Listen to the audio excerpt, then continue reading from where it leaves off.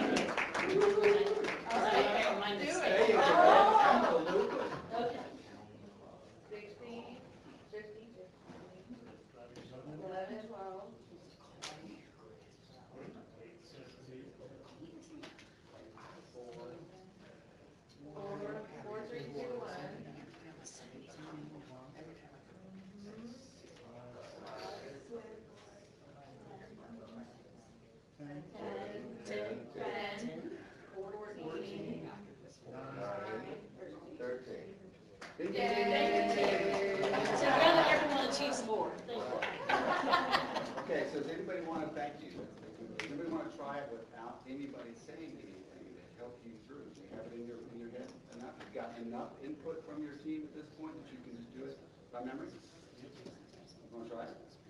Here.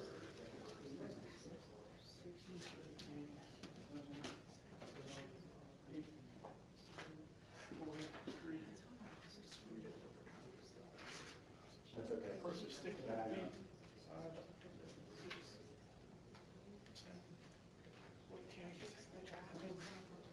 Excellent, very good. All right. Do you think that you could have done that just right off the bat? No way. Yeah. So it was the cumulative process of reinforcing that, right, with everybody participation, the mistakes and the successes that made you in the position you got. I got confidence I can do this because I've got support from my team, and now I know how to get it done. Awesome. Okay. Give yourself a hand, brother. Great. Maybe it's still a little exercise, but it does have some kind of direct correlation to the roles that you play as individuals and the roles that you play working together as individuals as a whole. And the communication, the teamwork, the collaboration, the talking about it, and helping each other, recognizing the team. One of you can be successful, and you are, but in order for all of you to be successful, you have to support each other. So thank you very much for my TED Talk. It's good to move around too before I got sick.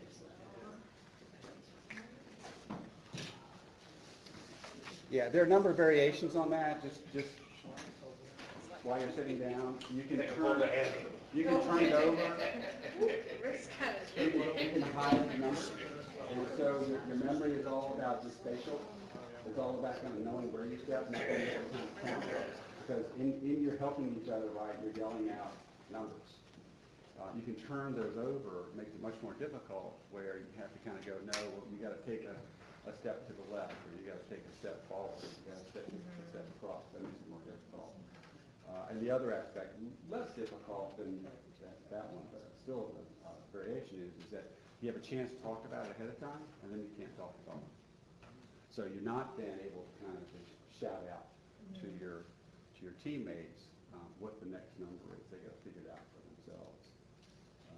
We didn't do this. The timing of this one worked well, and I think it was a good exercise. Okay. So I know I was supposed to be working on that.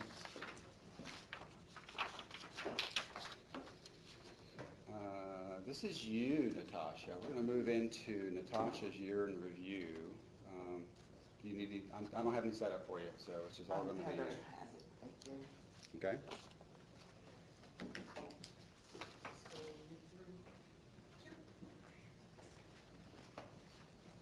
Good morning, everyone. I will say you all got through that maze challenge a lot quicker than my team went through it when we were at UVA. I don't know if it was because we were tired or we had much more people, but it took us much longer. So congratulations to you all in working together. That was a really, really great exercise because it really exemplified how each of you, when you work collectively as a body with your individual strengths together, you come together to make better decisions and help everyone succeed. So good job, everyone. So I'm going to speak on the year in review for 2025.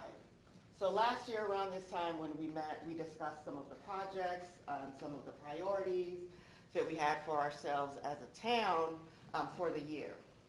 Next slide, please. So what I'll do this morning is just provide a high-level overview of some of the things that we achieved last year, where we had successes, some of the projects that are in progress, and areas that needs improvement, and also set a tone for the remainder of the meeting today as we move into this year's topic of discussion for our strategic planning discussions. Next slide. So if you all remember, we had lots of sticky notes on the walls last year. We identified projects, and there were some that were mandated, and there were others that were would love to see accomplished, and we sort of prioritized them at that time. So from that list, I've just compiled some of the projects that we've completed. You all heard me give an update last night on the North Beach project. We were awarded a grant, and we were also successful in negotiating the percentage match that the town originally had to provide. So originally that grant was an 80-20 grant, and so the town now no longer has to provide the 20%. So it is fully 100% grant funded project. And where we are on this, as I provided the update last night, we have completed the RFP. We're moving into the selection committee process so that we can hire an engineer. Also, a project that was completed is our resiliency plan. So that was presented and it was adopted by council. The plan, we did provide a link for you to the plan, as the plan it's a voluminous document, so you all can peruse, and throughout the next several months, I'll have discussions with you on just some of your thoughts on resiliency. I know that's one of the themes that consistently comes up with us as a town. Also, a project that was identified last year was the Main Street designation. We have attained that designation. We have one of the signs prominently displayed out on Washington, and Charlotte has picked up our second sign. So we will meet and have discussions on where to place that second sign so that when visitors come into town, they will know that we are a Main Street designation, which is a really, really big deal. For those of you who aren't familiar with what the Main Street designation does, well, primarily it really helps us to be able to look attractive to different organizations when we go out to seek grant funding for some of these different projects that we have. We're a small town, so we're limited in our resources, but then this opens up the opportunity for us to apply for grants and look really attractive to those people. The accreditation of the PD department, that was a project that was years in the making. It took us several years to hire an accreditation manager, review all of our policies and everything to just make sure that our police department operated in the way that top-notch police departments across the Commonwealth of Virginia function. And I will say we achieved that goal in 2025 with the police department receiving the accreditation. Next slide. Now, these are some of the projects that are currently ongoing, and they're in various states of completion, but they're not fully completed, and so they're in progress. If you all remember, we had a list of the different wastewater treatment plant projects. Now, of course, they're in various states of completion. There are different deadlines associated with some of those different projects, and I didn't want to bog down with a slide with all of the projects, because you all do have the information related to those projects, and always happy to discuss and delve deeper into those individual projects. But this is just an overview to let you know what we're working on. The town pier and the beach maintenance, that's a work in progress. Right, so that came up last night as well, as far as appropriating the funds to continue that project. Our greatest asset in the town is the beach, and so we just need to think of some ways that we can allocate resources in order to beautify that #1 asset that we have.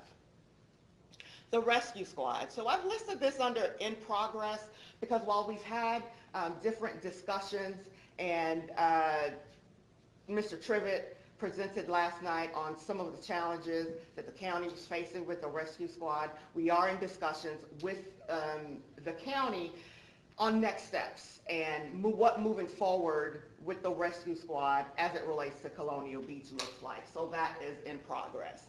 And economic development broadly as a whole, with the hire of our new economic development director, I will say get excited for this year, because we have so much that we would like to present, initiate, and implement for the town, that's an ongoing project. And we are going to have discussions, possibly this afternoon, on what those thoughts and ideas that we have had, and perhaps you can all help sort of formulate what that would look like and what success would look like in terms of economic development. Projects not started. Now, these were items that were listed in 25 as possible projects for us. Now, we've not started the asset management. It's a technology software. There were no funds to implement that, so we just didn't begin that. Dwight Avenue Extension. This project is actually identified in our CIP plan, and the majority of this project is grant funded, and so we've not started that. We've not reached again, there are different deadlines associated with a particular grant that would fund this project, and so that project hasn't begun yet. And I have Rescue Squad here again, but this piece of it really speaks to the new building that's required of the Rescue Squad, right? So just as I previously mentioned, we are having discussions with the county in terms of next steps for the Rescue Squad. What does success look like in relation to the Rescue Squad and Colonial Beach, the building and such, and then most recently with the new lawsuit that's imposing lots of conversations surrounded that. In terms of the organization in City Hall, our organizational performance, I will say, was better than the previous year. So I'm 3 years in as town manager, close to 3 years in as town manager. And I will say, stepping into the role, there were a lot of dysfunction, I'll say, in terms of the organization and how things operated. But in 2025, for the last 2 years, I consistently worked on improving operational stability and coordination. We've reduced reactive problem solving. Now, what does that mean? When I stepped into the role, we weren't thinking strategically. We weren't looking ahead the next 5 years, the next 10 years. We didn't have a plan in place that would keep the organization moving forward. We were always reactive, putting out fires. This broke. How are we going to fix it? Oh my God, this pipe burst. How are we going to fix it? Where are the funds coming from in order to address these things that happen, right? This is part of just regular operations.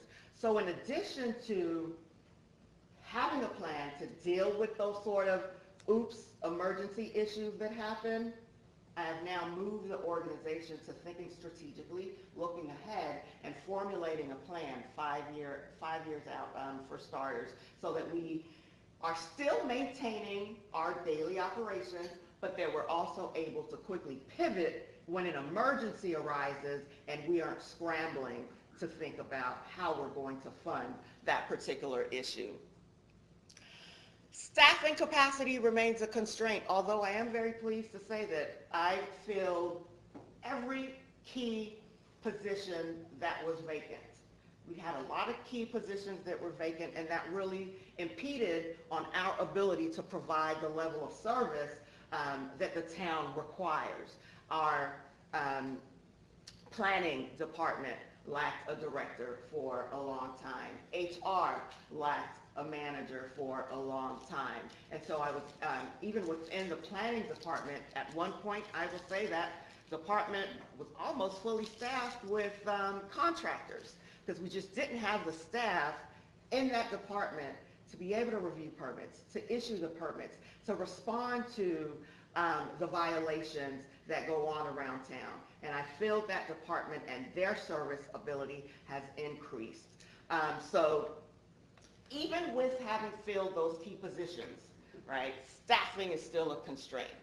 What does that mean? That means, yes, while the full-time employees that we have budgeted for are filled, we're still a lean crew. So if Public Works, for example, if a pipe has burst and Chris needs everybody, all hands on deck to deal with that pipe that has burst.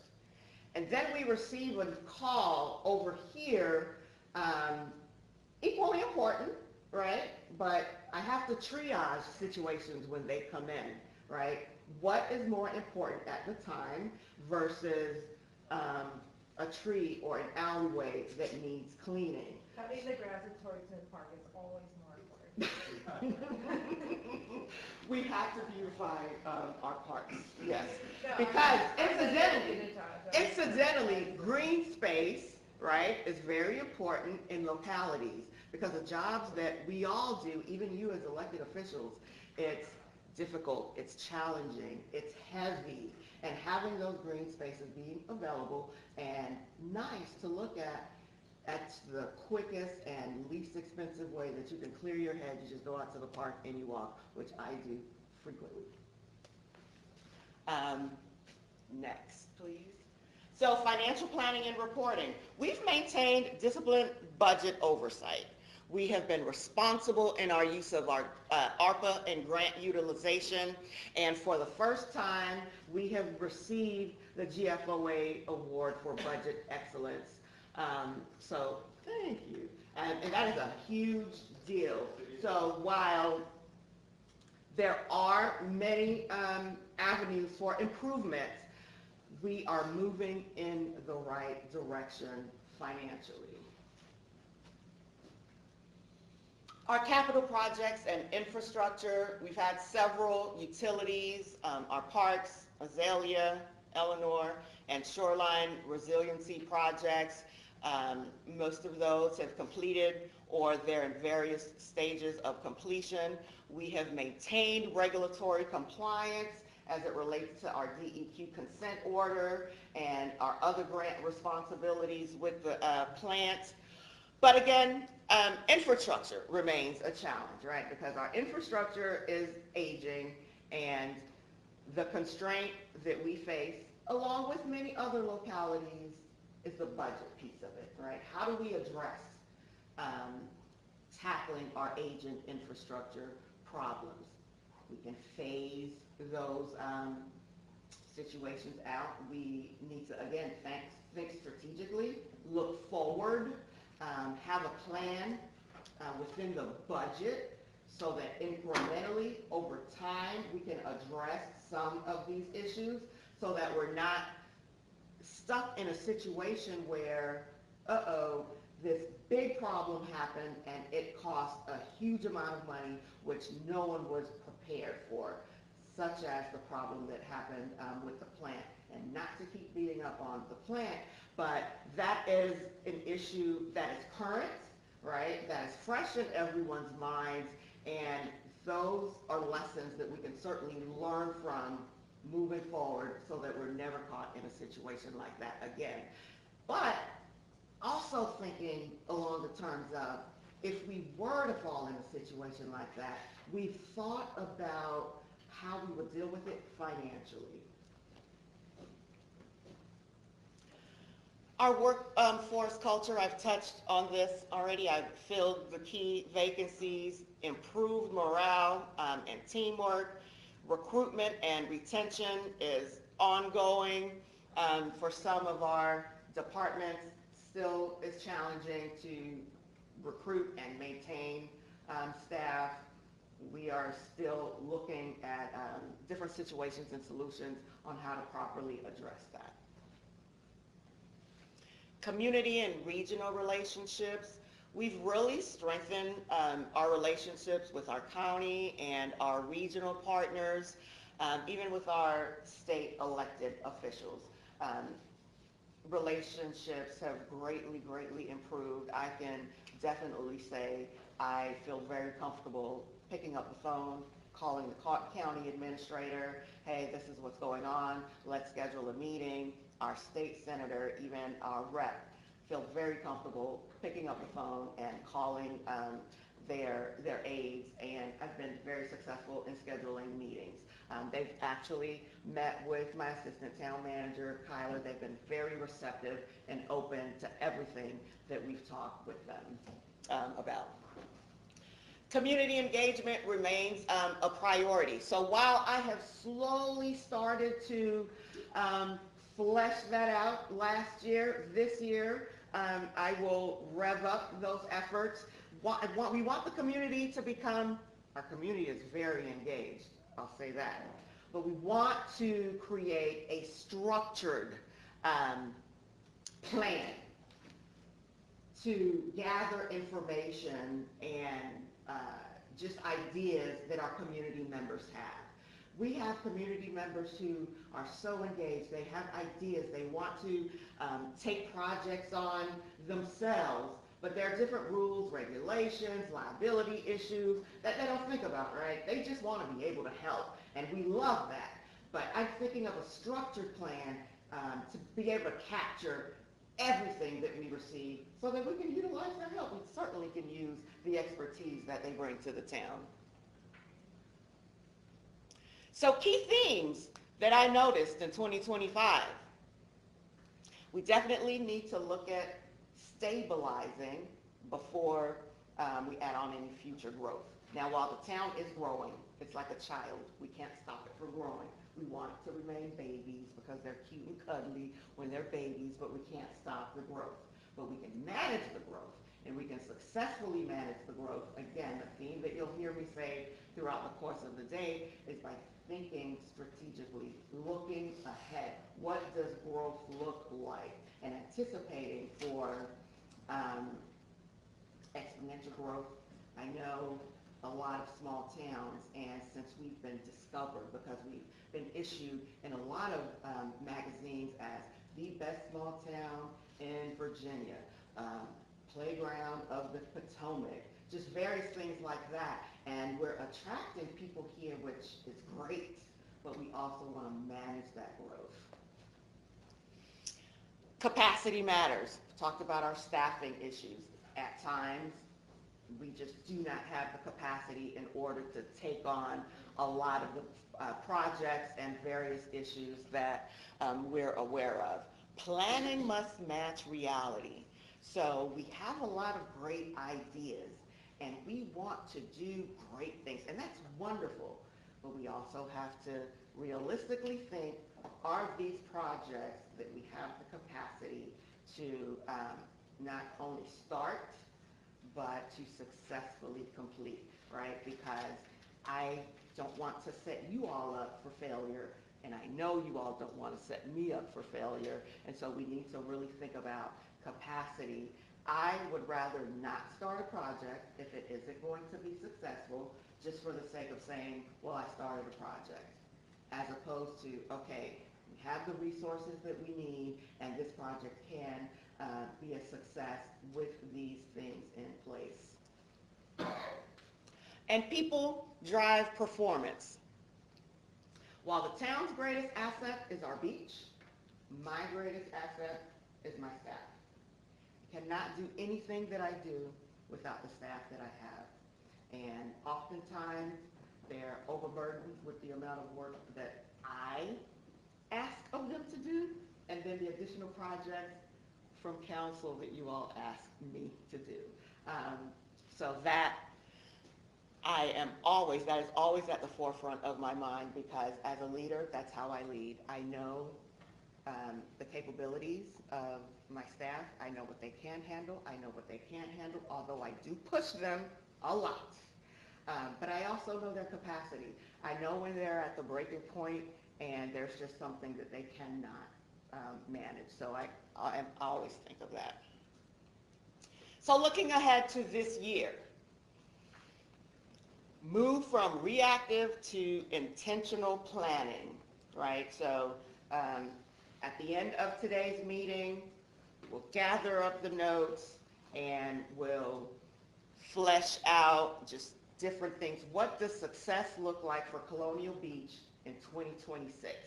What are some performance indicators that will let us know that we were successful in some of the goals that we have set for ourselves this year? Focus resources on agreed priorities. As I mentioned earlier, I have to triage everything that comes to me. Everything isn't priority. So based on our priorities, our resources should funnel through some of the most important items, right? And also, as other projects come up during the course of the year, as they always do, let's think about how we are going to allocate resources for some of those unknowns that tend to pop up during the course of the year. And goes in line with the second point, align operations, finances, and expectations, again, along with the different projects that we'll think of this year. And that is the year in review for 2025. We have made great strides in the 3 years that I have been here. I am really, really pleased with the progress that we've made in such a short amount of time. I want us to build on the momentum that we've had and make 2026 greater than 2025. Do you want to take a bathroom break? Yeah, that was a good time. Okay. There you Got a good- go. 10 minutes? Yeah. Okay, 10-minute break, so we'll be back then at 10:12. Okay, thank you, Mayor. As you're breaking, I want to acknowledge the police department accreditation is hard. It's a big deal, Chief. So way to go. Right. GFOA Budget Presentation Award is hard. It's a big It's deal. by the So coffee. whoever gets credit for that, I don't know, all you get credit for that. That's a big deal. So well done.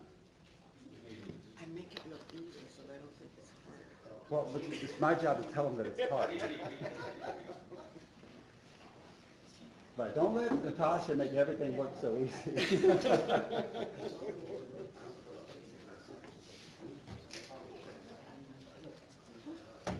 Great. That's a great, Oh, thank you. it looks like we coordinated, we didn't. Yeah. See, we're in sync. Fine. Well, they did that better than I thought. I know, they Yeah, I went guess through I that a should've made lot it quicker than, harder. I thought the mayor was gonna get through on the first try. But they did it the way it was supposed to be done. They talked about it, they talked it through. I mean, so they got the point of it. I wish I'd made it harder. Good. We're done Twister.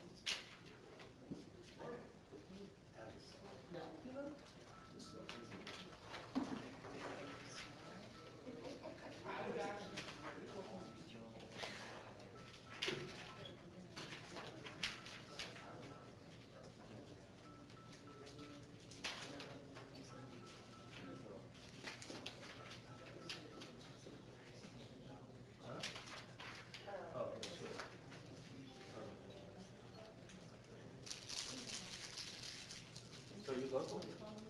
I live. I've only been here since last April. What brought you to here? The job. The job? Yeah, I was just looking for a new thing. Oh, yeah. See what you're gonna say? Nobody here understands what you're saying.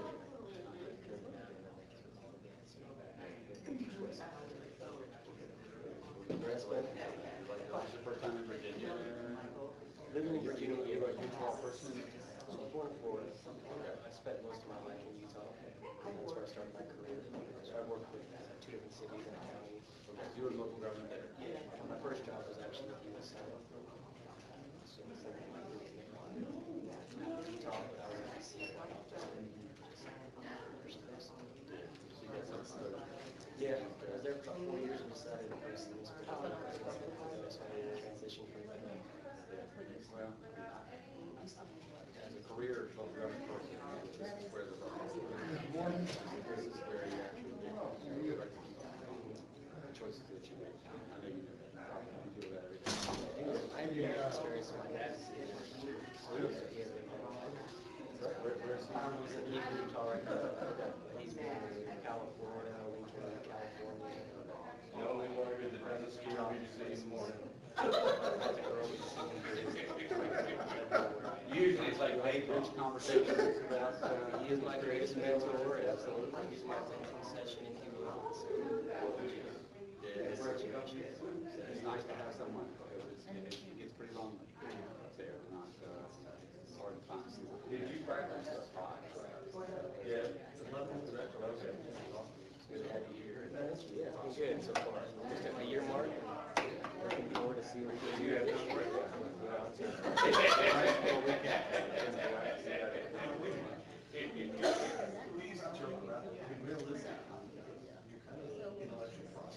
Yeah. Before seeing you leave, I can probably township into affording it for you. I've been, let's see, so I went to the summer conference. You said lead, sorry, you said lead. to BLGMA, summer conference. Yeah, residential, 1 week residential. Okay. Was that the one she went to this summer, or was that? That was that They do tend to run together. SCI, 2 weeks, you get the change for 1 week. It's hard for local government folks. That's impossible, but they're free ski programs. Emerging leaders. Well, and I guess. Frontline supervisors, lead is more for the middle managers, department heads, those managed positions. The SAI was for managers. So we're trying to kind of do a better job of creating appropriate content that is relevant, different, depending on, what the cohort is. So keep your eyes out on that. I know it's, small towns, hard to afford. There are some scholarships available through the LGMA, if you're a member. Very good. I'm a big fan, so. And I'm like, dude, it's gonna take us a year to read this, and then try to explain it to you. And so we worked out a deal, and I remember him telling me something special. He goes, the only bad deal is the deal not done. And I, everybody. Then the thing is, first of all, you risk running off. Because it's one of the deal parts of the deal. So as soon as we're practicing, it's done. We're trying to decide if it's perfect. Nothing. That's why I live alone with my cat.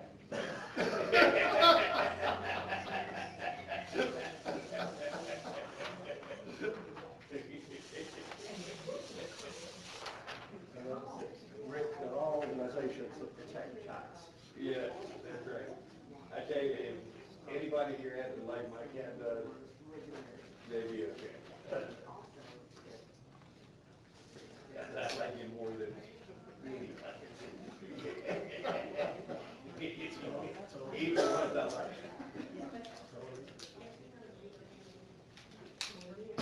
I tell you, that All right, old next boy- time I'm gonna make it harder.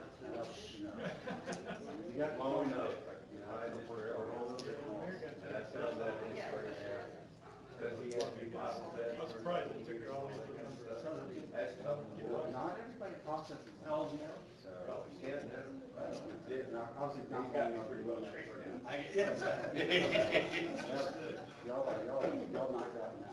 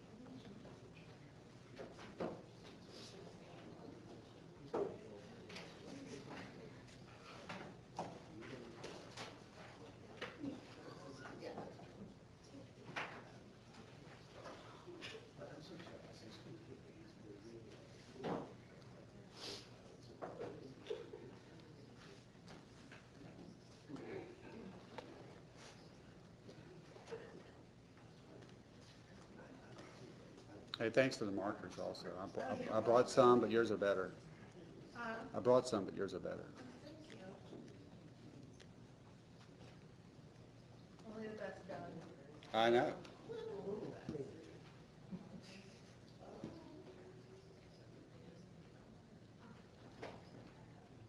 That's why you have these luxurious smiles. Is it? This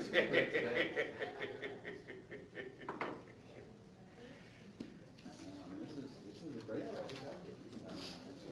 Certainly not, no matter what the local government is, right, they're kind of thoughtful about what's the right investment to make in public property. We put these walls up, like, right, a couple years before COVID.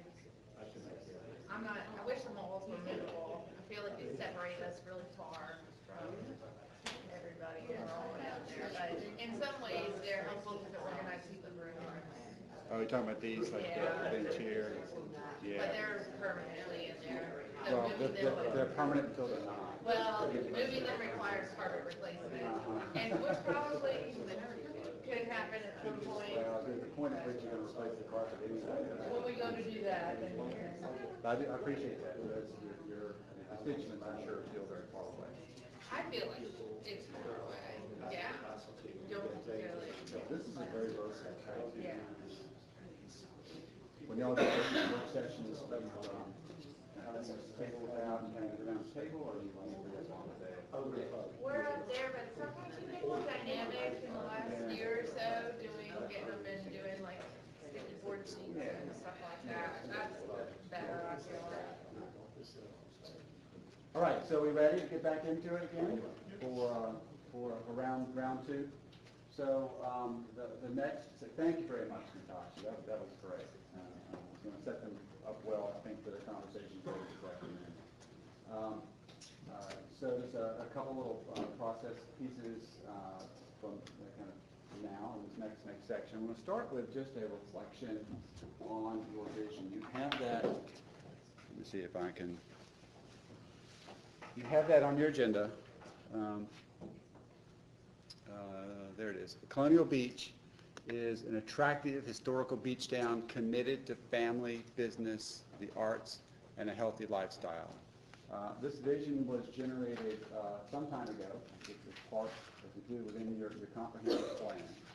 I believe that you have a comprehensive planning process that is teed up for the relative near future. The comp plan is often a good place for you and the community and planning commission to kind of talk through, okay, what does the horizon of that comp plan seek to accomplish, right? So your vision is you're trying to look out some fairly extended period of time. It could be 10 years, 20 years, 30 years, right? And it becomes a touch point, a reflection point on what it is that you want Colonial Beach to be like, look like at that time. And so it's really intended as a destination.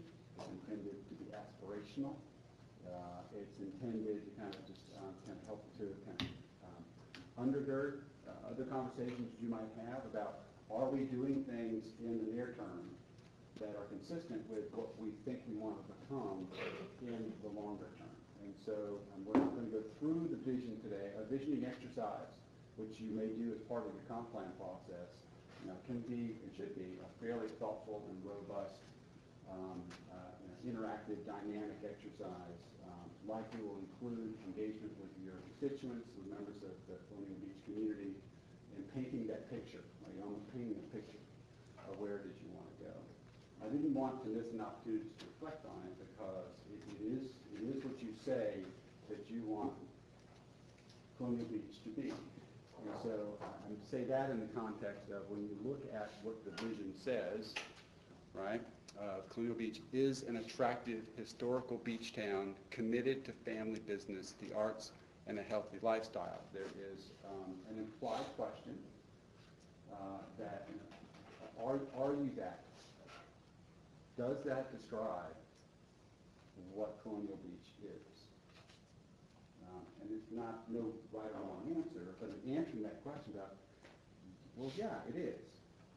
I would suggest, right, if when you start looking at your vision, that if you've already gotten to where you said you wanted to get your destination, then maybe it's time to kind of set a new vision. So that it's inspiring you to kind of think about where you want to go next. If this is not reflective of where Colonial Beach is now, in your vision work that you may do, then do some dialogue, do some diagnostics around that. Where is it that you may want to kind of lean in to articulating for your community where we want to go?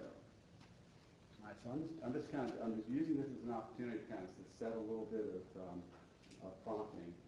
If we get into this afternoon and someone on council says, you know what, I really think that we should be revisiting our vision document, that gets captured on the wall, we'll come back to you and do a report. I'm not saying that that's what will happen, but I did want to miss an opportunity to kind of capture this in this moment. Organizations also have visions. Like Natasha and her team, Jake have a vision for the organization. That's not what this is. This is your vision for what you want your community to be. And I'll say it this way, when it grows up, right? So ideally, all of your work should be moving that direction. The analogy that I'll stop. The analogy that I often use in my conversations around vision. And we'll get into this a little bit in the context of the role of the council, the role of the community, the role of the council on behalf of the community, the role of the staff, is that the council, through its work with the community, will decide we want to go to Albuquerque. All right? We want to go to Albuquerque. That's our vision. Right? That's our destination. That's where we want to go. You can talk about why you want to go to Albuquerque, and it's using this as an analogy, right? And that then gets translated to Natasha and her team. You go, okay, Natasha, we told you where we want to go. Now you need to, with us, in collaboration, help us understand how it is we're going to get there, over what period of time. What are the steps? We need a bus, and we need fuel, and we need a map, and all those things, right? So that's kind of setting up that dynamic about you setting the vision and your staff helping you implement it. That's really all I want to say about the vision document today. But hopefully that makes prompt some thinking about other conversations that you might want to have. Okay? Okay, values and operating principles. This is not a rhetorical question. This is an actual question. This is asking you to kind of think about your expectations about how you as individual council members, how you as a council as a whole, how your staff kind of relate to your community. And so it asks you what is important about how the county and town operates. Its citizens, council, and staff interactions and relationships.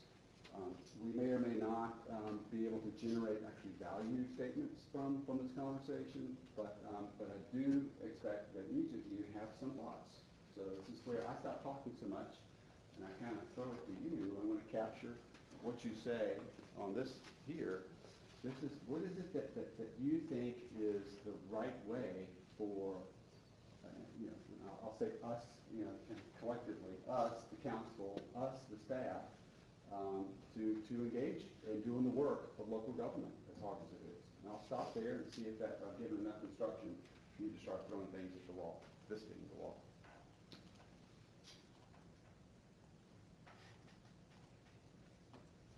Respectfully? Respectfully, okay. You say a little bit about what that might mean? I'm just going to capture respect. So Just being professional. Okay. Respecting each other. I'm going to try to put words in your mouth. I'm going to come play on this a little bit. Respecting each other as human beings. One another, differences. Mm-hmm.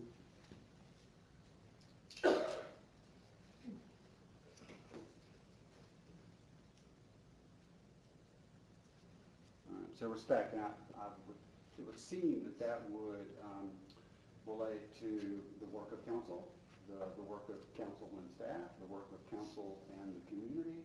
I mean, I think I'm talking about all the relationships. Yeah, there, exactly. like Yeah. between, council, staff, citizens, council, citizens, with us, everybody. Mm-hmm. Right. So. I wasn't trying to hone in on any particular. But it is a behavior. right? It's who you are being, how you are being in your interactions with each other. Thank you. Others?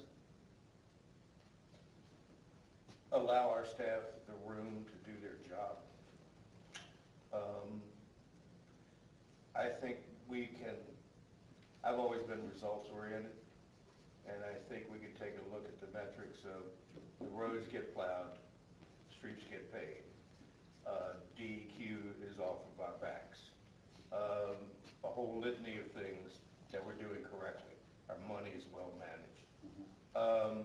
We do have an oversight capacity, but what I hope we don't do is create so much mission creep with minutia that we don't, A, show our staff the respect that they deserve, and B, give them room to do their jobs with the knowledge if they're not doing their jobs correctly, we have someone who can crack the whip.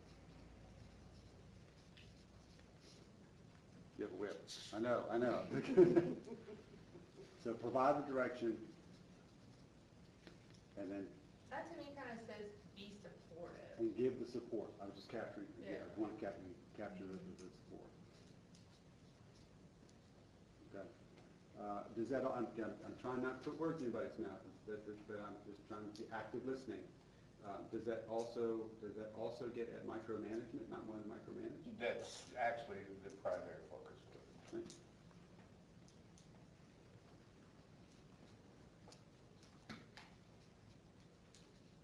All right, thank you. Others?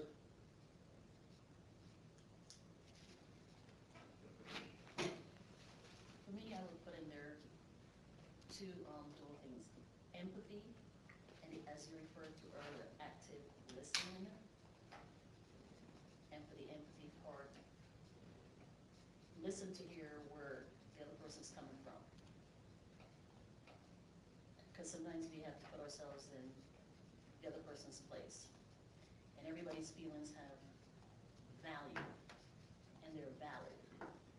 There are times how they express them that can be questionable, but usually I find that having empathy, listening, and understanding, because like I said to you, it's not us against them, it's all of us working together, and even if we disagree, we can learn something from each other, so. Right, thank you. Yeah, so even if you disagree, all of you have to get through the maze. Yeah. I think that Thank you. collaboration is probably, I want to pick up where you were headed, because I like that, and I try to do that in my interactions with the staff, right? It's not, I understand that,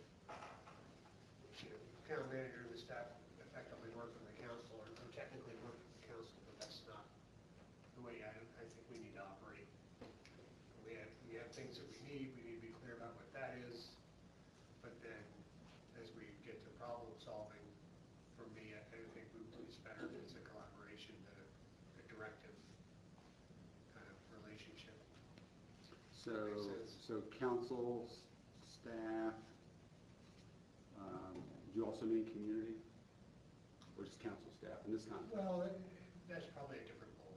Okay, It's very for good. the council and staff. Gotcha. You could probably bend it, make it fit community, but that's not really what I meant. I'm not trying to fit it, yeah, I just want to Yeah. get active listening. Yep. Okay? Yep. Great, on a roll. David? Transparency fall under this? Yeah. I think so. Say a little bit more about that. Just providing the open information to the public and to council, just so that everybody has the same information. I mean, I personally feel like sometimes as a council member, members have information that other members don't have, and it makes it very difficult for us to all vote on things sometimes if we don't have the same information, maybe getting our wires crossed. Excellent. Yeah, maybe a way to summarize that is like sort of share early and often. Yeah. Right. Like we have, I think I told you in our one-on-one conversation, but we have the liaison roles. And it's difficult for us all to provide all the details. Say we spend several hours attending meetings and, you know, collaborating and stuff with that particular liaison role, there's no way we can give all the same information to the council members. So it becomes a little difficult sometimes. Okay, great, great. Transparency. I like it.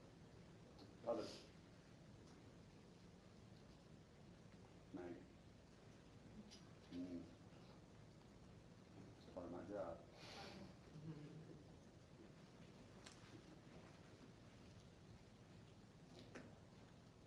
I guess I'm not gonna call you out, but, what do you have to make a contribution you want to?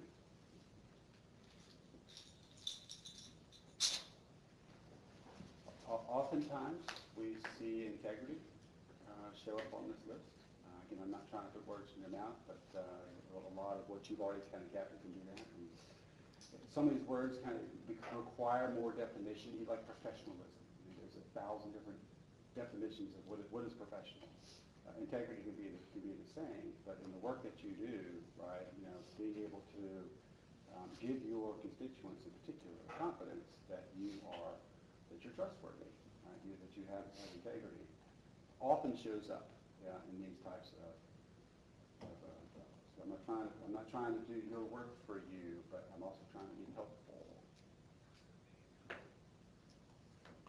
I was thinking, like, a lot of the things that you have as ground rules here, like in the same line, you know, we want people to participate, we want to engage the community, I think we want a value of engagement, and integrity and honesty, I think, go kind of hand in hand.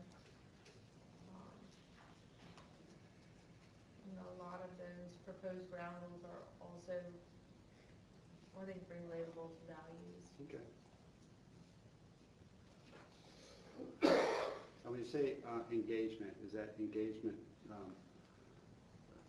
by the public with council, with the town and the public, both ways? I think, you know, What are you thinking? in local government, engaging the community to help bring them along with, you know, here we have this vision and we're traveling down this path, but like we have to continue to re-engage constantly because otherwise you're not bringing the whole community together with it. And then it becomes, you end up backtracking to try to fix that break in communication, you know? So if I say helping the public stay connected to the work of the town. Yeah. is I that- mean, the redoing the comp plan this next year is gonna be a lot of engagement. Yeah. I mean, that's a great way to receive feedback and, you know, I think doing the practice of the comp plan and things like the resiliency plan, which had a lot of engagement, and other opportunities like that are just important to continue to those items. Okay. So I think it's fair to say that sort of it starts with information, transparency bucket, but then it needs to go further into engagement, which is interaction, not just putting information out, but interaction with the community and the engagement with. Yeah, like listening Yeah, like too, it's right? Step two, sort of. Mhm. Okay, ran out of room on that sheet. Have a whole nother sheet. What does that say? That says values part 2. Sorry, I know, sometimes I can't read my own writing, but I got that one pretty good. Okay. So, I just making sure that when I put them on the wall or take them down, I know what goes in the As long as you can transcribe, I don't have to worry about it. Yeah, it's a struggle, but yes, thank you. Okay? Just refer back to this for any prompting. I want to capture the ground rules, Mayor, that you mentioned. Just to look at ground rules. I mean, even on that is have fun. I hope we all have fun with it. Hal Duggan said that to me one time. I'll never forget it. He was mayor of Warrenton. And he said, it's good to have a little fun, Robin. I don't know if you remember saying that to me. And because it can be so heavy. It can be so serious. We do take it, I take it very Sure. seriously, this is a very big responsibility. Yeah. And I don't mean to make light of that when I have fun, it's more that, you know, like, while you're on the path and you're trudging through the mud, if you don't make it fun, you're just gonna be beating yourself to death, or what, you know? Yeah, many times in my work with local governments, it's that distinction between taking your work seriously and not taking yourself too seriously, right? I mean, so, and it's a maybe a little delicate place to kind of navigate, because you're right, I mean, because you guys know, this can eat you for lunch if you let them. How do you then show the sincerity and seriousness with which that it requires, so that you are, you know, cultivating the trust that you really need to have with your constituents that elected you and put you here, particularly if you want to run for re-election. But at the same time, just don't let it just just bury you. So fun is a kind of a capture word. It may not necessarily be fun, but you know, frankly, that the time that you spend together and actually enjoy that time together is, you know, can get you along the way towards really finding some, you know, some enthusiasm around that. So it's not just, oh God, I can't believe I got to go to another meeting. You're probably saying, I got to sit in this meeting for 6 hours today and listen to this guy yak at me. I mean, yeah, but that's, you know. You can read mine. As you're looking at your watches and checking things, you know, but you do, I mean, as you can rephrase that to some degree, right? And come into the space, whatever space that is, you know what, yeah, this is going to be hard, and I might have to say some things that, could be, could cause some ruffles and feathers, but I really want to go into this and enjoy my colleagues and have a good time. So,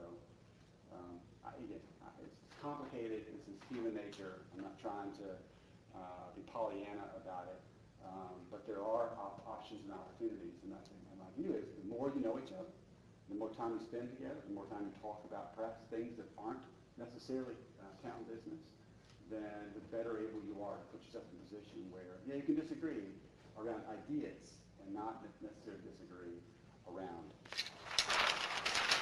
values and principles. Right? This can keep it fun. You know, like to springboard off of what Robin was saying, like, we can have fun together, is also like when we're doing the maze. Create room for grace, or space for grace, to be able to, if we make a mistake or something, be able to rally and be like, okay, and not take it too personally, where, like you said, take your job personally, but don't take yourself personally. So I find sometimes, insurance, like, don't be too rigid.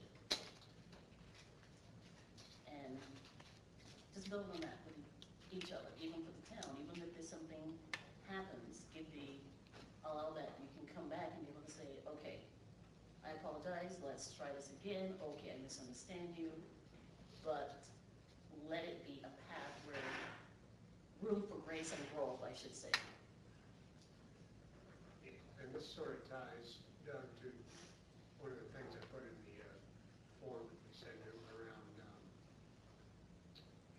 let's see, how do you phrase it? Assume positive intent. Right. So if you hear something that really rubs you the wrong way, like, take a breath. You may not have phrased it the way they meant it. Assume that there's not some evil plan behind an idea that you've had a big disagreement with. Yeah, sometimes it shows up on ground rules, sometimes it doesn't assume positive intent. That's a nice capture point. And that's basically a rephrase. Yeah. And that's, I think that's great. I really do. I think that can really kind of lead to the grace that you're mentioning, Lisa.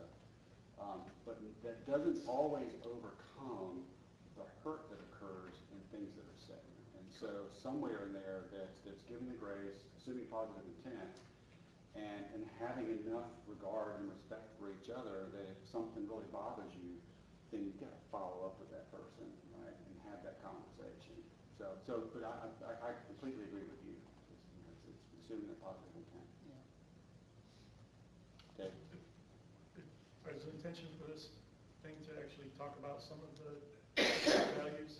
Like I'm trying to capture, it's a Just mostly just brainstorm, I'm trying to capture- capture kind of just how you are, what you're thinking about, who you are being, and how it is that you are that person in the work that you do as a council member and a representative of this town.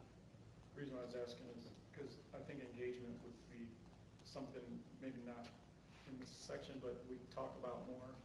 Do you want to talk about these things in more detail, or? We certainly, anything that we talk about here is very apt to kind of show up again this afternoon. Okay. Some of that's going to require you kind of, as you're doing it, kind of go, oh, I want to talk about this as a goal.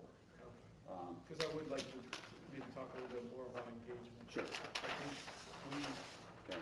we get a lot of community involvement and people come and speak, but I think sometimes they feel like there's a disconnect between the feedback and the input that they give and the direction council goes. Sometimes it feels like it's in the opposite direction, so Okay. I don't know, that might be something we could discuss later, is the Okay. ways to change that perception, or maybe increase our listening skills when it comes to public feedback. Keep that thought, and I do think that there will be an opportunity in that regard, because there's a communication theme that kind of came out of yours input. That might be a good spot to kind of capture that. Okay. Other values? Can't figure out how to phrase this in a short way, maybe you guys can help me, but there's something around this, how the town operates and citizen interactions in my head around having sort of better tools for the citizenry, right? So it's enabling self-service, or enabling more self-service or better, or, you know, something like that. I think we need to lean in there. And it's if we say it's something that we value, then I think we've got some work to do in that area. Are you okay if I say better tools for customer service? Sure. Yeah. This is particularly self-service, is what I had. How do we help them help themselves? Customer self-service? Yes, so I can more easily find what I'm looking for online. I can more easily submit an application online. I can get the results, you know, the decision about the application, whatever it is. Right. What about effective or efficient service? Yeah, and this also may show up, as I mentioned today, when we talk about communication this afternoon, because you've been getting at, you know, that can make a nice goal. Right? Yeah, so maybe it goes to that. It may be, but I'll capture it, just like But I we think it's didn't something capture that I it. value, and that we ought to, you know, that we can improve on for our citizens, and we can dive into it later. I'm happy with that. Well, I mean, customer service often can be a value, a strong value. Is your orientation towards, however it is that they receive it and experience it, is you want them to feel good about, you know, what their ability to kind of connect with the town. True, we can broaden it to make sure that we're nice to them when we talk to them face to face too. Yeah, some people kind of get a little squirmy with customer service versus citizen service or resident service. I'm just saying that. I mean, I get that. That's fine. I tend to just generalize it as customers because they are customers. The relationship's different, but still. I just wanted to ask Tom a follow-up question, so I understand specifically what you're talking about. You're talking about a way that, for instance, someone could go online and say, I've got a pothole, you know, I need to have a town service addressed. Is that what you're speaking about? It's all those things, just the better tools to be able to sort of just, I've got an idea about a problem, I want to see what's on the agenda for the next council meeting. A lot of those things are online, but they're sometimes not so easy to find. Yeah, it's an Easter egg. So it's just, you know, making that more simpler and more engaging. It's a little bit of a transparency play too. But I think it also goes to like how we have to educate and get the information out there that like we do, there are areas where you can submit this stuff and it goes out there, you just probably look for it.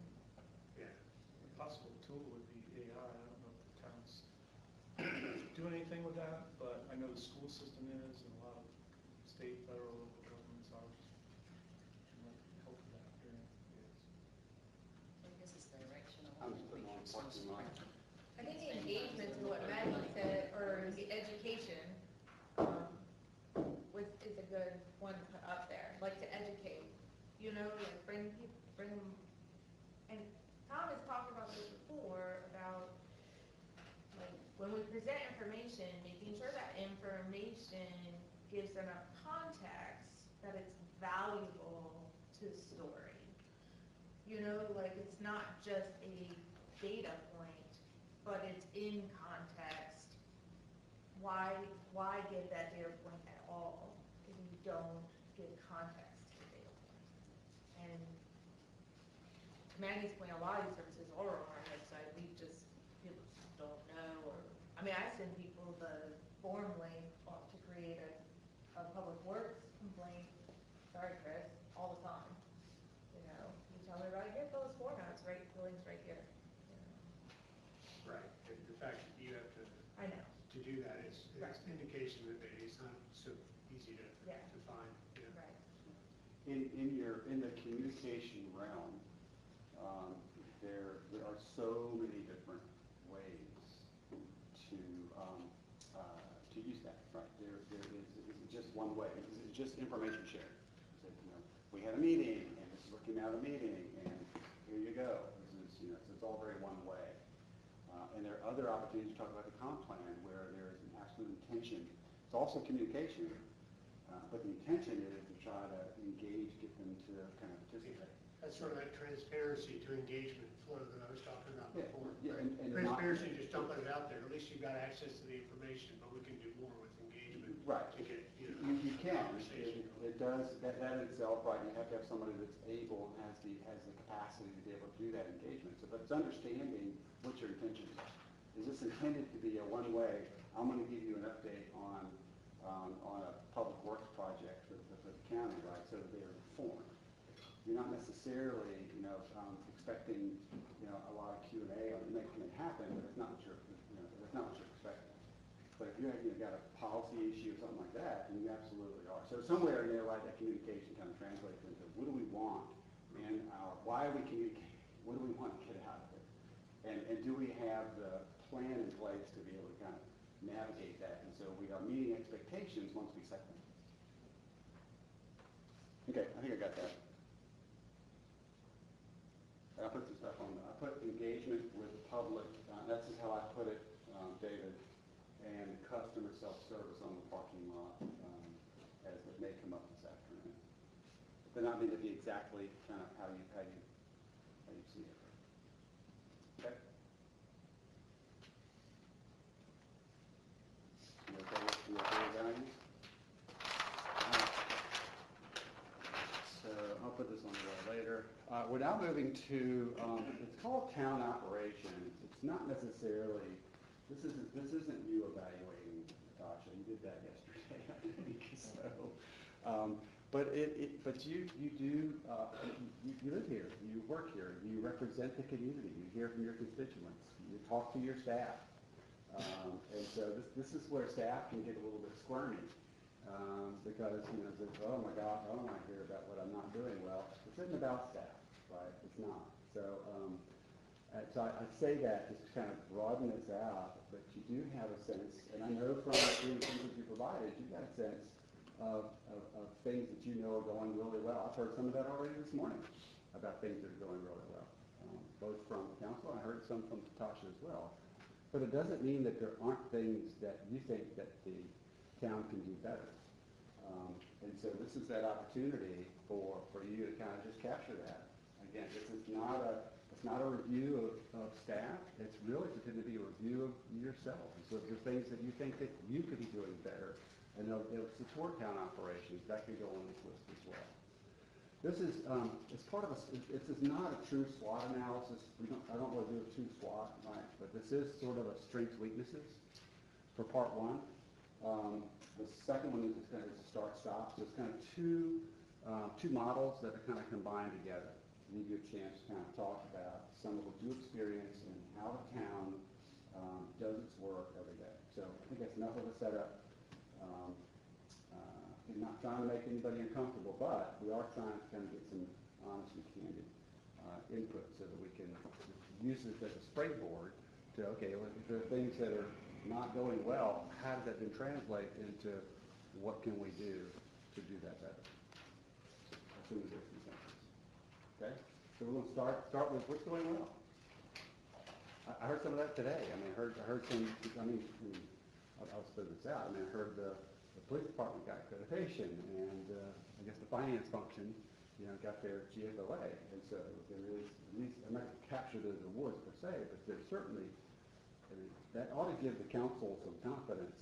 There's some good stuff going on in this organization. So I'm just going to throw that out as an example to get us kicked off.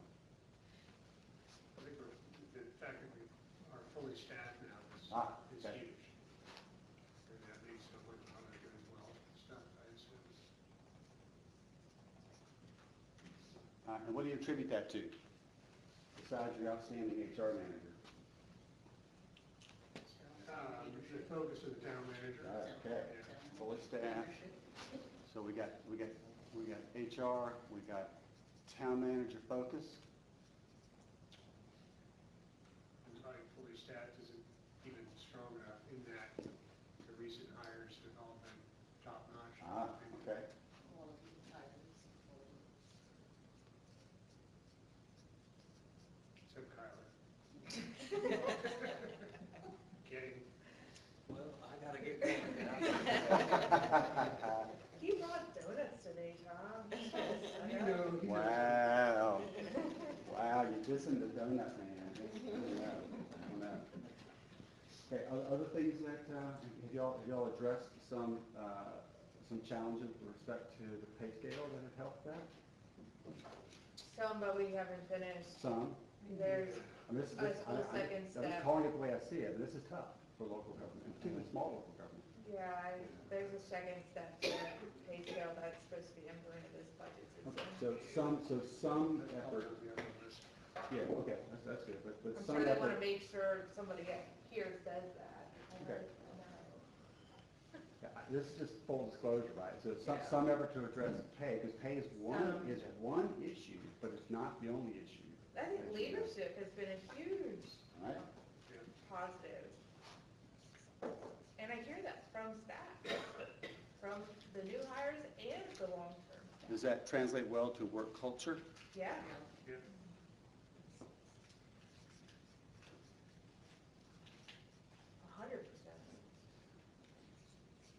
Which leads to more stability in the staff than we've had in the time that I've been in town, which sets us up to have these longer range projects get followed through upon. Right. and retention.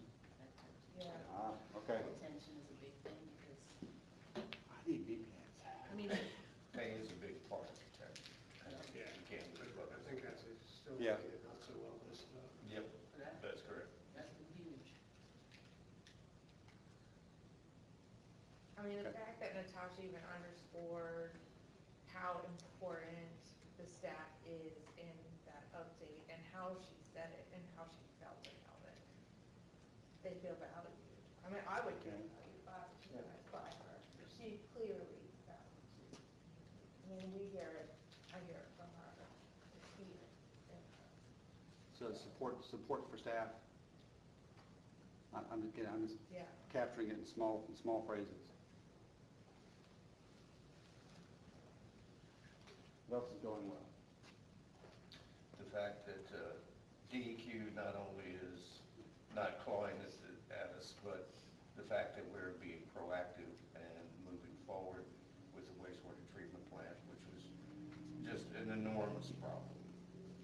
And I don't think we do a good enough job of saying the proper hosannas not only to our town manager, but in Bowden as well, and the town staff, Public Works that supports that. And the fact that we have somebody relatively new as head of Public Works that was night and day over what we had before. The fact that we have someone new over the Planning Commission, whereas before it was a disaster other than the contractors. I mean, it's Is the hard. commission, right? Huh? You said commission, but you mean the planning department. The planning department, yeah. The staff Planning department. rolls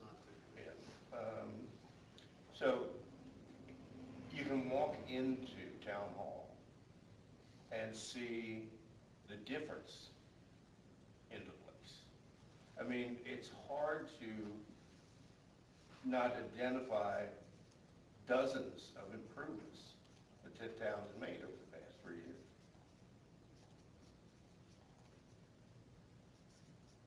It seems friendlier, and as a Colonial Beach resident, I appreciate that. Because being friendly is one of the things that Colonial Beach does well, and it attracts people, and it makes people enjoy their life here. Yeah, we have more farm friendly. Well, I love, is it Anita that sits at the front sometimes? Is that when you say friendlier, is that staff is friendlier, the people are friendlier, you get happy residents? Not all of them. No. I'm sorry. Let me rephrase. Here, let me down. If you ever make all of your constituents happy at the same time, I don't know that you're doing it right. What? I don't know what you're doing. We put the question in the water supply. Anyway, I just want to make sure that I'm understanding. I think when you that. said town hall feels different to me, I was kind of. Okay, you're working off of that, okay. Yeah. Do you think that's your perspective? As a representative of your constituents, do you get any feedback from them? Yes. Yep. Okay. Especially residents who both come in actual town hall through the front door, there's like a little candy bowl, they love it. Whoever fills that can keep doing that thing, because they tell me about the candy in there, in the bowl. You don't know whose day you're making with that candy bowl. I know it seems like a little thing, I'm just saying, why would people tell me? They want to tell me about the candy bowl, and answering the phone. And that was something I used to get a lot of complaints about. They never answer the phone. Nobody's answered the phone. That's really seemed to hit it. Well, a large portion of it is honestly that there are competent people there now, and their jobs don't suck. And so it's easier to smile when your job doesn't suck. Yeah, I mean. It's easy for us to say their job, folks. Well, no, but I got I'm not going there. I'm grabbing another donut. I see neutral faces across the back, so I think you're okay. Your job doesn't suck. Yeah, because you didn't say the job's not hard. There's a difference. What if you have something that's kind of goes on both sides? Like, I feel there's some positivity and I feel like there's some negative. Either way, we're obviously going to go over here. Because I feel like a positive on the budget aspect of things is that we're headed in the right direction. Okay. We're becoming That's more positive. transparent. We're Yeah. actually going line by line in public versus closed door meetings. So improvements. It's kind of And budget process. in budget Process. process, I'm gonna put transparency. We didn't have any tax or fee increases for the first time in years last year, so that was a positive. Okay. Yeah, oftentimes there are, two sides of every coin, right? So, but it's good, thank you for kind of capturing, this is going well, but there are other things we're gonna get to in a second that you kind of, they're on your mind. Maybe a longer list, maybe a shorter list.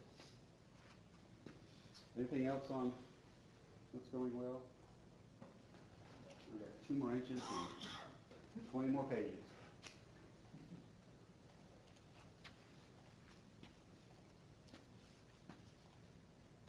I got another one that's kind of on both sides. Okay. I feel like Give me the positive. we're making some strides in beautification of the town. It's not there. We definitely got a long ways to go. And But that's the one of positive part of that, David, is strides are being made. I'm seeing improvements to buildings, there's, especially on Colonial Avenue, there's been at least 2 or 3 remodels to the buildings and facades. Is that something that the town is doing, or is it private investment? Private, I think the town's encouraging, I don't know how much we have to do with it, but that's been one of our goals for a while, is Okay. beautification. Yeah, that certainly emerges as a theme. Okay, so I'm going, strides are being made. Anything else?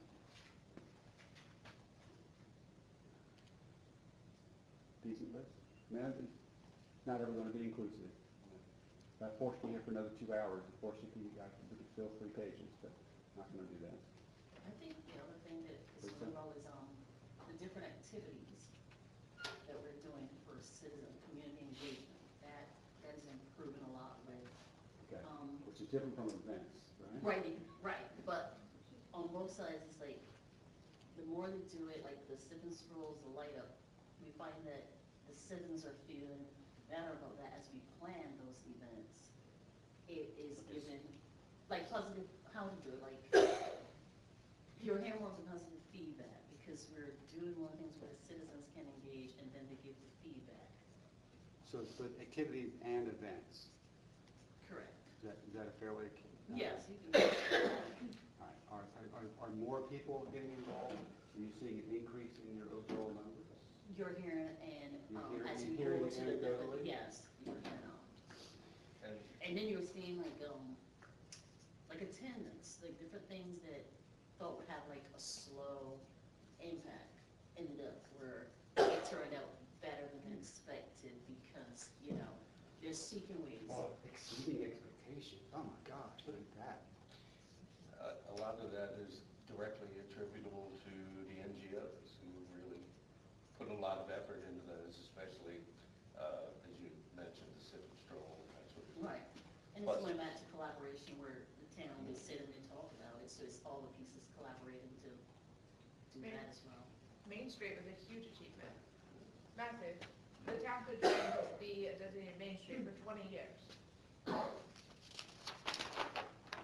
that comes with a whole bunch of principles and concepts and implementation that supports That may all come of up those this other. afternoon, it's like, okay, now what? Mhm. It's nice to say, Oh, yeah. so you should say, hey, we got it.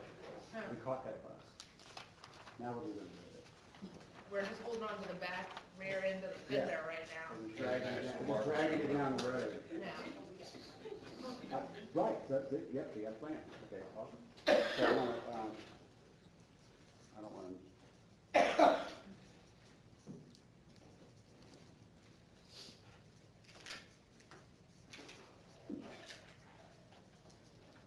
It's interesting, I think you kind of, you were talking about the events activities. There's a feeling that you get because you're talking to your constituents that this is better than they thought it was going to be. Or maybe it's better than it used to be. Right? That's different from, we have staff, you don't have data that shows levels of participation. Right? And so both of those measures are valuable and understanding kind of, is this a good thing that we're doing or not good? You can get great feedback and your numbers are low, that's will cause you to have one kind of conversation. You can have not great feedback, but your numbers are off the charts. You can create another type of conversation. But it is part of the qualitative, quantitative dynamic that is useful. A little bit all school, just reacting to how did you process it. You're hearing good things. Other doing well.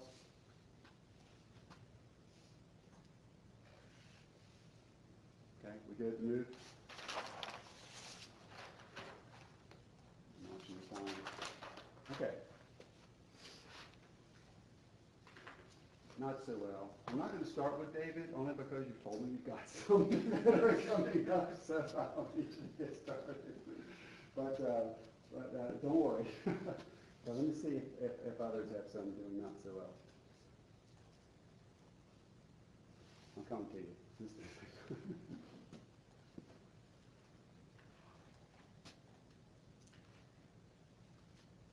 I think we want to communicate better. Okay. So the way I'm translating that is that you're not communicating well enough.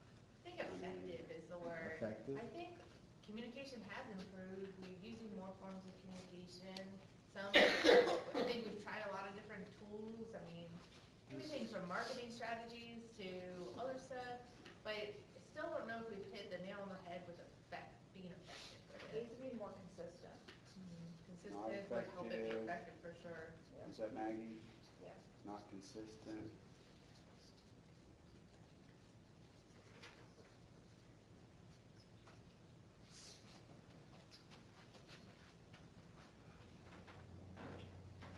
You probably have some expertise in this area.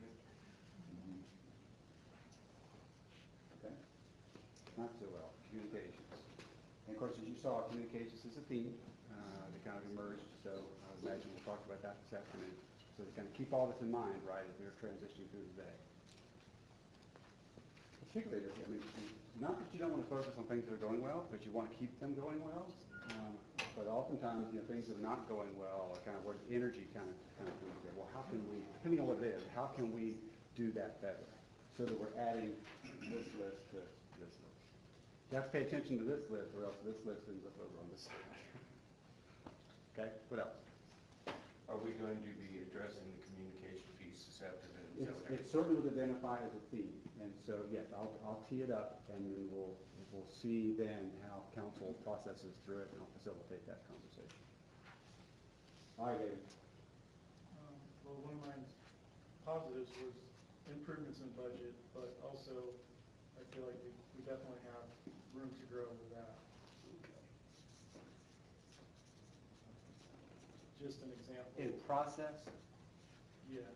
Like an example, last year, we were presented with a draft budget that didn't include, it was balanced, which is something council wanted, but it was obvious pretty early on that council did not want a budget without some sort of a raise for this town staff. Mm-hmm. So we were really given an option that wasn't really an option, it didn't seem like, for council. So I feel like maybe a way to get a budget that's got everything we want, at least just try to start. I mean, we came to the end, at the end, we were able to get consensus, but I just feel like we need more improvement, maybe. So is that advanced communication, maybe? Yeah, advanced communication, like I shouldn't see the draft budget and then say, oh, wait, there's no town staff increase in this budget, or the only option we're giving you is tax increases, or, things like that. There's probably look like a two-way street there, because I don't recall council saying explicitly that was a must-have. Right. We kind of intuitively, we all kind of assumed it would be there, but I don't know that we actually. That's a great comment. I appreciate that. Somewhere in there, right, is a dynamic about your expectations about what you're going to get from your town manager. In a council manager form, at least, kind of the role that I grew up in, the expectation clearly is that it's the town manager's budget recommendation. I don't know, let's say, the city manager's budget recommendation. It's the city council's budget. And so, yeah, is there conversation with council members ahead of time? Yeah, but council members often then are seeing in the recommended budget things that they don't necessarily like, and then the manager kind of goes, great, let's talk about that. So make it yellow. I don't know what your dynamic is here. That's I'm basically just, the process. I'm just trying to be responsive to David's legitimate concerns about, about what he sees in the budget. But ideally, all of those things are talked about. They maybe not all be talked about on the front end. They certainly should be talked about during the process. Again, this is where I got to be careful that I'm not kind of overstepping my role as facilitator, but kind of grounding in, what a typical process might look like. So if I recall the budget process correctly, what town management was told is present a balanced budget, which they did. No increase. With no increases. You So in gave order to come with a balanced budget, we had to find an alternative funding source. Okay, so, and then all of a sudden, all the drama ceased. Okay, so we were able to get town staff their raises. We were able to provide a balanced budget. So I don't see what was inherently flawed with the budgeting process, because they gave us what we asked for. Mm-hmm. And then when that wasn't acceptable, then we had to find some other solutions. Okay. there's something there that this council can maybe work through in terms of, is the process effective or not effective? I'm not trying to solve all these problems for you, but I am identifying that either it is or it isn't, an issue for further conversation. Just an example, like something experienced, I think it was actually before Natasha, council gave the prior town manager direction in strategic planning. You know, we would like to see a budget, balanced budget this year without tax increases. And so she clarified. Obviously, that's not always possible, but that was kind of direction. So it was easy for her to keep that in mind as she was creating a budget. Now, it might have meant tough decisions, but she knew in advance that those tough decisions need to be made. And so if we didn't like them, then we could. Certainly better in advance Yeah, than once you get so into my it. point, I guess, would be as advanced communication as possible, with Okay. discussion as early as possible. Yes, I got advanced communication. Okay, I did. Yeah, I captured that. Is that okay? Advanced communication? Okay. All right, other things to do better, things that aren't going so well. How do I say this? We need to do better at telling stories with data. Right, so we get, and we've heard, I think you heard this earlier from the mayor, but we get reports that have a lot of data, but the story doesn't jump off the page. This is something we're working on actively, so it's maybe not. I'm going to embellish with good data. And maybe imply, but In context, You know, I data think- in context. I'm not saying the data's bad, I'm saying that it's presented in a oh way yeah, that tells the story. I was embellishing, not to suggest that it was bad, but you know, it may be reasonable. Someone mentioned context, right? I mean, context helps to improve a data set. How the data is presented helps to improve the actual numbers, right? So I'm not trying. I can even take that out. I'm not trying to do your work for you, but just trying to kind of capture that in the way it works. It's just something I think we can improve on, and I Okay. think we're already starting to move, so. Yeah, good may make it sound like that right now it's bad. Yeah, So, I that's don't the wanna way do that. I Okay. understood it, that's all I'm saying. Very good, I understand, yep. We're all assuming positive intent, right? Something that's not going so well is the handling of some of our blighted properties in town. Okay. There are some very clear detrimental situations in our communities. Here we had a lot of the town having vast improvements. I mean, we're in a rejuvenation period in this town, is the reality of it. And all this investment happening in places that have been blighted for years and years and years. And then we've got, now it's like a sore thumb sticking out right in the middle of that, where maybe before the whole block was kind of looking bad, but now it's like definitely that one. And I would say it's like some of these places are particularly hazardous as well. They're inviting people to trespass there. I've gotten phone calls about people laying out naked behind vacant properties. Come by What? sometime. Drug use. I didn't think you could do that in Colonial Beach. Well, they apparently think they can, Okay, and they're on video, so,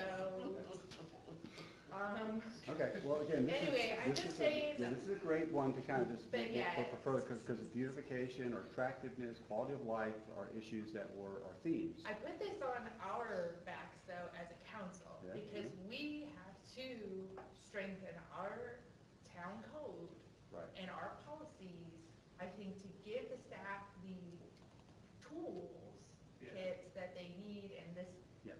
I think that'll come up later. I was listening, because it will take an attorney to navigate how, It will.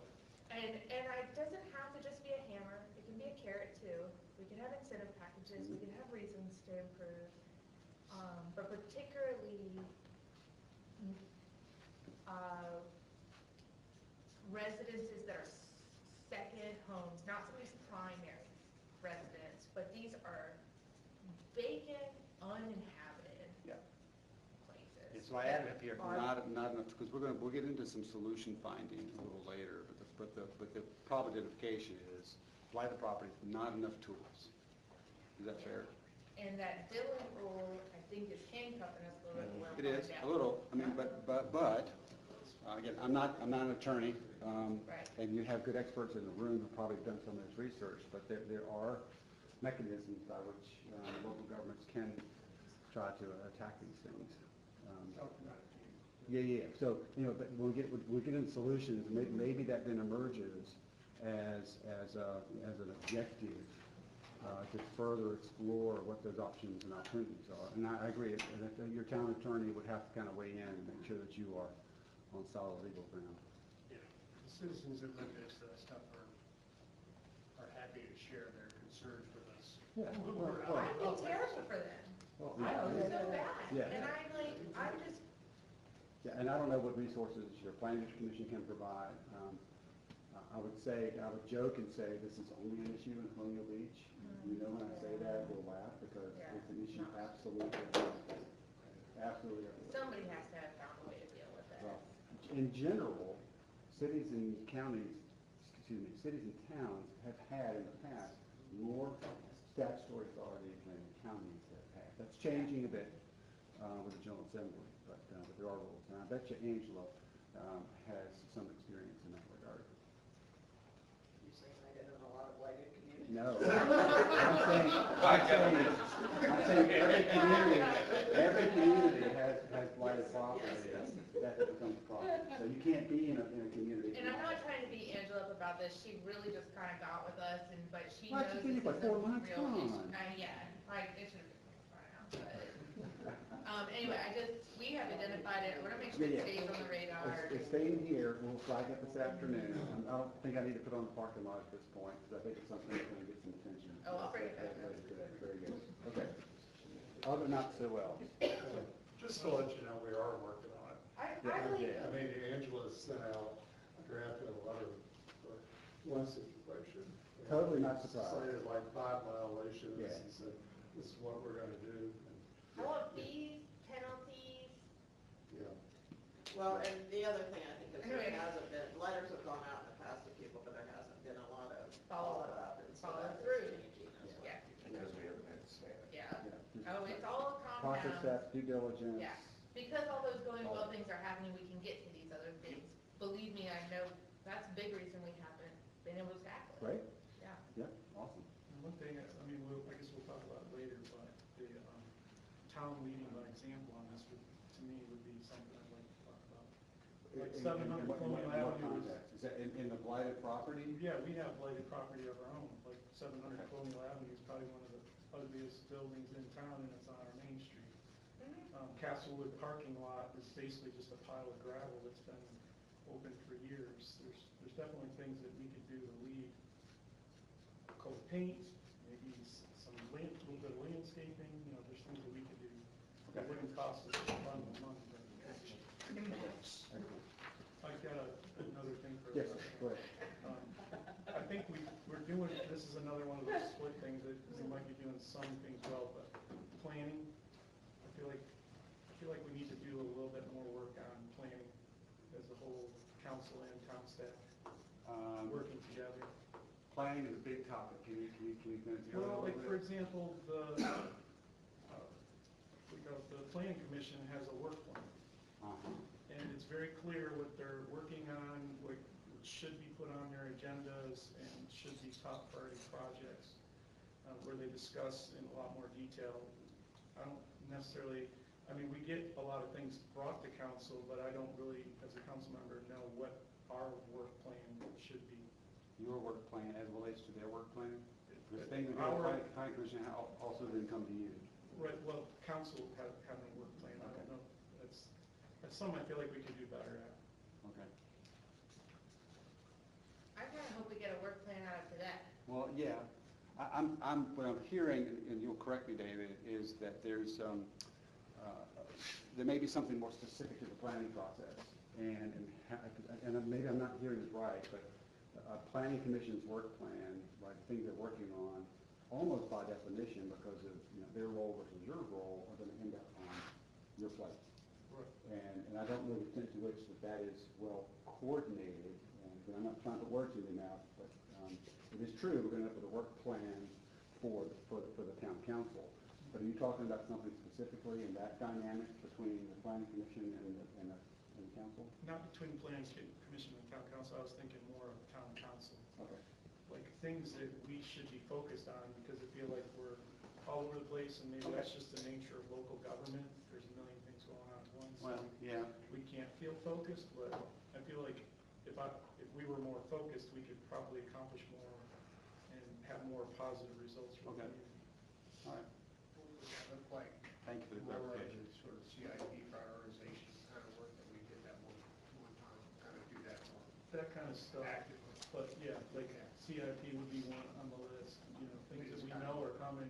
Right. And then as a council, maybe we could even get some sort of calendar draft, knowing when it's gonna happen, or, you know, so we can plan ahead. Because I feel like sometimes, you know, the Monday before, Saturday, Friday, or Monday before meetings, when I know I have to start focusing on something. Okay. I know we're addressing that later on, but I think I've captured that, and some of that certainly may be part of conversations later this afternoon. And if it's not, then you'll help make sure that that is being reflected in what is being talked about. So, other things. infrastructure. That's definitely come up this afternoon. And that's another one of those situations where I feel like we're doing some good. Sure. We've got the North Beach project, that's a positive. Making sidewalk improvements, that's a positive. But I feel like there's a lot of work in that area. That's the number one complaint I get from constituents. I don't know about everybody else, but I'm guessing it's probably everybody's. Well, it was the biggest area of input from all of you in responding to the written survey. So you see that kind of reflected in how it shows up on the agenda. So we'll certainly get into that this afternoon. I know, and it's always about priority setting, right? You know, you can't fix everything all at once. Y'all know that. Other things not going so well?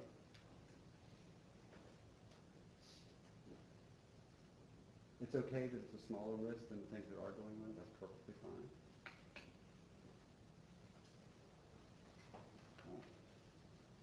You ready to move? Okay. Checking my time. All right, this is part 2 of this section.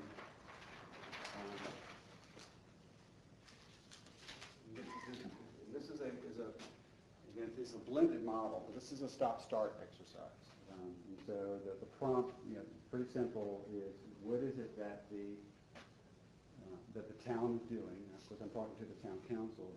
That the town is doing, that the town is not doing, that you think that the town should be doing. So this is really kind of fairly discreet. We're a town, we can do all these things. I wish we were doing this, and we're not doing it right now. It's a little different than, we're doing some property maintenance, we're not doing enough. And that kind of will fall into a different type of conversation, which really is a kind of a stop-start. Anything, irrespective of funding or staff capacity or whatever, that you think this town ought to be about. Towns can do all kinds of things. You're doing what you're doing right now. So what else? What else might you think the town should be doing? Addressing misinformation with social media so that there's a concerted effort to overcome that which is not true. Address misinformation. I thought the town was doing that. Pardon me? I thought the town was working on that. They're maintaining a social media site or, presence, but I don't think that's what you mean. That's correct. All right, so in the communications theme conversation this afternoon, this would be a logical place for that to get some attention. If there's energy around that. Lisa? Something that came up when Kyler and I were having conversations when he first got here, and I've heard it from citizens and seen it online, maybe like quarterly town halls where they can get question and answer sessions, or, so they can better understand. So in-person town hall? Like, or yeah, like where a- the citizens can an come. open mic night? Right, Okay. something like that. But I think, I know what you're reacting, because I've seen some of that same feedback. Where we When we can do public control comments what, yeah. here, in our council meetings by design, for very good reasons, we don't answer their questions, right? It's not a conversation. Right. Yeah. And they want to be able to ask questions and actually get an answer. Yeah, in that's, a live yeah, manner. that's, sort of my experience, it's very typical in the dynamic of a board meeting, council meeting. It can go way off the rails if you start engaging. Yeah, and we're not, So- one of us are so- suggesting. yeah, No, no, I'm okay. saying So what do we like do where we instead? control. Okay. Yeah. And is this the town manager, is this the town council, is this staff? I mean, who is it that you think, I'm not trying to solve it per se, I'm just trying to understand the intention. That, I would think that would fall under the purview of the town manager. Town manager, okay, I'm just trying to capture it. Or if it's like themed, because I think I've heard the chief talk about like maybe having some engagement, like where you could ask like PD questions and the chief would be there or things like that. I mean, especially new citizens that are like, where do I go for this? Or where do I do? There are any number of ways to kind of go about that. Yeah. I'm not an expert at all on which ones are the most effective. Do you, as council members, are you elected by ward or district? All at large? All at large. So All it's just total vote gets. Correct. Okay. Okay, I guess it doesn't really matter, that's it. But do you have town halls as elected officials? Only when we have disaster. Okay, all right. Okay. But we have done them effectively and they have gone well, and I would say we could do them. You know, and I think it's more of like setting up a structure, and then also I have seen in the past where like you don't want as a council member to be answering ahead of a staff answer, because it gets you in so much trouble, and you Yes, don't it know does. what staff knows, and That's so right. having a town manager lead it is really more effective. I don't disagree.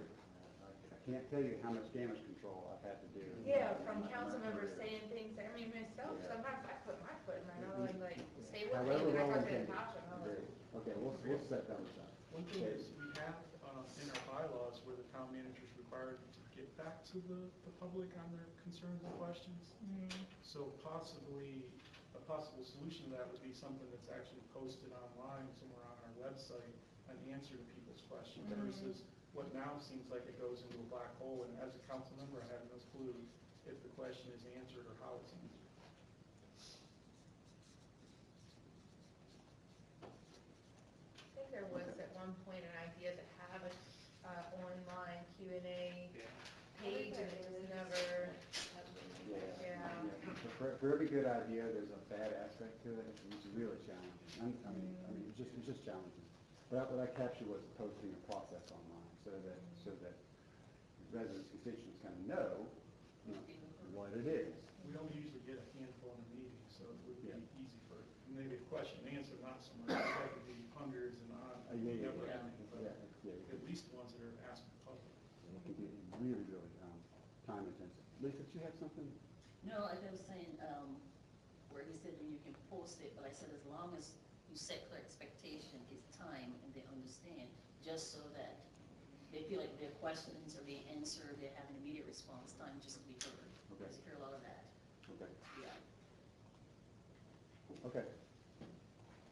Other things to start doing. This is all in the area of communication.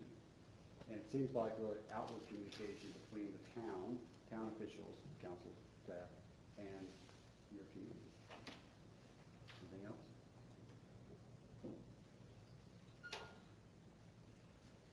No new programs, projects, services?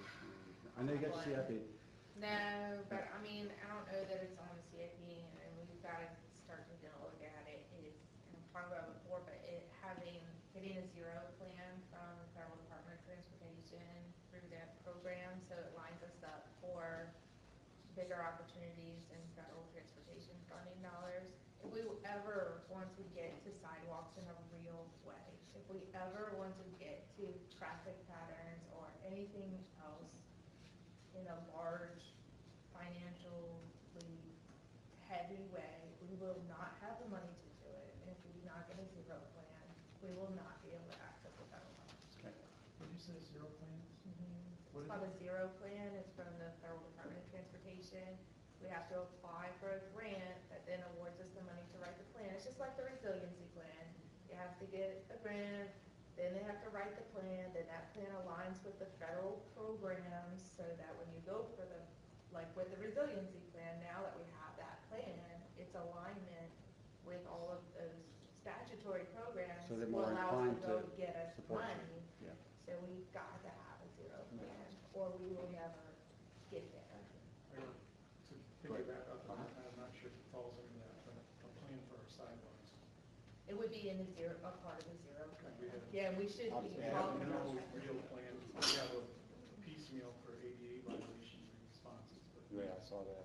overall plan. Okay. All right, things we should stop doing? Things you guys want to stop doing? Eating You fast stop, food you want and to stop drinking picking up the a lot of trash, you know? I mean,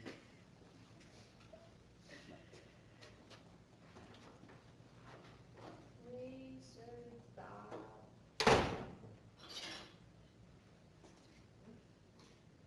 having meetings till 10:30 at night, the day before strategic work session. okay. Is that right, Madam Mayor? I will write that down. I don't think that you're serious, but I will put it down if you are. I just, yeah, I am serious. I don't think that was a good idea at all. We should So, phase this down a little bit more. stop late night meetings? No, that's all fine. Our meeting schedule's set. All right, okay. It's got good expectations to it. I'm not worried. Things to stop doing.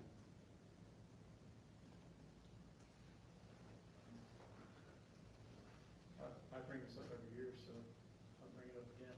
Should I put it on the parking lot? Stop liaisons, Okay. committees and stuff. I know I don't have the support for that, but Okay. you're asking. I am.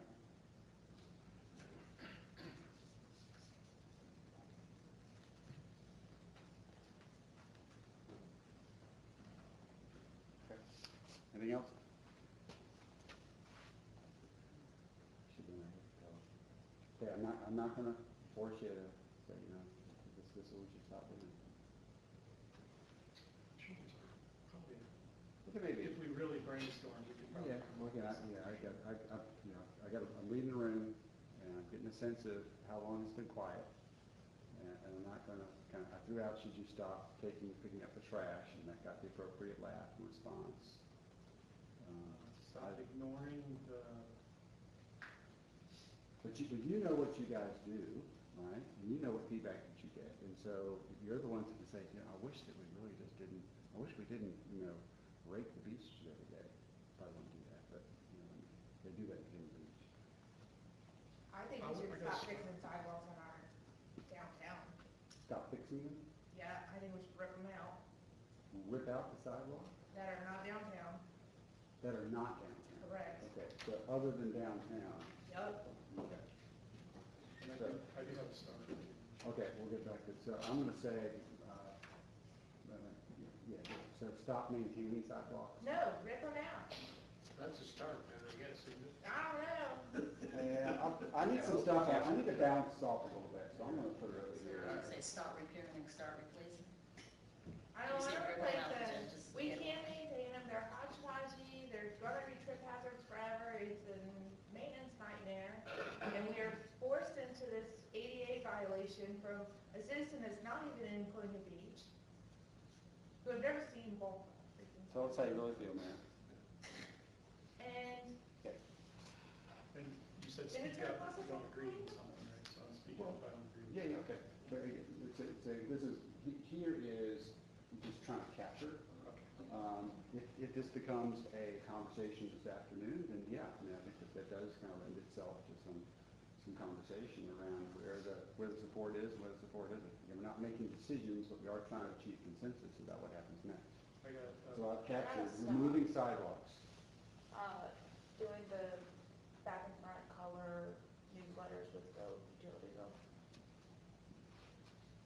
Either condensing it or black and white, just cutting that cost. Just as a question, Meg, and I'm agnostic on this, do you find value in the newsletter, the utility bill? Do I find value in it? Do you find value in it? Is it something that can be just easily done online? That's what I'm thinking. Yeah. Oh, so you think doing away with the newsletter altogether? Utility bill? The utility bill just gets mailed out, right?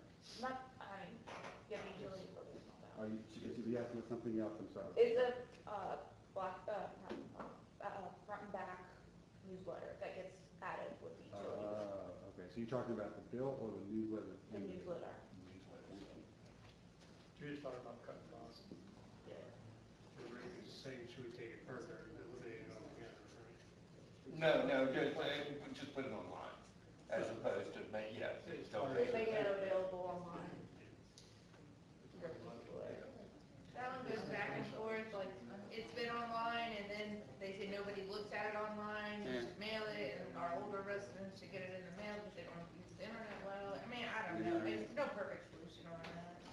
Or create Right, a right. few There's no hours person in that town halls, if people really do want them. People think we should hand feed them information. Are you suggesting eliminating the newsletter? I would like to eliminate it, Yeah.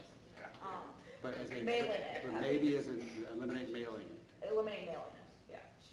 I will say the online connector that they're doing is a huge plus. There's a lot of good information in that connector.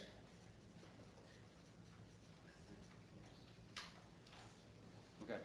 This, I do have one to start, I forgot it earlier. Yeah. Okay, go ahead. A overall engineered beach plan.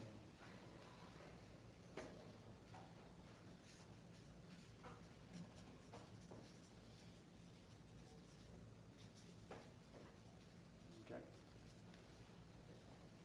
We probably want to include, the bayside where there's a lot of other properties being eroded away. Yeah, but if you're capturing the plan, obviously the definition of what that would include would be at some point if there's consensus around moving forward with the plan. So thank you for that, I think I've captured it. Anything else? Stop, start. I could do continue, that would be everything else. We should stop paying the county for the 911 tower agreement. Okay, Dang. there's fighting words. Problems awake now. Coffee kicked in. Yeah, I see it. Mhm.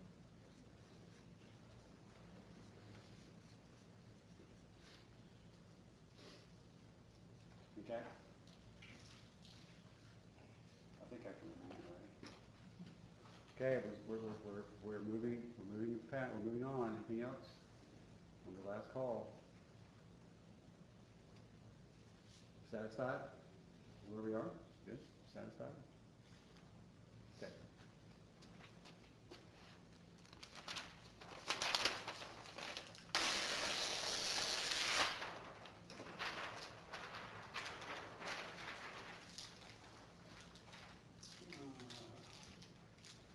I think this is, yeah, this was my extra sheet, so. we'll do that. All right. So I'm going to move, Mayor, are you okay? I'll just finish up and then take the break for Yeah, for lunch. good.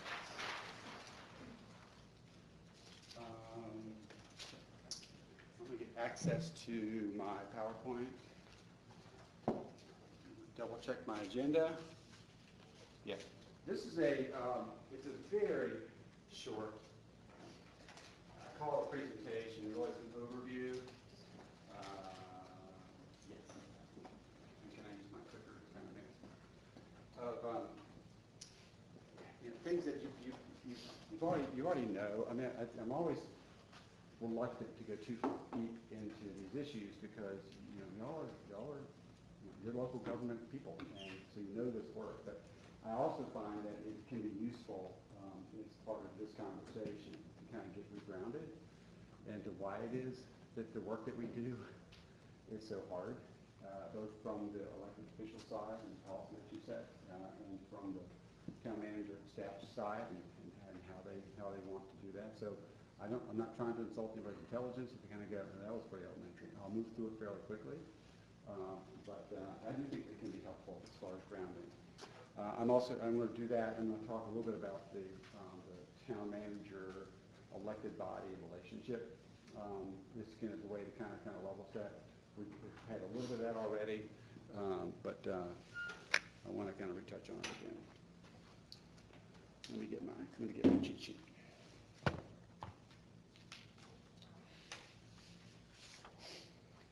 So some of these slides are what I use in the work that I do at the SCI and the LEAD program. And it's really calling out constitutional frameworks these are for professionals to kind of help understand why it is that they get so frustrated in the work that they do. I think I'm going to go, hey, look at that. Okay, let me step out of it. So again, this is a framework that you're very familiar with, but at least it's worth talking about in the context of Virginia. You're all from Virginia, you live this every day, and recognizing that your authority as a local government only comes from the state constitution and what is provided in largely, Title 15.2, other aspects of the Code of Virginia. And you're either aware of what they are because you've encountered them as an elected body, or the town attorney has to come up and say, I'm sorry, you can't do that because the code doesn't say that you can. That is governed, of course, by the Dillon's Rule, which in Virginia is, we kind of take it for granted. This is the way that it is, because this is the way that it is. Which says relatively simply, and I oversimplify it, that you as a town council can only do, town government can only do those things expressly permitted for you to do by the General Assembly of Virginia. So it's just a true parent-child relationship in that sense. It's very frustrating if there's something that you want to do that you can't because the General Assembly doesn't say that you can. And either you don't do it, you fuss about it, or you blame them and go tell your constituent, hey, I'd like to do this, but I've had that before, using as an excuse. Or you have to go back and create an argument for the General Assembly of why it is that you think that either local government generally or the town of Colonial Beach should have that particular authority.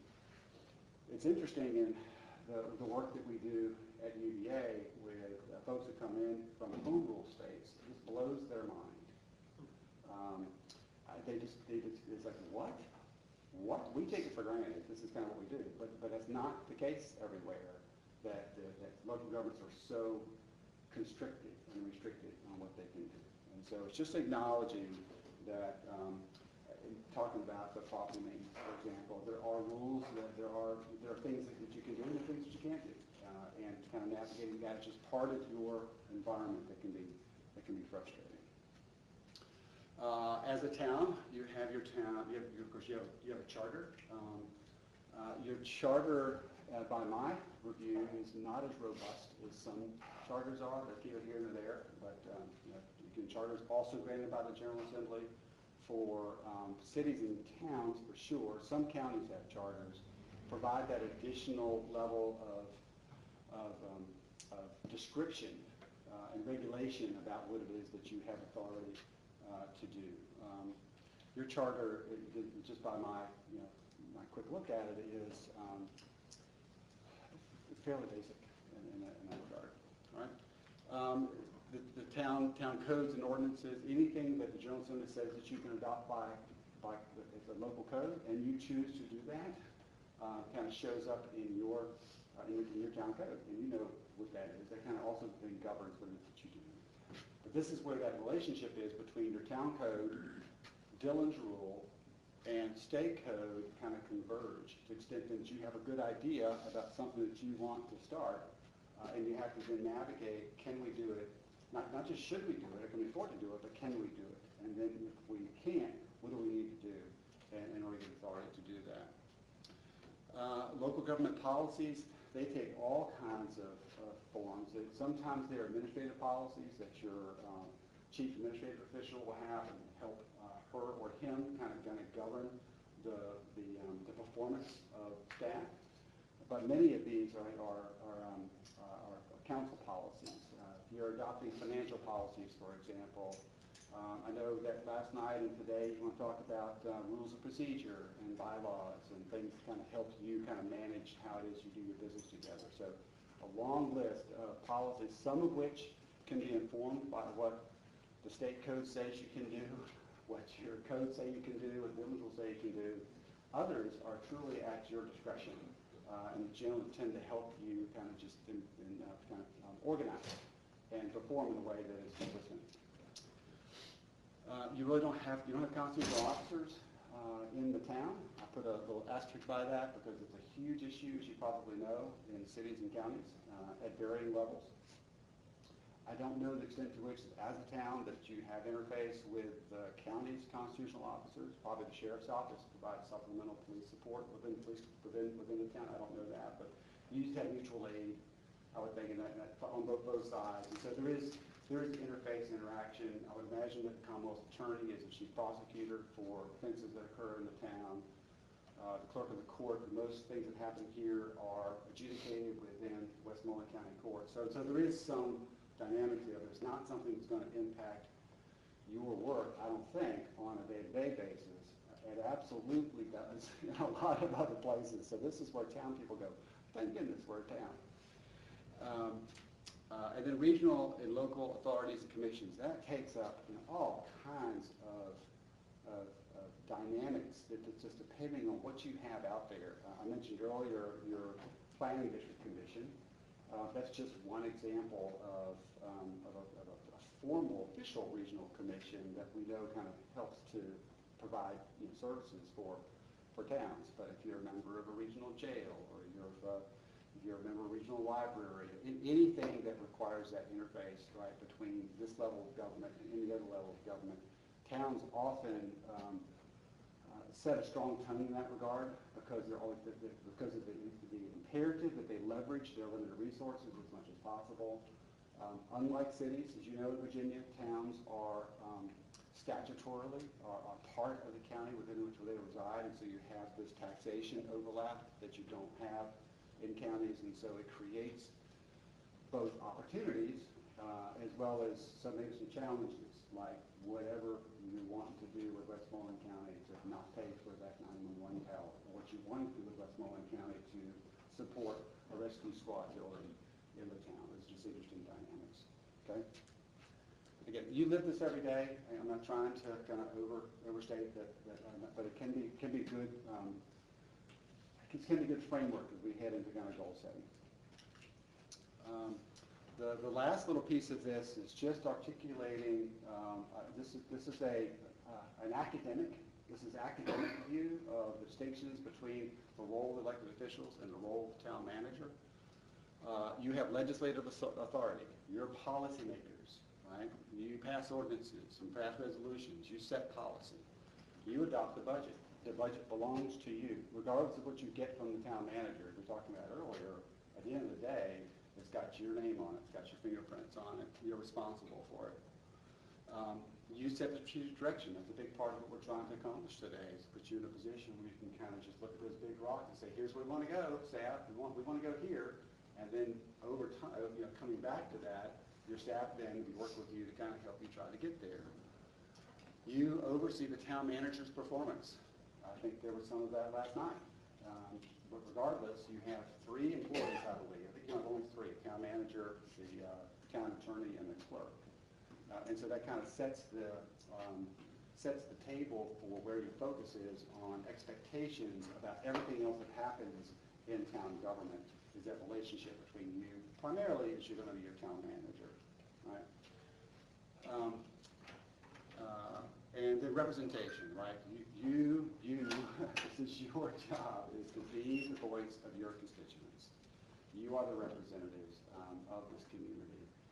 They count on you to be good stewards of their money, to be and to represent them in a way, not just that they tell you what they think, but you're able to then to interpret that in a way that kind of meshes with your own values and your own perspectives, right?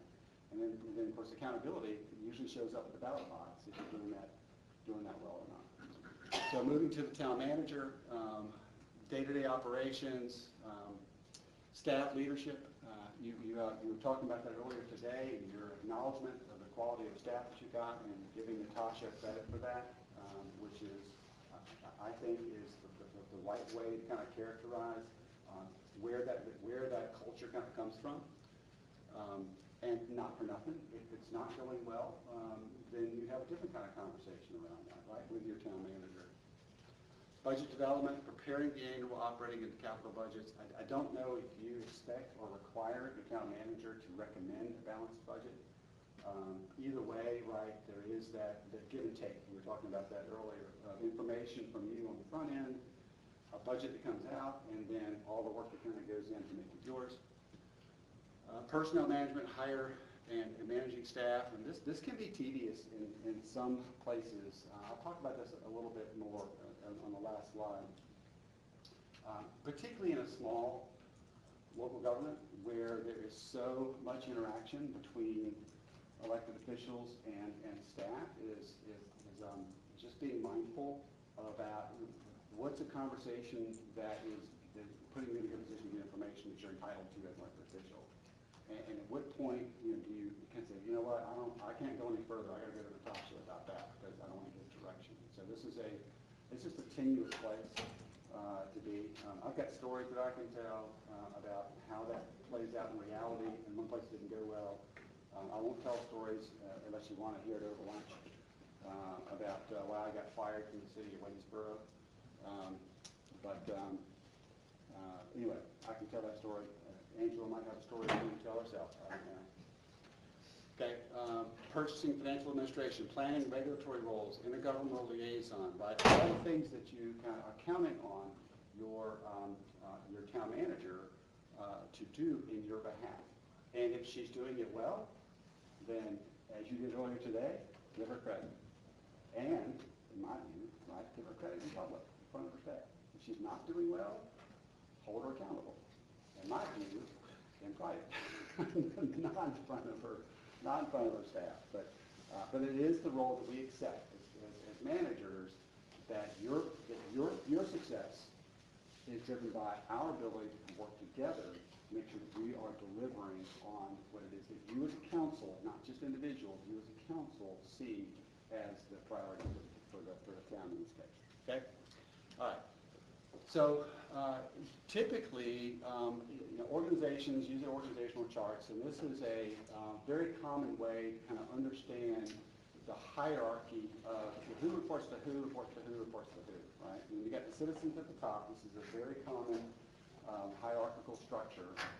And then you have the city council, and you have the town manager, and all kind of branches out from there. In other organizations, it gets more complicated, but this is very, very straightforward. Regardless, it's all hierarchical. It's all really top down, right? Top down. One of my friends and colleagues, who was a mayor of Lawrence, Kansas, and former professor at Kansas University,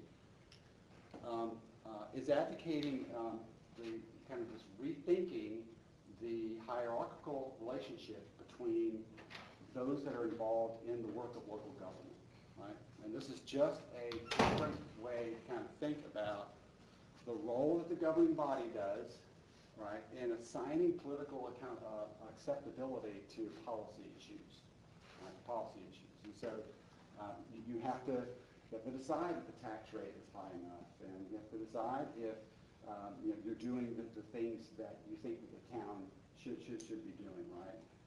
You confront these issues all the time in your policy conversations, all the time. Is this politically acceptable? Is this what I've been elected to support?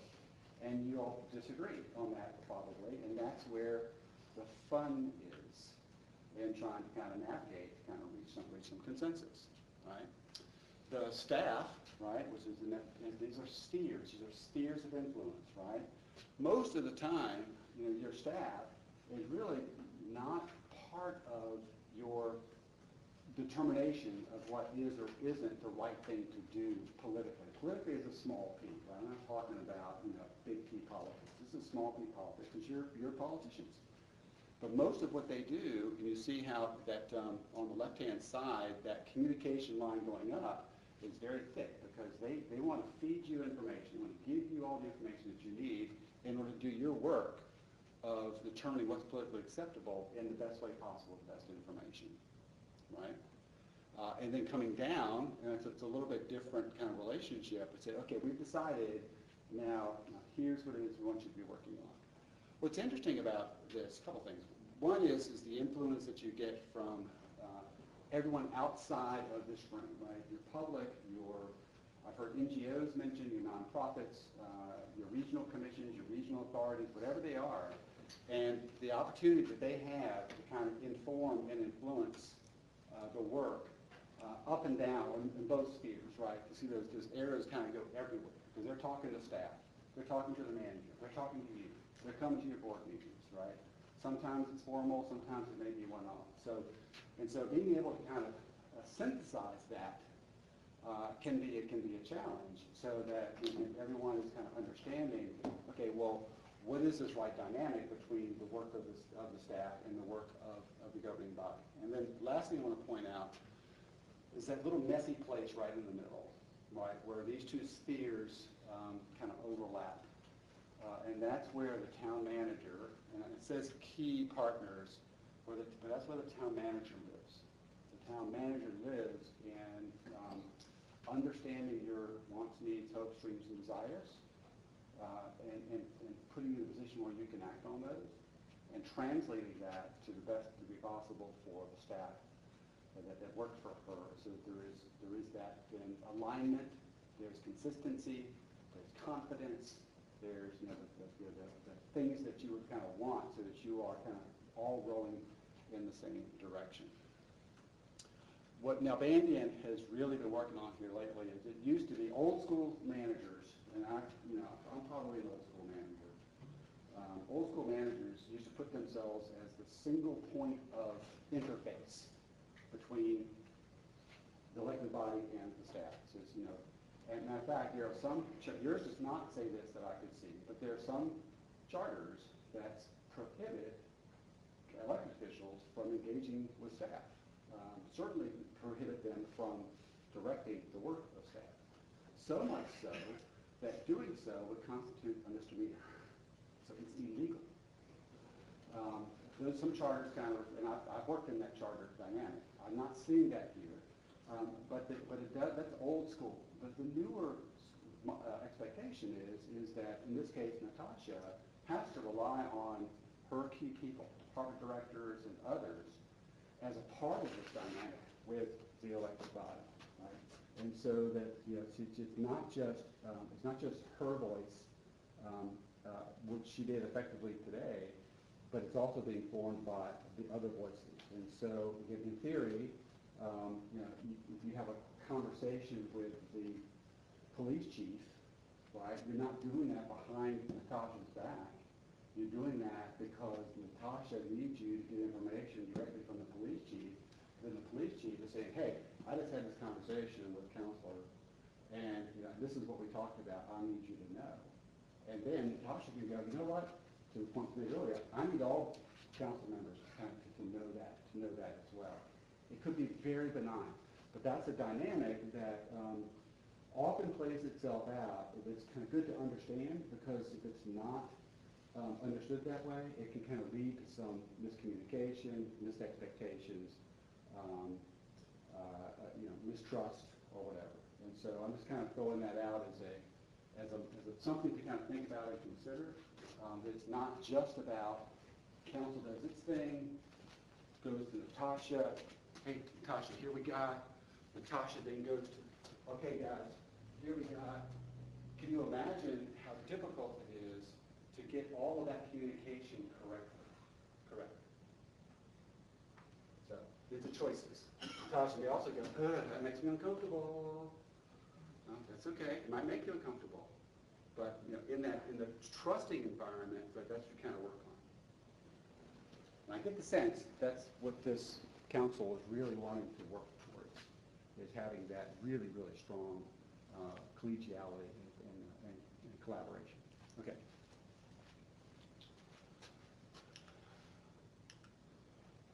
This is just another way of illustrating the gap. I don't need to talk about that. Building bridges. That's Here, good, okay. here. What's that? The town, because it was just like 2 strings and some bullets. Well, okay, You need some coffee, buddy. well, with the illustration, this is another way of showing, it's called the gap. Oh, no, I wasn't really talking That's about called that. the We can move forward. It's just like every issue, there's a gap, right? There's a gap among council members, there may be a gap between you and the community, maybe a gap between you and staff. And so the challenge and the role, right, is how do you bridge the gap? And the stronger and that you can make that bridge, then the better, more confidence you can have that you're on real solid ground as you kind of navigate that. That's all, that's just an illustration in that regard. Okay, that's what I have. So, we are at lunch. Mayor, did you want to try to take a shorter lunch to try to get back and talk about some of those things? Yeah, let's take a 30-minute lunch and come back at 12:30. Okay, are you needing me to facilitate those issues that I know nothing about? So, I heard exactly the way you just said that right there. So, no.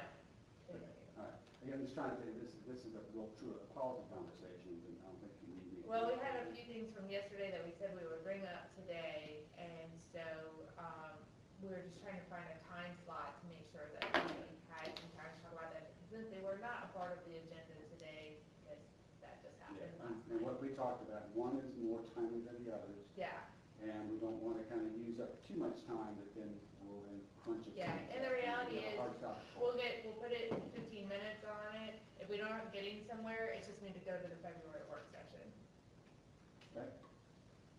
okay? All right. And then we'll get back to what we're here today for. Okay. Special meeting in March for budget. Secretary. All right.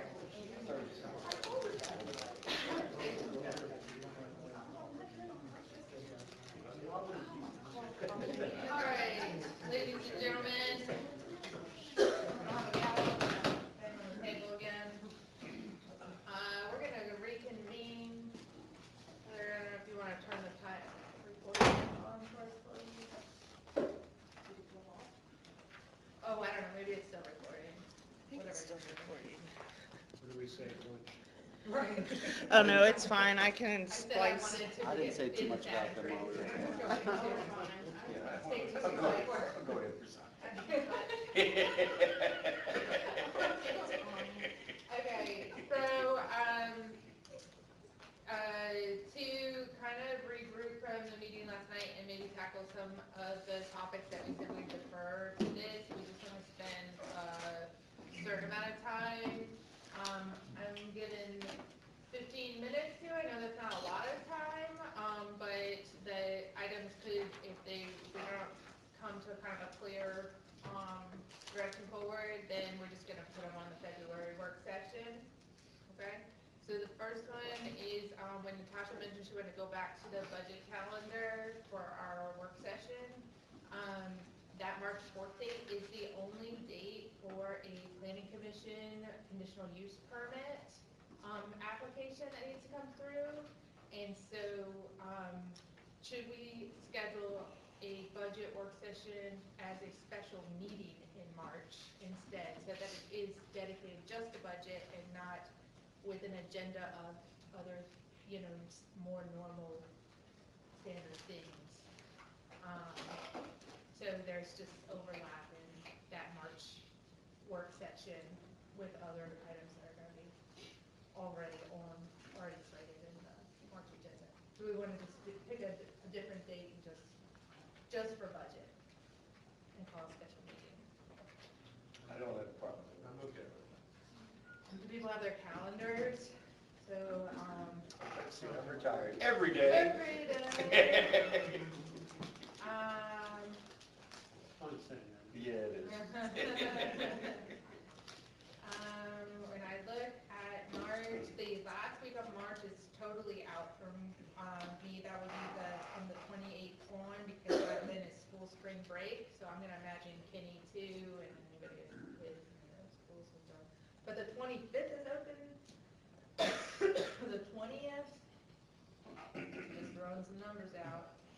20th is a Friday, 25th is the Wednesday after our regular council meeting, the 11th, I have a dentist appointment, I could reschedule that if I have to. The 6th or the 13th, any of those Fridays.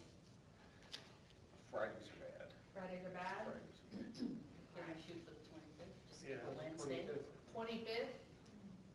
Yeah? What do I you, don't have my work calendar in front of me, I wasn't ready for it, so I can check.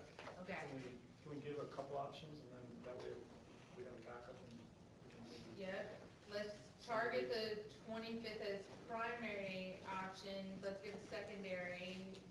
I could do, Monday the 9th. I could do, Mondays are not good for you. Wednesday the 11th is the other option, I just have to move my business appointment. The 11th, what day is that? That's a Wednesday too. Is that school board meeting? Would we have to- Oh, That's a school board it meeting. is a Heather school said. board meeting, yep, you're right about that. Yeah. And, yeah, kind of coordinate Richmond. And then I think Thursday would be the planning commission, right? Yep, Somebody said Fridays don't work. yeah. What about Tuesday?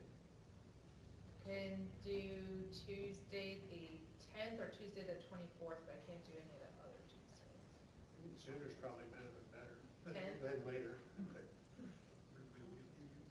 We're gonna target the 10th? Yeah. Okay, so the 25th or the 10th. And, so give any feedback on those two dates to Natasha, and then if we, need to amend the budget and create a special meeting, we'll put that on the February work session for whichever of those two dates wins out of what people's schedule right. Either one of those would work for me, so I don't care where it goes. So the 10th or the 25th, not the 24th? 25th, Okay, which is the Wednesday, one's a Wednesday and one's a Tuesday. okay. And we'll call a special meeting for it. 6 o'clock after work, or, yeah, better? Yep. 6 o'clock, Yes. okay. All right, that one's knocked out. Next one, is bylaws. Getting agendas on Wednesdays instead of Fridays, is that the? And, Tom, one of the questions I had, and I didn't bring it up at the meeting last night, was, I had not read the bylaws to find where the actual verbiage is, that it has to be out on a Friday. Is there an actual verbiage in the bylaws that mandates? I swear, I really talked to Natasha, you had found it, I don't know. I feel pretty sure it's in there, but I couldn't. Right. I think it might be too, I just didn't find it last night when I was skimming through, and I hadn't, I have some information on that. Let me pull that up quickly here. I just wanted to see exactly what the bylaws said, because maybe what we can do in this respect is strike that language and then set the expectation as an administrative expectation and see how it goes, that way we're not coming back and revising the policy document. Kind of what we've discussed among a couple of us is the Wednesday being at least a draft day, with the idea that on Friday, as long as it's not abused, right, that the Friday can be the day of the. So I will tell you, after thinking about, because I think he said, somebody said that last night, and at first I was like, oh yeah, sounds good, but then I thought about that later, and Kyle, you'll probably chime in on this. When even if it's in draft format, goes to council, it must go to the public. That's a state law. Well, then when it changes, because to go to Friday, I just wonder if there's gonna be a lot of speculation on why they take that off, or why do they do this, and it's like, you know. On page, I 12, think we can match. on the section 5.1, Got it. it states that, complete agenda package shall be distributed to the council and made available to the public on or before the Friday immediately preceding the council meeting. Okay, yeah, that's where it is, on or before the Friday. Well, it says or before, so we can make we don't have to change the bylaws to make the administrative policy that a draft comes out Wednesday. That's not like against what this language says. That's what I wanted to check And with. I think we can manage the potential confusion with the public. Yeah, we gotta share the draft, we ought to share the draft. Sure. Because we're trying to get it out early for us and for them. Right. I've seen Tom put out draft agendas before. I don't know if it was for specific council meetings or planning commission or what, but I have definitely seen big letters draft on it. Okay. That's not a bad idea. Yeah, that's a good idea. If we keep calling it agenda, it's the full packet, right? I don't want just the two-page He agenda. wants all the attachments with it. That's, the Can you attachment, hear that's it, what I want. Natasha? That's the stuff that takes a long time to read, yeah, packet. Natasha, is that gonna create a problem? That's where the problem would come in, is the accompanying documents. Because we always have a working two-page that we work from, and we await the accompanying documents, and that's where review, revisions, and waiting to receive various items from vendors, contractors come in.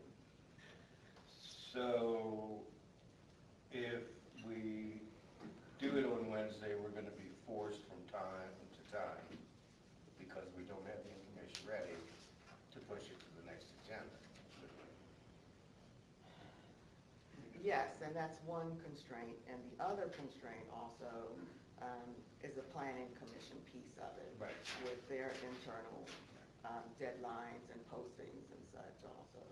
Would it be okay if for council's ideas in this, that if the draft is incomplete in some item that's waiting, like a planning commission piece that has, attachment deadlines that, with it or something, we still get what we can get on Wednesday?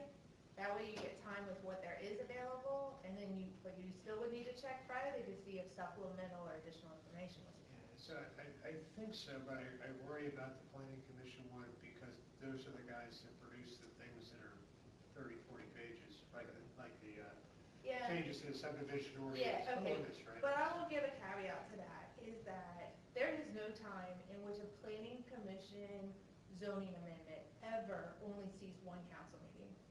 You will always have at least 2 council meetings with that text, because there's always has to be the public hearing notice requirements. And when it comes out of the planning commission, from that time, the packet is already there at the planning commission level and is a public document. So there is time on that if you want to access those documents ahead of All time. right. So then what you said before, I think is fine, right? Give us everything you can give us on Wednesday. If you absolutely can't get a document before then we'll take it into Friday update. Or Friday final, I guess. Does that work for you guys? Mary? I don't know. Wednesday, Just a suggestion, if it makes any sense, but maybe notate on the draft agenda, additional items to come, potentially additional items. I don't know if that helps or not. For the agenda item, for the thing you don't have the supporting documents, will be on the agenda, right? The line item will be on the agenda page for, say it's a planning document, right? from the planning Yeah, commission. potentially, unless all of a sudden something comes up and we need to add a new item. Yeah, Extenuating circumstances Sure. are fine, yeah. So, Sounds good to me. for clarification, the agenda, the draft agenda with whatever accompanying documents that we have available, Which can also be draft if they need to be. Right. email that to both council and the public on the Wednesday and add a notation, not available if they're not available, and list a caveat that this isn't the final. Okay. I think when David said the ones before have had draft, I remember what you're talking about, and they say draft in like the gray out tone that Word can, how Word can word draft in the background. I would definitely watermark the draft copy draft, because what I don't want to do is people, especially public, get confused between which one was the final and which one was the draft. Right, I don't know that Natasha heard that, yeah. Oh, they got staff. I'll reiterate.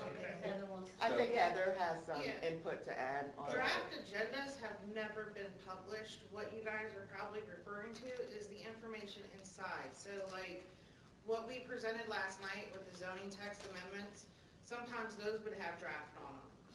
The articles, or the resolutions would have draft, to let you know, like, hey, this isn't, that you can change this, you can, you know, this isn't set in stone what we're presenting to you. This is a working paper. But the actual agenda has never been published as a draft. Not as long as I've been here. So I think that what we're saying is that the Wednesday preliminary agenda would have the watermark draft on it. Yeah, but I was just making sure everybody knew, but like, we've never published draft agendas as long as I've been here in the past. Natasha, does that solve our issues? Let's see if that works. I am open to seeing if that works. And if I come up with, if there are any constraints or problems, I certainly will communicate it with you all so that we can work on another possible solution. Gotcha. So, yeah, I'm not opposed to that. Thank you, ma'am. Okay, all right, that one's tackled. We got 3 minutes left. Okay, so for the direction with Davenport and the Go Bonds options that were presented last night, the direction has been to cash fund half the CIP and finance the other half, and then we were presented 2 options in order to move forward with the truest option, which was the recommendation of Davenport at the time. They need direction to write up a contract. We still would get that at the February work session. So this is just to give direction if we want them to move forward with that or not. If we don't want them to move forward with that, they need to know that too. I do want to say, I don't know if you guys have seen on social media, Bruce is getting a lot of negative publicity right now. Oh, I don't know if you've seen the signing from George. no. Yeah, they're getting a Billboards all over. lot of negative What did they publicity about do? bad customer service. Basically saying this guy was, or this business was robbed like $14,000. It was like 19,000 and Yeah, or fees something. where they funded stuff, and he checked the accounts. So he had done a lot of stuff online, and attorneys got involved. He had a QR code where you could go read it.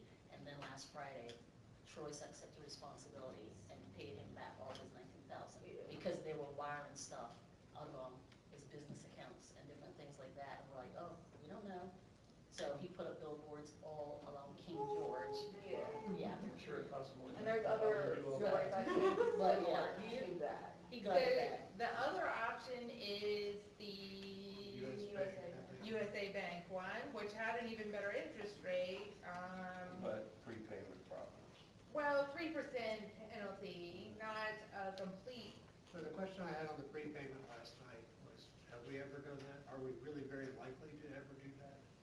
We have prepaid Do we have a lot recently, especially because we've been resolving and getting rid of debt.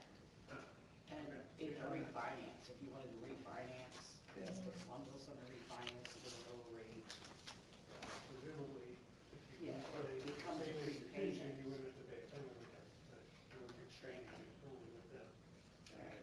All right, so I want to make sure it's something we care about. But this is prepayable after 13 months, the other option. So we still can prepay and close out that early. It's just there's a 13-month wait period. Is it worthwhile to do a little more due diligence work for us? We can direct them to do that. Before I heard about the billboard thing, to be honest with you, I thought it was kind of nice to do something with a local business. I know Truist is a big business, but I mean, we bank, the town banks locally at Union, and, you know, we don't have that many They don't like financial the chief change institutions of here. thermostat.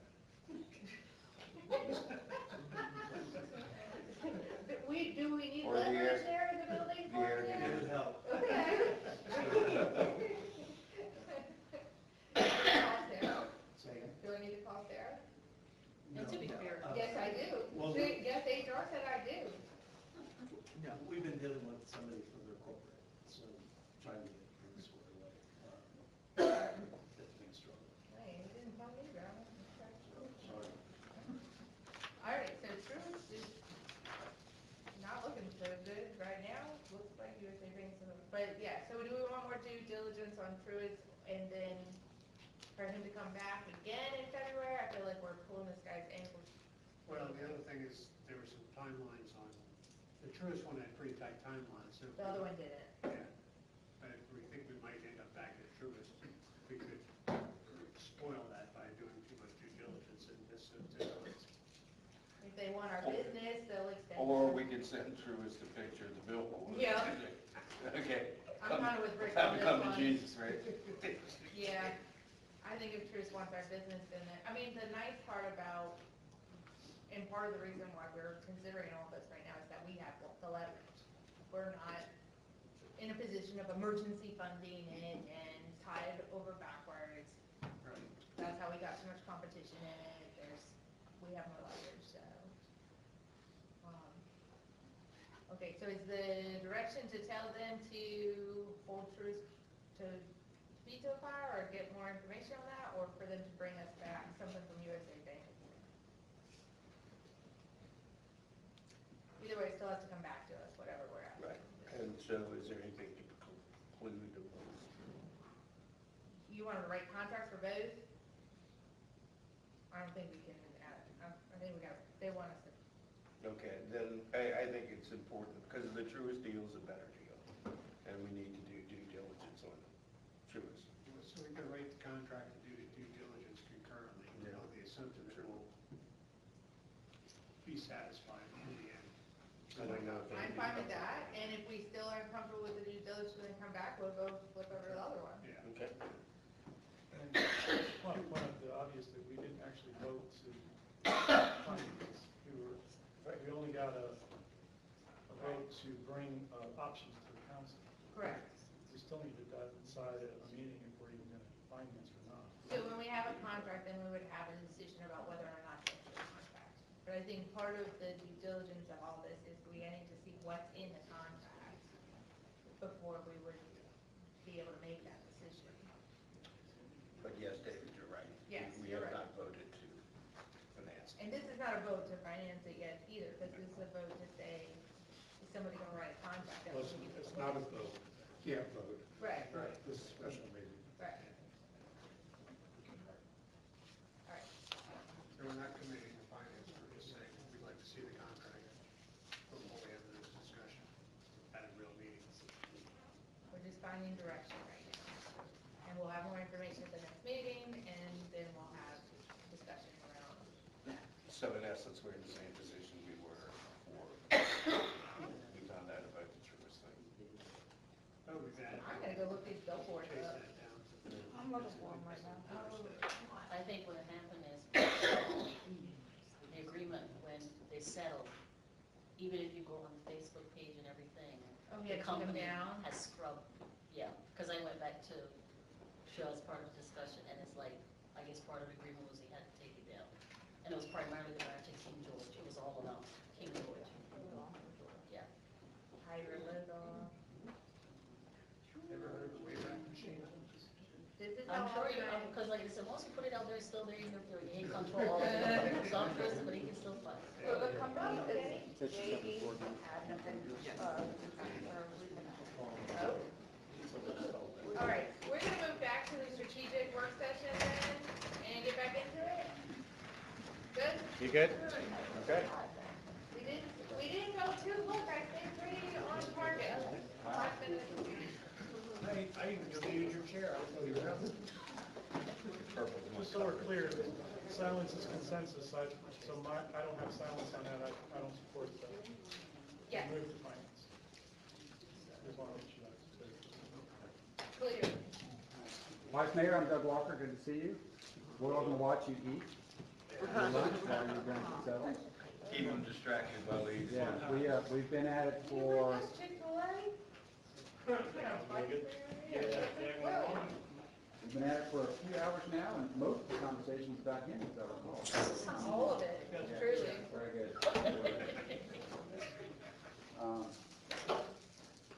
Now, thank you for being here. I know that you had to make some sacrifices to make it all work, so we'll really appreciate that. I can do it very quick. The council earlier today They identified some values and operating principles. They identified some things that were going well, maybe not so well. They talked about start and stop. Oh, you can't read his handwriting. No, you Something like can't, that. but you'll see it when it all comes back in, it's okay. And now we're moving into trying to identify big rocks, major goals. So some of which will kind of pull into the conversation, the things that kind of have gotten some attention already today, and some may not. I'm not going to kind of just discuss through each of these common themes. I think we can do it more efficiently in the context of just talking about it one at a time, and then seeing that there are major goals that emerge from that area. And in setting goals, right? It's one thing to kind of identify a thematic area. It's another thing to kind of just use some kind of action words to kind of help kind of frame, okay, what do you want to do about it, right? It's not going to be as discrete and specific as objective and task. We can get to some of that before we end today. We are trying to stay at a very high level to the extent that we can, and my job is to try to help keep us there. So you have all of the themes that emerged that were included on your agenda. And I'll just say a couple of things about how it shows up. For sure, by far, without exception, not surprising to you, infrastructure just showed up over and over and over again from the input that I received from you in writing, and then some conversations that I had with you on the telephone. So it shows up first in the identification of a common theme. Where I could, what I committed to you was that I would try to I wanted to only include items that I could reasonably attribute to more than one council member, right? It doesn't mean that there aren't issues that are important to any one council member, and the expectation would be that they're important to you, then you will then use this opportunity to bring it up, share with council. But I didn't want to kind of throw things, because I got 10 pages, right? It would just get a little too burdensome. But I did want to try to kind of capture where I could, where I saw the foundations of some consensus. Not that it stays there, not that this is the only areas, but it was did it in order to be helpful. So, for example, under core infrastructure, where there was a lot of commentary from you. Now, I don't think anybody didn't talk about it. I don't know that for sure, but anyway, got a lot of attention. When you see those sub-bullets, it's more than one reference in the input to these items, right? So it wasn't like just the mayor said, oh, the wastewater treatment plant upgrade is in compliance, right? It showed up more than once, and so that put me in a position where I could just flag it. Now, I didn't try to describe it. You're the subject matter experts. I just tried to flag it as an issue. I've actually heard about that already some today about how important this issue is. And as a goal, then if you want to kind of attach it that way, then we'll lead into, okay, what do you want to do? What happens next? And then we'll talk about constraints after that. Same with sewer pipe maintenance and replacement, water system reliability, shoreline erosion, boardwalk maintenance issues. I mean, the words weren't the same, but I think responsibly kind of just gleaned from what I saw to try to capture what was being talked about. Stormwater management, road paving, sidewalk repair, I wouldn't say removal, whatever we heard that earlier, additions and street lighting. So, and this is not necessarily all of the core infrastructure that's on your mind, it's just where I could responsibly kind of capture, as I said, thematically what I've heard you say. So I'm going to stop there and ask you to try to name this goal. We're going to name this goal. All right. What is the goal? There's an action word in there. Core infrastructure is a significant issue for the town. If it's not, you better tell me, because that's not what I saw and what I heard. But I'm going to assume that it is. So name the big goal that is that then all of this infrastructure can sit underneath. Upgrading. Upgrade? That's a word? Is it all upgrade? And there's no wrong words. I'm just trying to kind of do a little brainstorming here. Upgrade. Comprehensive. All right, this is going to be number one. This is infrastructure. Okay. Comprehensive plan. Planning. Comprehensive. Comprehensive planning around infrastructure.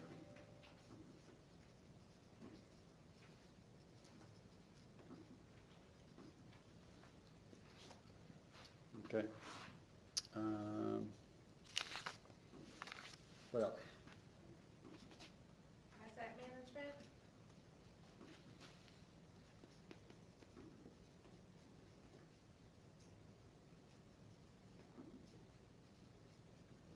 Okay. Other words or phrases? Something at the top of the schedule.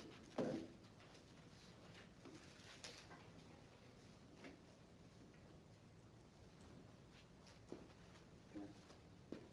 Funding and refunding? Or we have a Yeah, whole we'll grant capture that. process. Yeah, that would get into more like how do we do it, but yes.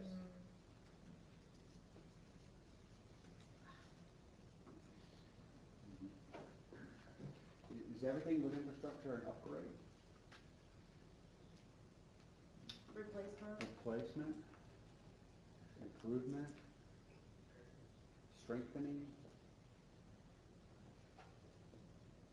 I mean, Surveying? certainly understand from your conversation that it seems, it seems that you are at a place, like many communities are, where it's time to invest in infrastructure to some extent that is needed investment over a long period of time. It's all kind of coming in some degree all at once.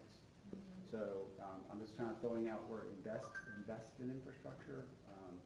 Again, there's no right or wrong. I'm just trying to do some brainstorming around what that goal might look like. I think it's a synonym for funding, really, but fund and invest is the Invest, same okay. thing. But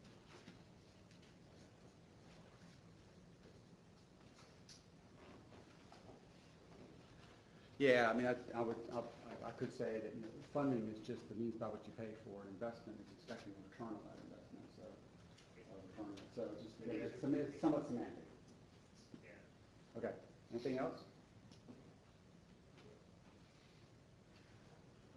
What is it that you need to do with respect to infrastructure?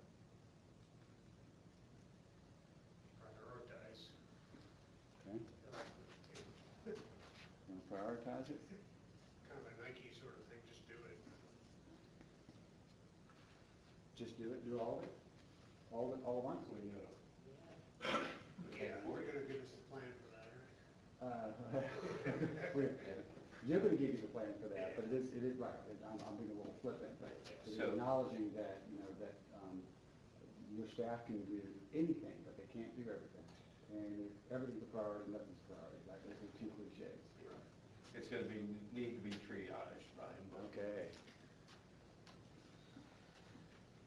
And that really is the first step.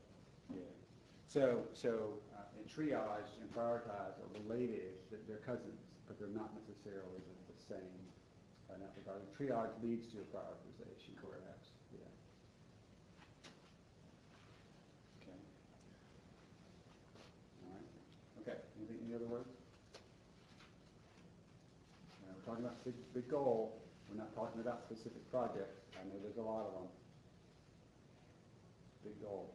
And we're talking about time frame is this year, the next calendar year, next fiscal year. sorry. So timing, so there's immediate, right, which is this year. I mean, the way I kind of framed the timeframes for this conversation today is kind of near term, and then 18 to 24 months, kind of midterm, and then kind of longer term. So you've got the things that are urgent.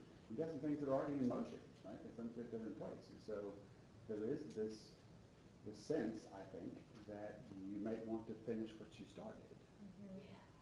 This is a lot in motion right Okay, now, yeah, and it has, the most consensus. I mean, we don't really disagree about this topic ever, and we want everybody to just I mean, we may disagree about, you know, specifics around it, but everybody wants to solve this problem and accomplish this goal, and, you know, it's a lot of, Okay. get it, yeah, Yeah, everybody so, wants to get it done. that's right, yeah, so I'm moving out, to the big goal I want to try to capture, I may, you know, throw out a word and I'll report back to you that you either like or don't like. There's a couple here to work with, you know, upgrading,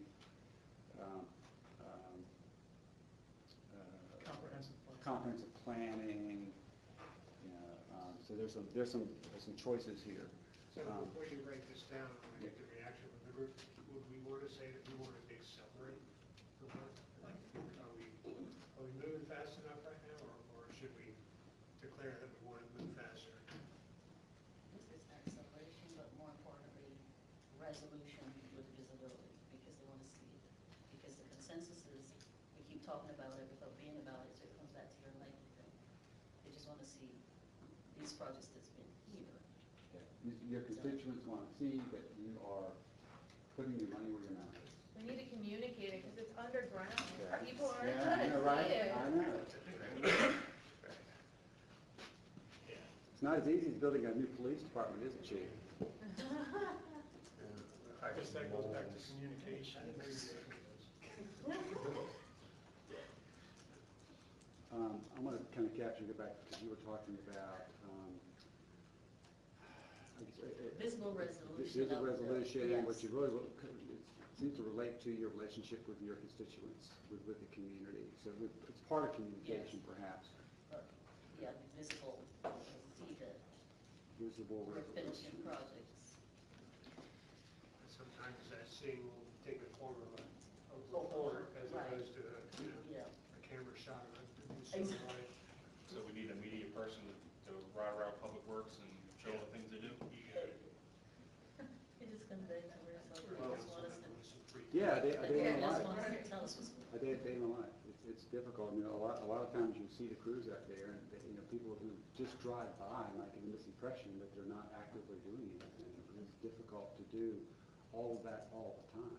Come on, Kenny, we can get a content creator. Yeah. Please can't. Well, Okay. I know we're laughing about it, but it's not entirely a bad idea. Some purposes, yes, yeah. Because, right, unless we have a community full of moles, they're not going to see that we're doing all of this underground. Yeah, So- because it disappears. I'd like to see a graphic that shows, because one of the major things I think people don't quite understand is that we did not accurately have our infrastructure even mapped, like in GIS data. Correct. So we're how do you visually represent what we're doing, right? I mean, if you look at a map of the town and none of the heights are reliably mapped, and you look today and you can say, okay, we know where they are, and the ones highlighted in pink have been scoped, the ones highlighted in green have been scoped and cleaned, the ones highlighted in orange have been smoke cleaned and smoke tested. You know, like, I think somehow we need to visually represent the quantity, because we say it in the report, 5,800 linear feet, that sounds like a lot. Where? Which lines? What does that mean? Was it their block? Because people are super hyper-local, right? And like, You talking about sewer specifically, or does that relate to infrastructure, public works / utility projects in general? I mean, it probably relates also to which roads did we pave or repair potholes in, a map of that. And we have much better GIS, some visual indicators that say, and telling the story in those visual indicators, right? Like not just giving data points, but what's the progress over the last, here we have this last 2025. What are all the roads in 2025 that got paved? What are the potential roads in 2026 that will get paved? You know, and having that visual. So it's kind of like a measuring stick. So Me- you can see yeah. where- Because all that can be in a report, and so that's not easily digested by constituents or easily communicated. Okay, with that. It's also like explaining it, right? 1,500 linear feet, that's over a mile. Like saying over a mile, Right, people kind of understand that terminology then, seems like a lot. right? Yes, Well- the camera pointed at somebody who is actually speaking to the point. Because maps and graphs don't get it done. Okay, there's no way, someone, yeah, right, there's no way someone can, they can see through a story more so than they can through a graph. Yeah, I mean, it's just more time and effort and who has, but yeah, you're right, videos would be, Well- short videos would be even more effective. Yeah, and we have additional staff that we didn't used to have. Okay, part of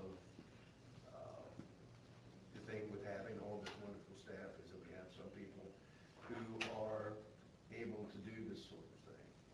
And perhaps if the town manager feels it's a good thing, is to task them to do it, to tell the story. This is not just something you can add on to the plate of staff members. I mean, this is what I do for my full-time job. And it takes a lot of time to go out there and get the video, edit the video, and put it all out there. And I've mentioned this since I got on council, we need a PIO. Okay, that's fine, and yeah, I would support that as long as there's an appetite to pay for it. See, that's one of the things that I want to make sure that we're engaging in, is not magical thinking on how we pay for various and sundry things. I agree with you 100%. Having a public information officer would be a lovely thing. But that's going to be $75,000 to $100,000 a year, I would suspect. I don't think so. I think you get somebody starting off right out of college who has never had jobs, start them off, like kind of like how I started.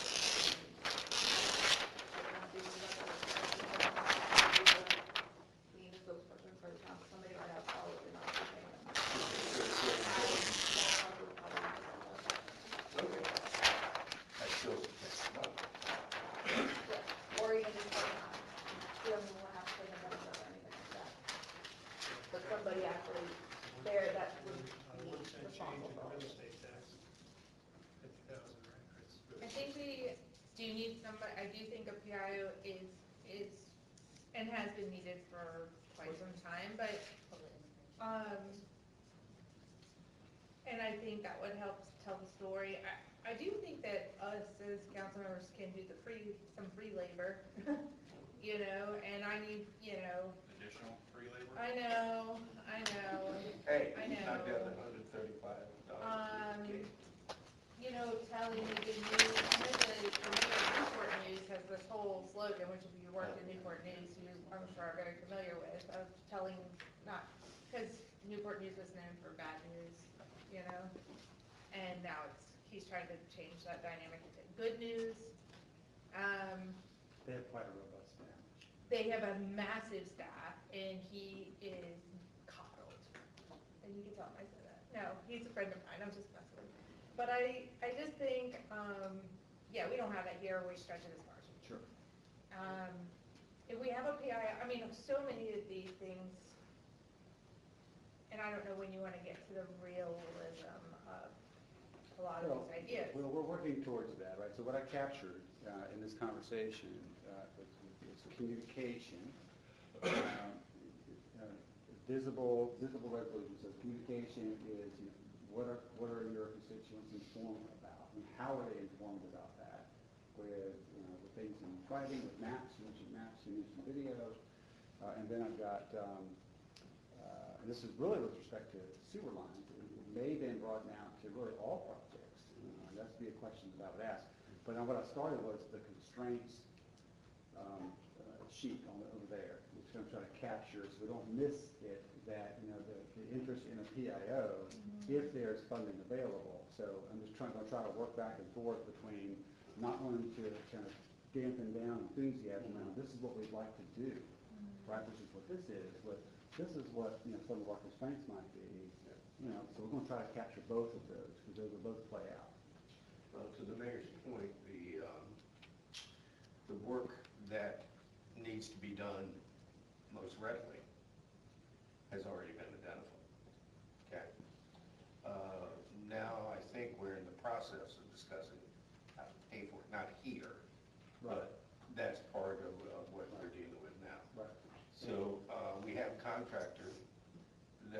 helps us with those things, and that contractor has identified those things. And now we have to pay for it. So yeah, there is a public information aspect of it.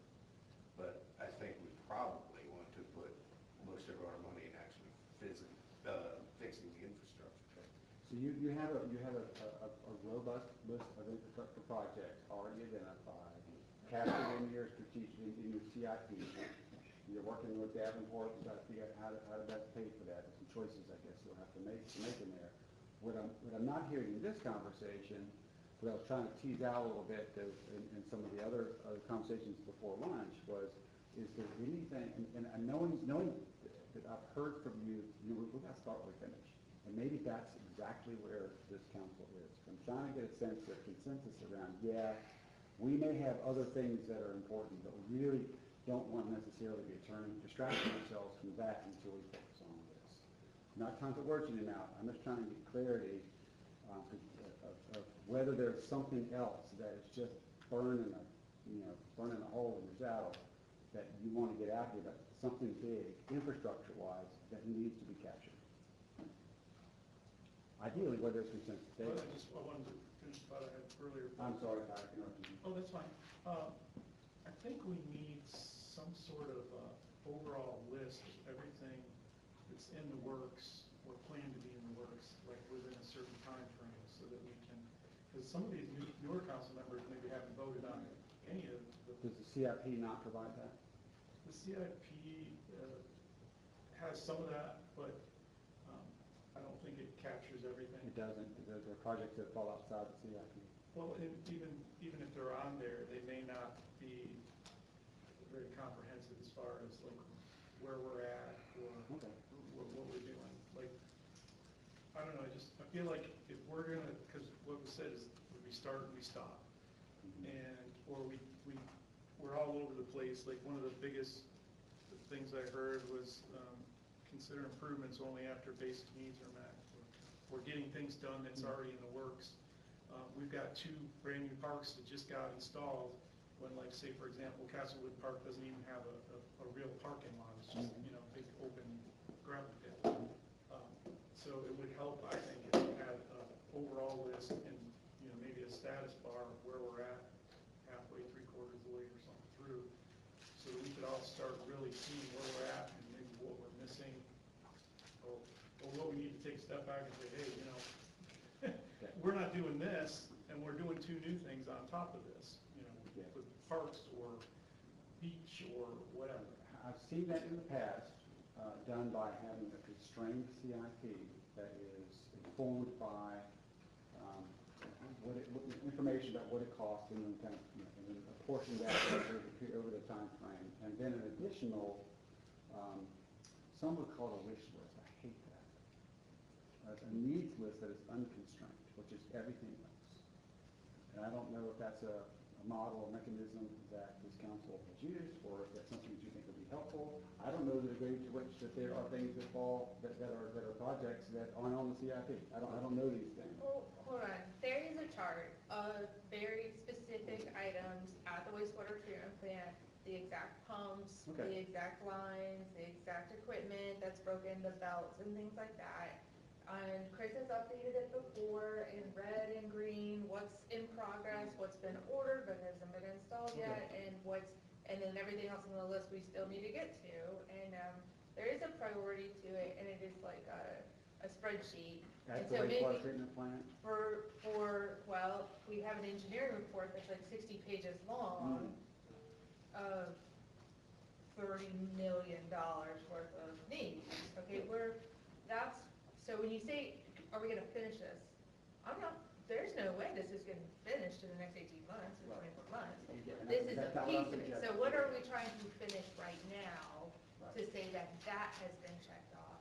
And I think getting an update of what's been replaced, what's been ordered, and what's being done right now. And we get a report pretty much monthly about what's being done, but it's not necessarily in that spreadsheet, and maybe just getting that updated spreadsheet would solve some of the information Just need that. some improved communication around what those those items are that are being, updating that spreadsheet every quarter or every month or something. When we get the Emboden report, which tells us how the plant is doing as a whole, which is a lot more information than we used to get. And they do talk about what they're working on fixing, the belt press and issues they had and stuff. but not necessarily all things that kind of show Not up all on the CIP. And so it could be helpful. Yeah, I'm not trying to tell you what to do, Yeah. but I'm just trying to kind of just, I also generate don't want to conversation. reinvent new processes That's right. and new planning. I want to try to use the things that are in place to capitalize on all the work that has been done, rather than create a whole nother. Is it reasonable to at least explore where there's an opportunity to enhance the tracking and communication of not just the CIP, but projects, the infrastructure projects, really? Yeah. I mean, is that reasonable? Is I'd that love already to being see done? that chart on the website and updated every so often, so people can go back and check it. Yeah, it's reasonable. It should. Yeah, not totally good solutions right now, but I'm just trying to carry this through, to see if there's consensus, frankly. We're showing it out there.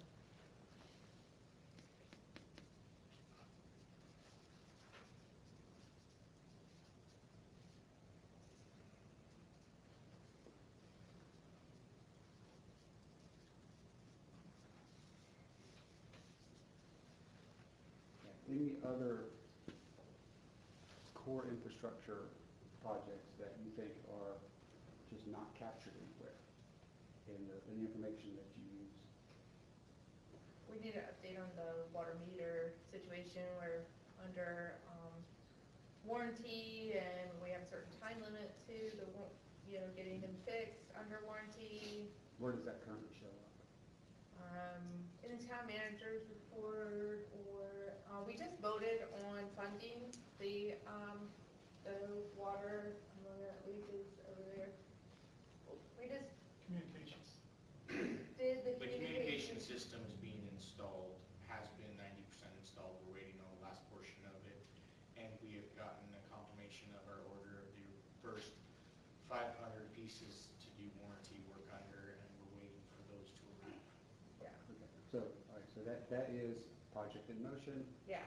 Funding- We need to be funding has communicating been- that, So it's a communication issue again? Yeah. Okay. Because that was one of the public comments came up last night, and like, we have no idea what we're doing with water meters, and we did fund it, and we are moving forward, and it is in motion, and It's fair to say, yes, I think that there's some emerging interest in trying to improve communication. That's always good, and you'll never communicate as much as some people want. You know that too. I'm not being flippant or whatever. I just know from my experience that, there's always something else that you can do. Which may then go back to the PIO conversation, but we've captured that on the wall. Yeah, we're not going for perfect communication. I think there's some room to do some, to attack some low-hanging fruit and do a lot better job of keeping the public informed. There'll always be a slice of the public who would rather complain than. Council seems find solid, stuff online. maybe not unanimous, right? The council seems solid on the infrastructure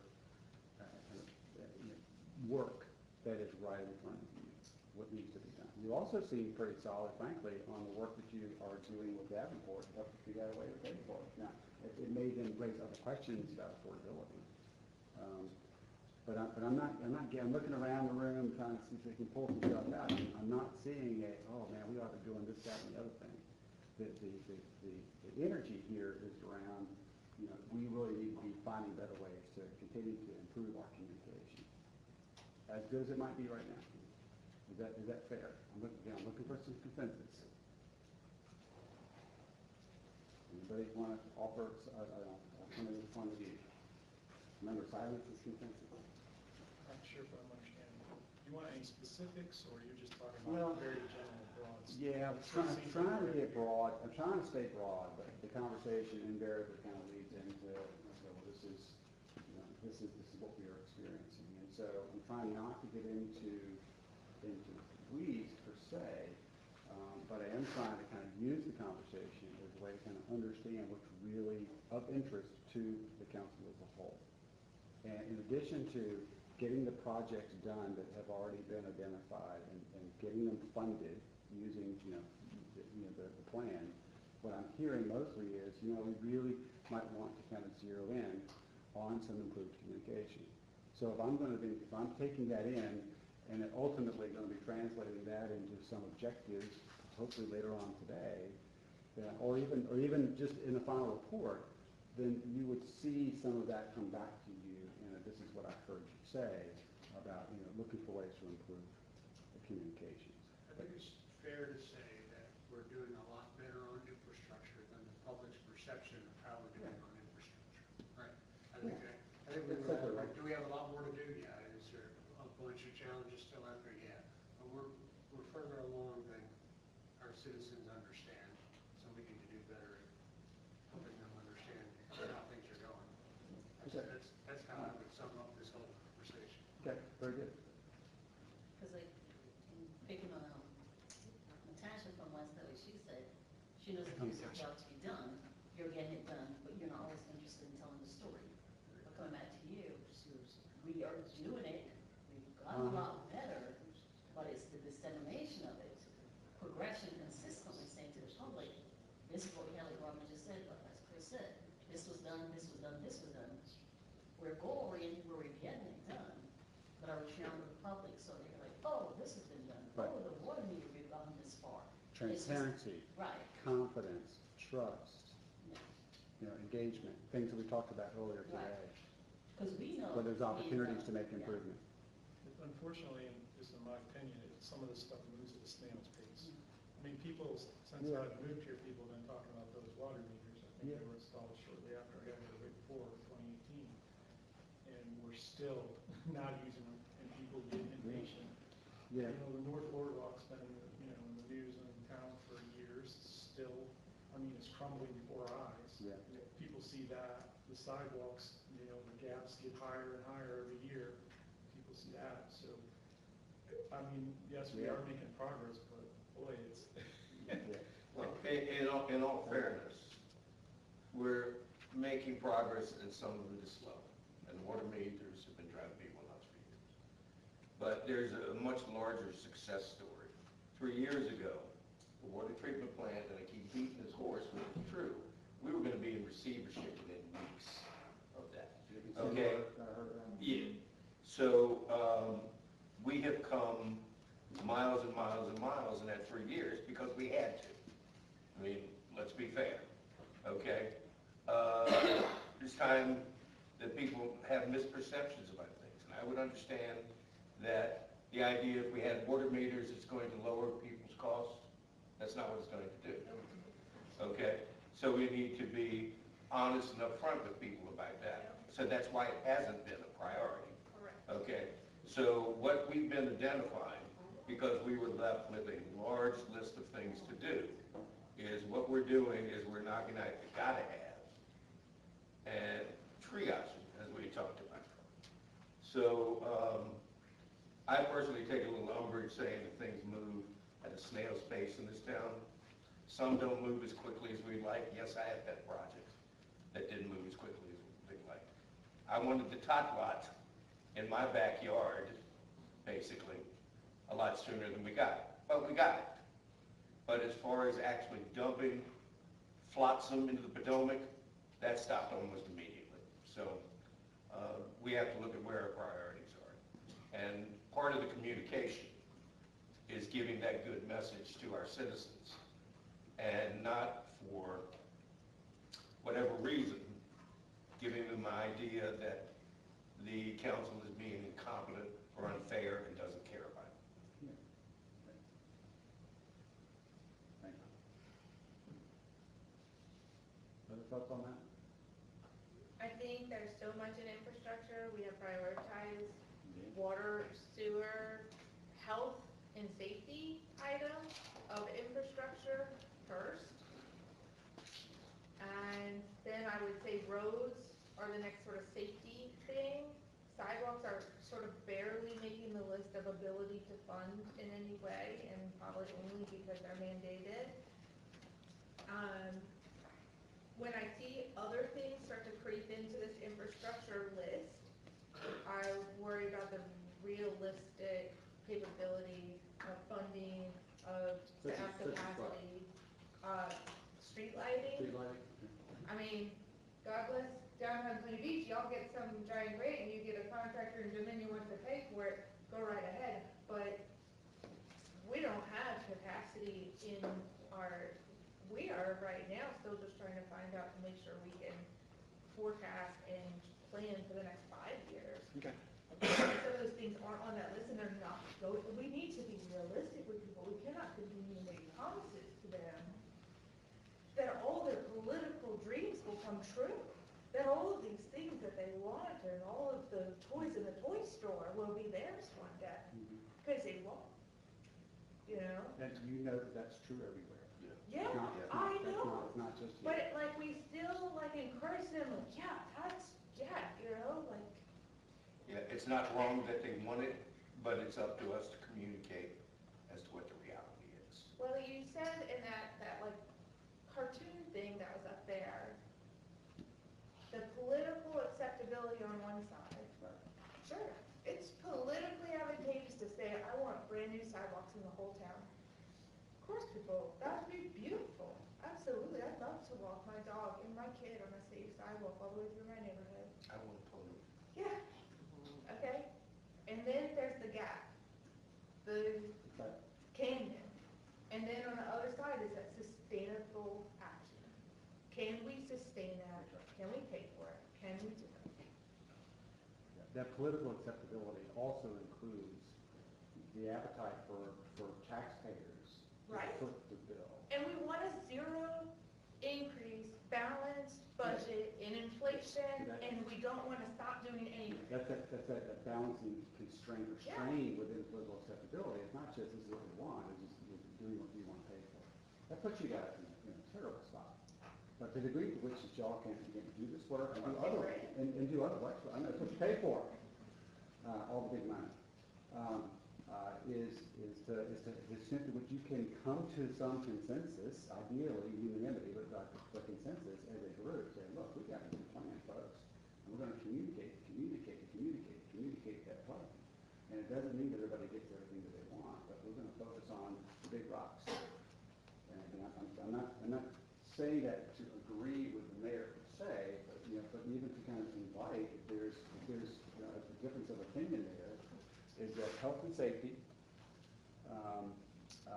roads and sidewalks, both of which are identified already in your CIP and are receiving significant funding and are identified for more significant funding, even though that, particularly for water and sewer, it's hard to show progress. It's hard to show your public that it's, so which leads into the communication thing. So I'm just trying to throw stuff back at you to kind of see what reaction that I can get. What's not on here is beach erosion. You're a beach community. Well, we are in the middle of the North Beach project, and there's a BIMS project for the Monroe Bay Avenue. I don't know if we've started to pursue that or not, but that's the next after Robin. Yeah, but is that something, because so much of your local economy is driven by tourist revenue, is having, a good beach a part of what that means? Yeah, I mean, we are working on that all the time, too. Yeah, that's why we were having a discussion about beach replacement last night. It's something that we've done. We're 3 miles long and a half mile wide, and we have 10 miles of shoreline. So beach is always gonna be, it's a peninsula. Second biggest beach in Virginia, buddy. Right there. Oh, public beach, okay. But the biggest of word sand. Come on. I'm sorry. Okay, so I Welcome to my buzz kids. I do want to move on past this and talk about then the next goal area. A management or a plan to the end of that beach? Shoreline management? It's up and down with my legs. I just identified shoreline management is what I put We on. don't really here. have a plan, we don't have any kind of engineering feedback or anything. That was one of the things I was mentioning last month, or last night, is that, you know, it's a nice goal to say we're gonna add $150,000 worth of sand and rock for a beach every year, but not to have a comprehensive plan when we're spending, you know, $400,000 in 3 years.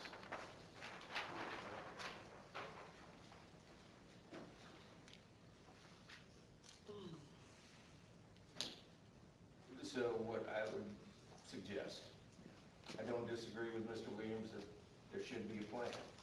There should be an appetite to pay for an engineer to do it. So if you will agree to help promote paying that fee, I'll support you, okay? But again, this is going back to our job is to tell a good story about the town and among ourselves, come up with ways to improve it. So if you're all for paying the engineer and we can find the money for it, I'll be right there with you. I have a question. For the North Beach project, do you remember how much was granted, how much money? 800,000? $800,000, that's only engineering and permitting. For how many blocks? 1.5 blocks. 1.5 blocks, $800,000. We could get a plan. Seems like we're getting ripped off.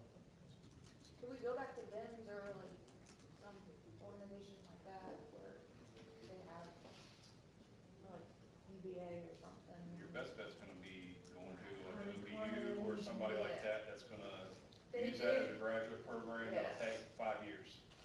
Yeah, it'll take 5 years. And going back to David's earlier point of how slow things move, we can spend $400,000 right now. They're spending $800,000 in engineering permitting on 1.5 blocks. We can spend $450,000 now and actually have a beach and rocks for the rest of the years. But in all fairness, people have this question. There's nothing wrong with asking the question, what would it cost to have an engineering study done? Okay?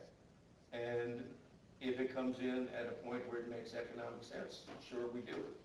What I suspect is going to happen, but that's just my supposition, because I'm not an expert on this, nor is anyone else in this room, with the exception of several people. I suspect it's going to be a heck of a lot more than $150,000 a year.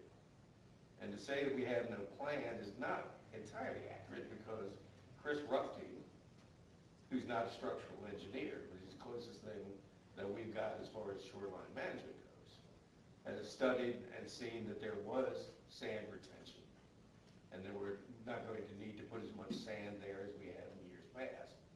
And he also increased the size of the riprap. So saying that we don't have a plan, it's a perfect plan, probably not, but there is a plan.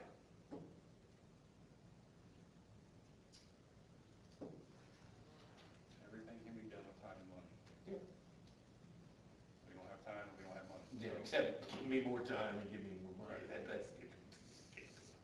What if we're talking about chasing grant money to do the beach erosion plan? I mean, the $800,000 you're talking about is not coming out of our budget. Right, thank God. We got granted for that, so Yeah. I would think the engineering for maybe a sort of adjustments to the shoreline management might not be that much. If Well, we if you want take a into new- account a block and a half compared to our beachfront, just in front of like the boardwalk and stuff like that, you're probably talking $5 million. Whatever the case, right? We, you know. So what I'm capturing over here. Right, but I'm not necessarily saying that I don't see us getting $5 million for them to grant, for a grant to make sure that our beaches are not going Well, without. I mean, if you don't research it and you don't ask, you're definitely not getting it. So, So Mayor, I'm trying to do both, identifying the goal, which you've done, and then also then capture what I'm hearing as objective associated with that goal, right? And so this question about the planning for and doing some investigation on costs associated with this, what I put down here is shoreline management, and they call it something else. The doing of a plan would be an objective, right? That would kind of show up as a possibility. Actually, even investigating the cost of doing a plan would be an objective as well, before doing the plan. So I'm just trying to kind of keep us moving, if that is something that is of interest to the council, so that I can kind of either leave it up here or not leave it up here. Some of that is low impact, investigating what it would cost, who would do it. We'll give you information that you may not now have to determine whether you want to do that additional work in developing a plan or not. But again, I'm not trying to solve this for you, I'm just trying to identify what an objective might look like. I think we have a lot of other infrastructure priorities, and we have a plan in place for doing that. And so just my opinion, I would rather spend our time on, we still have Yep. a lot of things on this list we have not moved forward to. Fair enough. That's just my opinion about it. I guess what's your kind of consensus on, we don't need one? Well, I don't have an opinion on whether you need a plan or don't need a plan. I'm trying to get a consensus on whether you think that you need a plan or not. Do we need a different plan than the plan we have now? Because we do Right. have a plan at Right. this point. And consensus from me, as I kind of read tea leaves, right, and I've got, the mayor has my opinion, and I believe you have another opinion, and then, 5 that are somewhere else. So, but it never hurts for someone who has an interest to find out, and if David's right, from the number that he pulled, from wherever he pulled, just like we do, okay? If it's closer to 100 grand, sure, we'll take a look at it, okay? My supposition is we're not gonna be able to do it, but if you're willing to take a look at that, then of course we'll. I mean, what we lose sight of is that principal people can have different opinions. And we all live here, we all pay taxes here, nobody wants to pay any more taxes than we want to. So if you come up with a better mousetrap, that's fine. But it's incumbent upon us to help find a solution to be recommended. Does that make sense? Okay. Okay. So what I'm interpreting, and I'm just hearing what you're saying, is that, if you'll do some due diligence and perhaps at some point bring back to council what you find. So I don't see it necessarily going on a work plan. It's just something that may be revisited later. Ain't nothing wrong with people trying to find out what they need to find out. I'm gonna put it on the parking lot.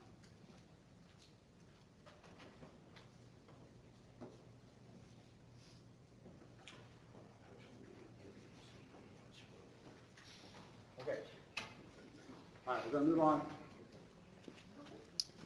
to economic development, long-term growth. Again, these are relatively in the order in which they got attention in the input that I received. Not totally, but you can see that there's a lot more sub-bullets in these top ones than there are really any in the bottom ones, just because there was more energy from you guys around that. The Virginia Main Street program was mentioned earlier in this conversation this morning. But also these are general comments around downtown revitalization, corridor revitalization, and attracting year-round businesses. And these are not necessarily your words, they're just themes that kind of emerge from more than one of you. So any thoughts about about a goal statement as relates to economic development and long-term growth? And these don't have to stay like this. This is just how I've kind of captured it. I'd like to know whether the council thinks, what people think success looks like in economic development for the town, because sometimes I feel confused about the feedback that I have in the community about what success looks like, and not to play the total from here, come here card, but there is definitely 2 sides of that face to, Only in Colonial Beach. Never happened anywhere. yeah,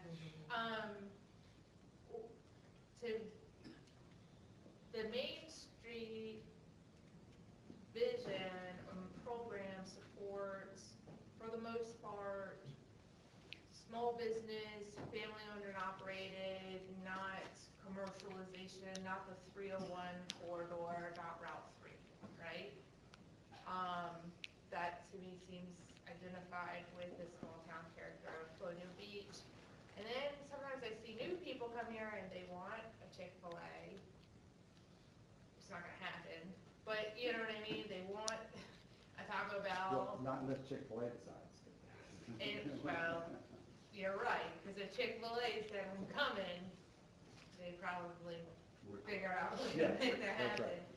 But, and I like Chick-fil-A, so that's not trying to pick on them, I'm just, Yeah, you know, okay. using that as a chain example, you know, like a Walmart would kill us, right? Yeah. We're glad to have it in Dahlgren, but if one came here, it'd kill any other retail we have immediately. Look at Dahlgren, I mean, Aside from that, we don't have the size capability for a Walmart. Other than yeah.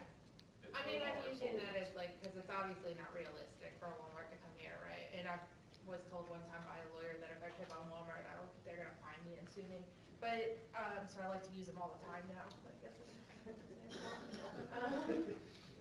They used to be public clients. Bring it, baby. But, I feel a push and pull in the community, of growth. In some ways, we know we have to grow our tax base in order to afford the things in our community and to make them better and to do all the things that people want us to get done, right? To fulfill those political aspirations that people expect of us, right? But at the same time, every time a new house gets built next to someone who had a vacant lot there for 50 years, they feel squeezed, they feel tight, they feel cramped, they feel busy. When they can't park directly in front of the door where they always used to park, and now they have to park 4 park spaces away from that same door. They're upset. Yep. This is outrageous, you know? And, so I feel torn in between these pieces of it. Personally, I feel torn. And I think I see a vision of a downtown corridor and downtown Columbia Beach succeeding in a way that is vibrant and has multifacets to it. I fear a loss, though, of my childhood. So. You know? Yeah, I do. It's very normal to kind of feel that. You know, government can only do so much, right? And- I know, and this is I know. It's such a private sector decision. Yeah. We all know that. But certainly, you know, having a vision, I'll start with vision, that then becomes a strategy on how you can kind of cultivate interest in private investment in Columbia Beach, you know, might be something that is worthy of your further consideration, so that you can then find ways to offset your residential tax base with your non-residential tax base. Yeah. It's just kind of, you know how that works, right? Yeah. And not for nothing, what's unique about a town is that anything that happens in the town, from a tax generation standpoint, relates to, you know, real estate in particular, also benefits the county. And so there's at least, you know, partnership opportunities that I've experienced on the county side, and actually working with towns in that regard. But none of that really is addressing your total point was, you know, what does it do to our identity? How do you then kind of balance an interest, if there is one, in trying to go more intentionally into developing an economic development strategy, or not? Or are you satisfied with, you know, with your tourism-based economy, and kind of really leaning into that? I just know that I heard from some of you about not being so reliant on a partial year kind of a business investment, having more of a full year investment. So Yeah. I'm just trying to tease that out a little bit, and I appreciate your thoughts. Are there other thoughts about whether this is an area, it got attention in your response to the prompt, so. David? I mean, I feel like I've heard a lot from constituents saying that they wanted a different tax base, so it's not all falling on the backs of the citizens, but the homeowners, businesses. I heard that too. Whenever we have 33 years. additional needs. Yeah. I think we're pretty limited here in our town. There's not a lot of space, and there's not, we're out off the beaten path, so people aren't gonna just drive through and stop at businesses, or we don't, it's not really a good trucking route, probably not even shipping, because the water's so shallow out there. So, I don't know what kind of industry, you know, if we could seek it out, what would even come here if it did. So I guess we need to, I don't know, I think probably our comprehensive plan has probably already addressed a lot of this with the citizens, but I don't feel like we really talk about it very much as a council, but I guess we need to figure out, like, right now, every lot is being built on, like the mayor just talked about, squeezing. I mean, if you look at every lot on the point, it's either got a house or a for sale buildable sign, and there's almost nothing left. And it's more and more strain on our infrastructure that's. Are many of these, I don't want to get too far off field myself, are many of these second home retirements, are these folks without school children you have to pay for? Yeah, I don't know what the percentage is, but a rough guess, maybe 50% part-time residents? Yeah, I'm just asking, the school kids are making that loss for residential, but not school kids don't, generally. Yeah, so actually, I think it's like about 50, it's about 45% are full-time. But the comp plan, this is addressing something, and that may be the place to kind of flush it out. The comp plan has a lot of information about it, and we'll get updated. And that's obviously, it's in progress now. I mean, we have a strategy, and downtown Clinton Beach has a strategy, and there's a connectivity plan. I'm not trying to veer off of all those strategies, I just was kind of venting about I'll try to keep it. some of the things that I think are gonna make economic development sometimes controversial and sometimes difficult to, you know, and what does success look like? I think as we plan for the next 18 to 24 months and how that looks, I think one of the things that I see consensus in is beautification efforts. That was mentioned earlier. I think the town setting an example in that was a good comment. Yeah, that comes up next in our conversation, Okay. but the But that's answer economic may be no. But is there a compelling goal for the council to pursue as part of this planning effort around economic development? And the answer may be no. Oh, no, I think we have to, or it's gonna run us over. Okay, so what then is that goal, what might that goal look like? Well, that's where we were, you know, which way we want to do it, or it's some combination of both, like, drive more residents, you know, more houses, more, you know, full-time families, or jack up the downtown beautification to the point that the tourism comes up and more local businesses. So it's creating a philosophy, creating an economic development philosophy. I'm just throwing out, I'm trying to get to. I don't know what that means. Well, I mean, I'm just trying to kind of play off of, we don't know necessarily what we want to be when we grow up. Because there's a lot of push and pull and balance. And so I'm trying to kind of pull that, what happens, if there's a goal about what to do in this, in here, I could go listen to this little plan, or, I'm not sure that's where you are. I think the short-term goal would be take the existing commercial properties that are completely empty and finding something to put in them, or figuring out a way to incentivize businesses to open businesses in those vacant properties. I think priority on commercial property is really key. It's the residential part that people are feeling so tight about. I do think there is a lot more opportunity in C1, in RC, and CR. But that's where your economic development piece is going to, your tax base of economic development is going to be in the commercial piece of this. Right. So getting some business in there, and most of the time, the only thing that we can do is a tax incentive program to say. I'm gonna throw something out there. Weed's gonna get legalized. Do we want a weed shop in town? If we do, are we gonna zone for it?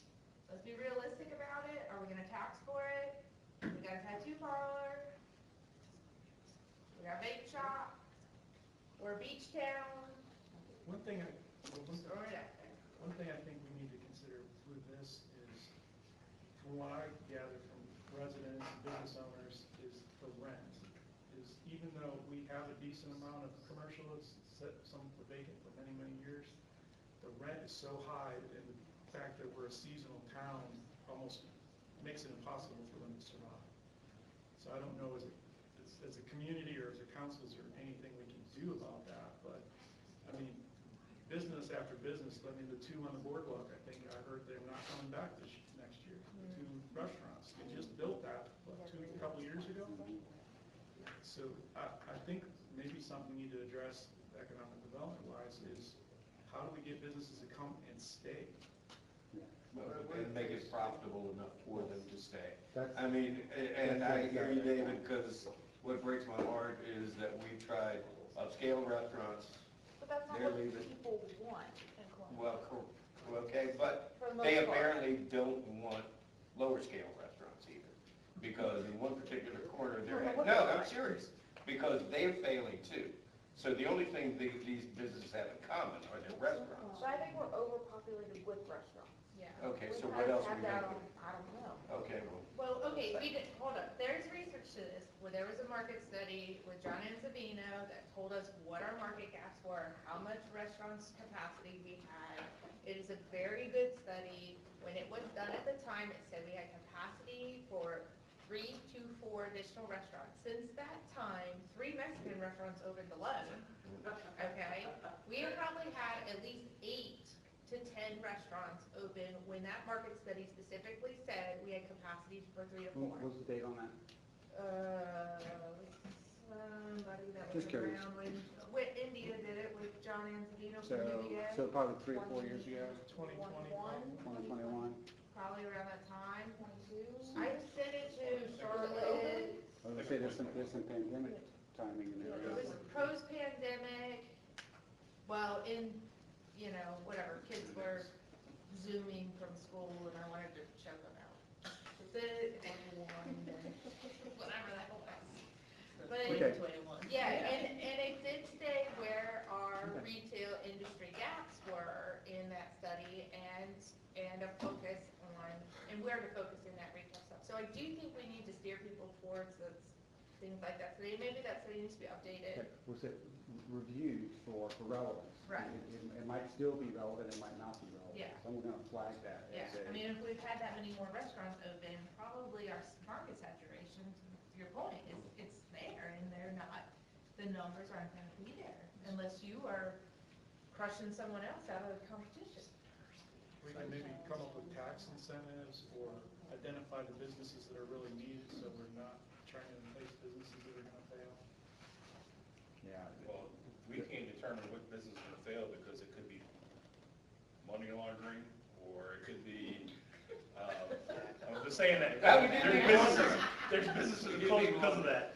I will tell you, none of those restaurants use the tax incentive program that we have, none of them, okay? And so we do have a tax incentive program, we tried to make it as accessible as possible, still nobody uses it. So, it's not because whether or not we have tax incentives, we have opportunities for tax incentive programs. But people don't know we have it. Part of it might be that we've had turnover in the department and, the form for filling that out and things like that. I don't know if they just don't want to go through the paperwork. I don't know if it needs to be rewritten even more simply, because it does have some rules to it as to how many jobs you create or things like that. so, just as a thought, since we have an economic development director, perhaps we should be relying on some expertise as far as their thoughts go. Because we're all kind of guessing too. I mean, I see restaurants going broke, but I don't know why. Okay, I see that none of those businesses next to the Dollar General and the hardware store have been empty since I've been here, but I don't know why. Perhaps we need to rely on a little more expertise than us going, well, we need crab ice, kind of thing. So, Oh, no. Ferris wheel. I always, Convenience store. Yeah, I thought she was on the Ferris wheel there for a second. I would eat for and the weed. Marijuana. CBD pot. Cannabis. Annotated They marijuana generate deals. revenue. Come on, Doug, stick with us. Sorry, I'm trying, I'm old. But he's hot. He's retired. I'm not even touching that one. Okay. Yep, I'm just going to, so, can I mention Main Street program? Because it's, I mean, it came up, there was acknowledgement today, there was nice, applause about getting final designation. What does that mean to the town? In the context of, is there a goal around that?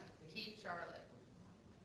Keep Shaw, that would be the amazing staff person who's Charlotte. making it all work? Can we get some feedback from her? Is that Charlotte? Right here. Could we get some feedback from you? Right there. So, just, keep it, because I gotta keep these moving. But it is, what is it the town can do to try to then take advantage of this designation, or should do, in order to make sure that the program is successful? To make sure the Main Street program is successful? Correct. So I think at this stage of the game, we just, as everyone pointed out, achieved the advancing Main Street status. That's the top of the tier.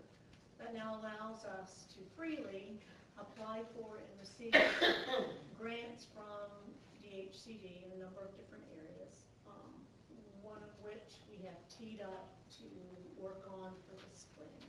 That would address a lot of the streetscape that everyone's taught. That's our language and Main Street language for beautification. So there's that. As far as the town right now, I think you're in a holding pattern for us to catch up, because the organization has been a lot of volunteers that had no real direction. So give us a year to get solidified. It's one of the reasons why I was hoping that we could maintain some continuity with our liaison, and especially since with the Economic Development Committee that we kind of bifurcated. There were a lot of people that were interested in tourism, aka visitor economy. Sure. There were a lot of people that were interested in just economy in general for the downtown. So those folks self-selected. And we now have a tourism committee under the town with those resources available, because the town itself is a destination marketing organization. Okay. And with that is a conduit directly to VTC resources and programs.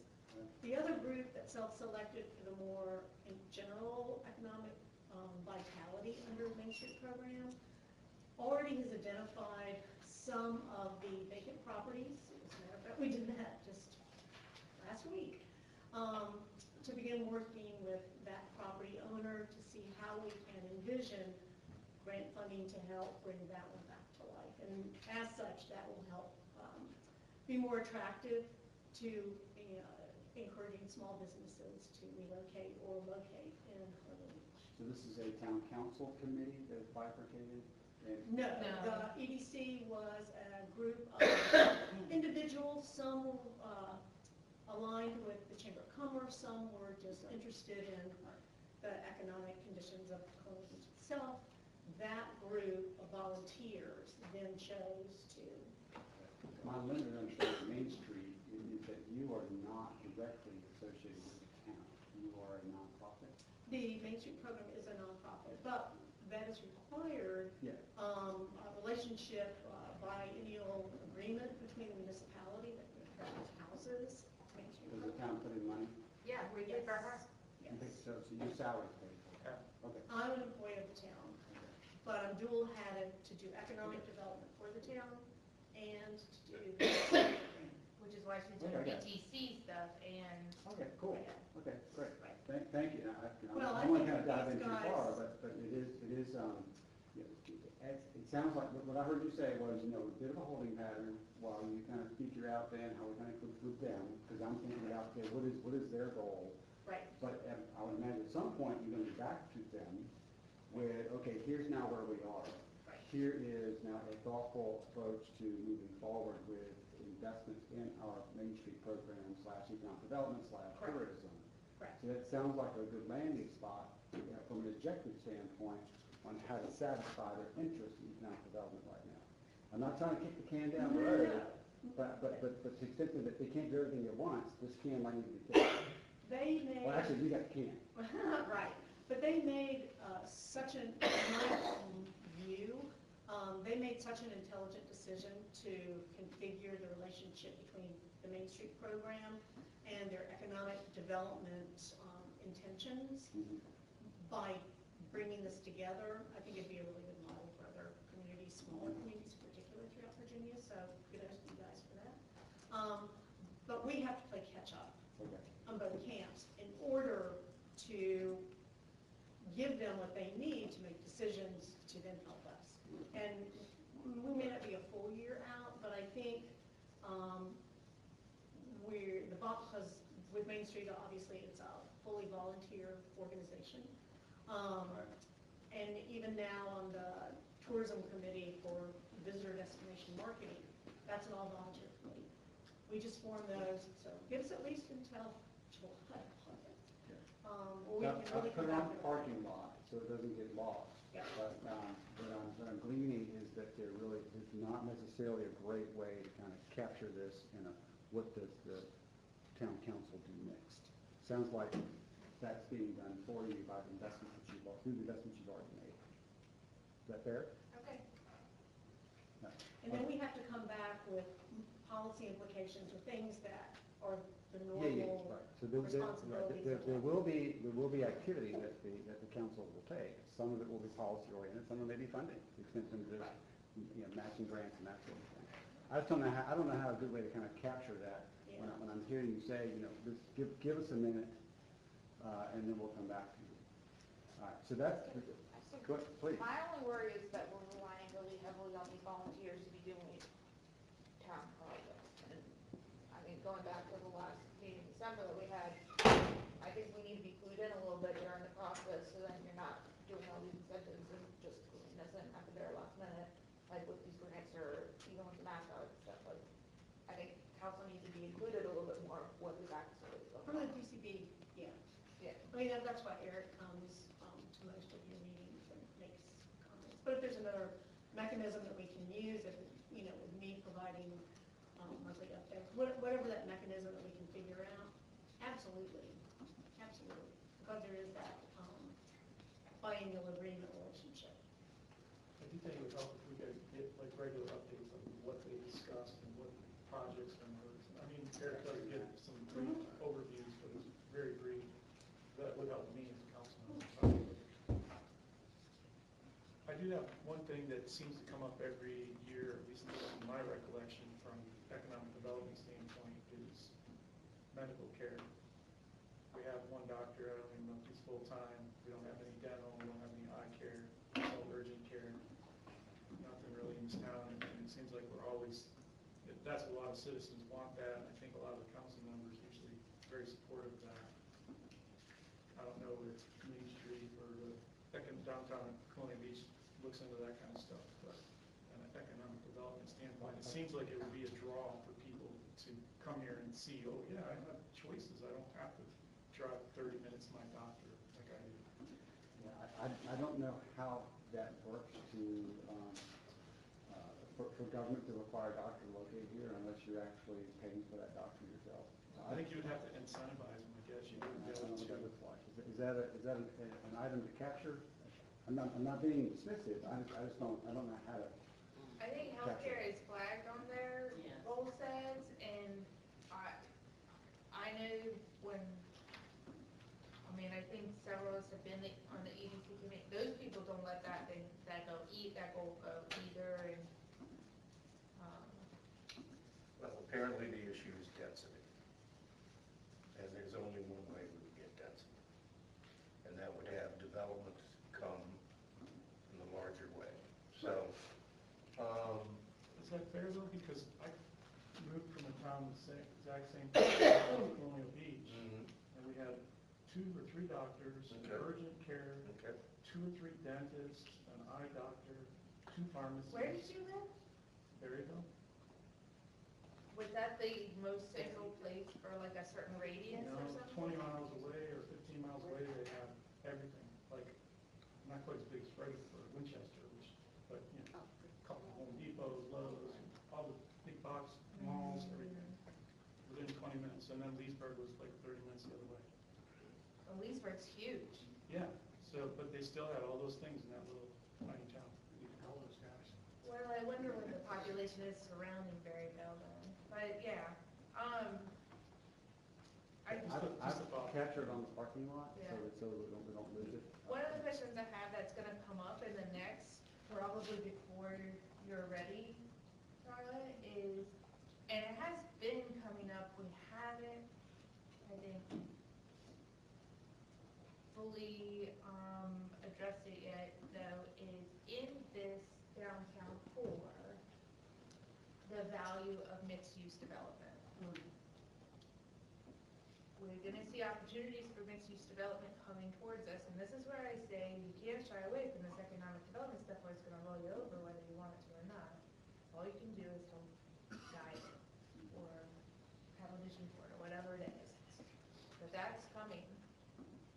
Whether we want, and part of it is, you know, we have town property, which we will have more control over, yay, nay, or not doing, or whatever. But there are other private investments too that are interested in that and the buildup of that, and I just think we need to be eyes wide open. We don't What are you referring to? pretend like it's not gonna happen. Mixed use. Mixed-use development, housing and commercial combined. Talking about Lennar? No, although that's another one that will be mixed-use also.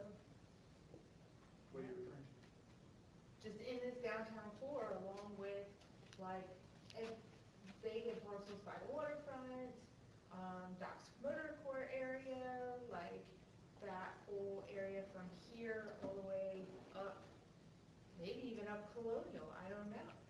You know, what's that little thing doing that's down there next to Bob Swink's place, the one that's the Redmond zone, that's vacant doing Would nothing? would that be addressed within the comp plan work? No, And I think is the there one zoning? on the opposite side, closer to water, it was like a hotel and then Yeah, like an art and I don't know what your zoning allows or doesn't allow, with or without a special use permit, but I imagine your comp plan is going to identify whatever opportunities there are and where it makes sense Right. to kind of do that, Yep. which is in progress now, I believe. We don't have to do anything for it, I just want us to be eyes wide open. That's- Are you okay if I, give them Yeah. that?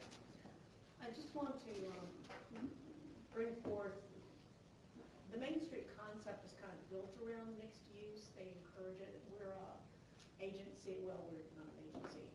Virginia Main Street is an agency of Department of Housing and Community Development. So the whole premise of Main Street was built on mixed use, of having people living in a downtown commercial area and being able to support the commercial aspect of that commercial area. So that's, I mean, for us, it's like the golden goose. It's the perfect situation, is having people living and thriving and placemaking and all of those social impacts of what makes a town vibrant, along with that, strengthening the commercial or encouraging the commercial and supporting the commercial. So, it's not a bad thing, it's a good thing. And a great comp plan conversation, where it can be kind of fleshed out, so the community has a chance to kind of weigh in on what might that look like? Right. And is that what you want? I can't just, from a plan, if you're planning, theory standpoint, I mean, you're on target, Angela's going to agree with you. But the community has to figure that out. So, something Mayor referred to, sort of being uncomfortable with infill, you know, building on the vacant lots, replacing dilapidated houses and things like that. I'm sure you'd love to see that. I would like that one.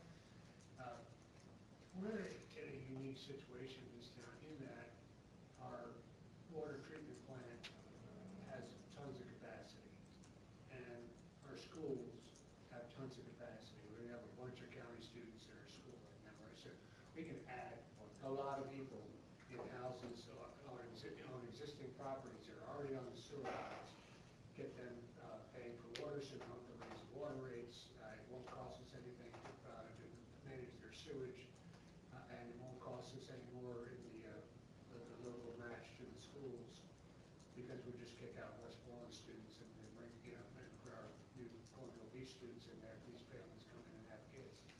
I just think we need to think about that. I think there's more room to put more houses in the existing footprint than we realize. We need to probably do a survey to figure out what the actual number is. Well, I think it's a lot more than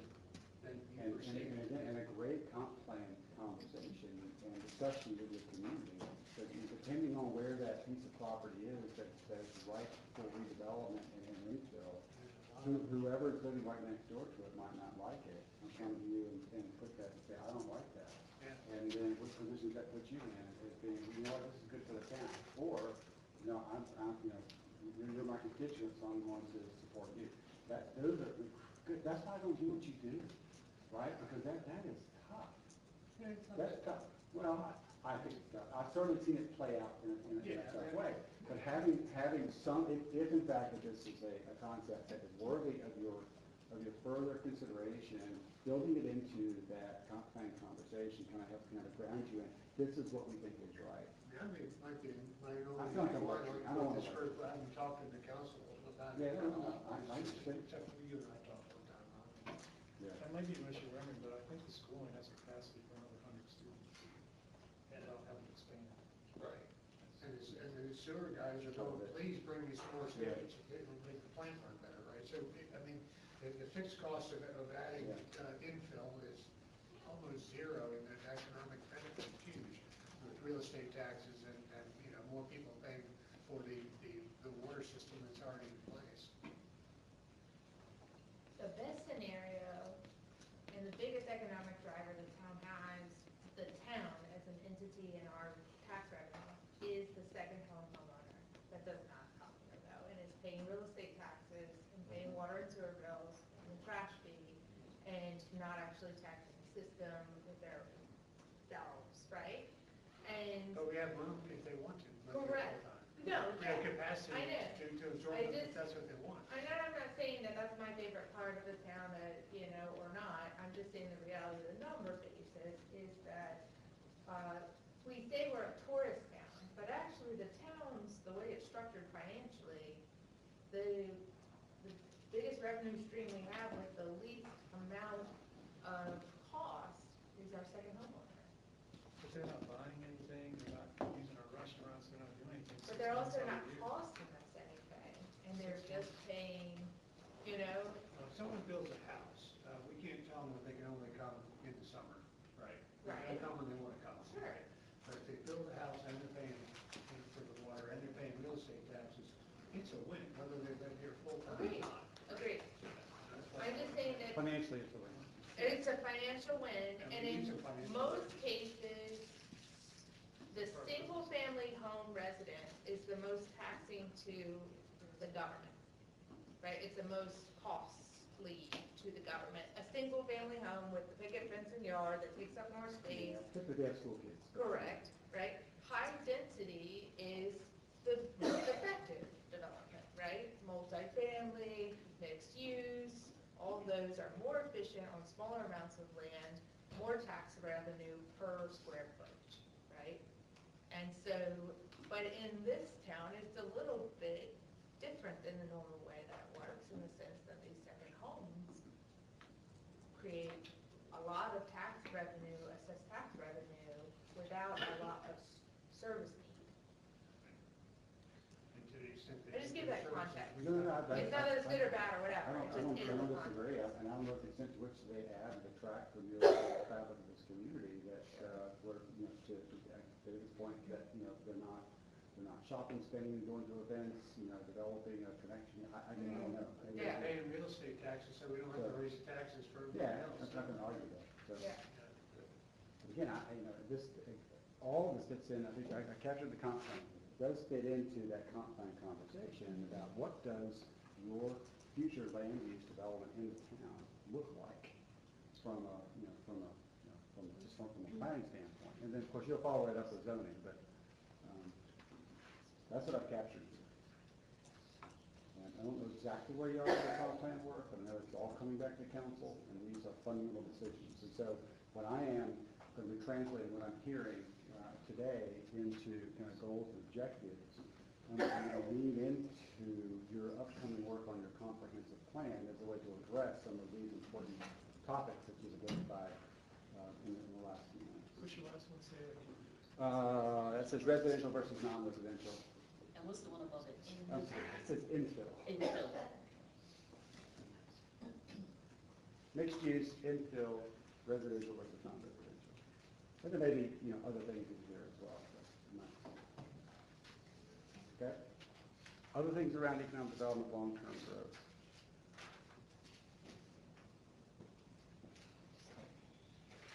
We talked a little bit, but not a whole lot, about this, not teaching, I guess orientation around economic development from a business growth standpoint versus tourism.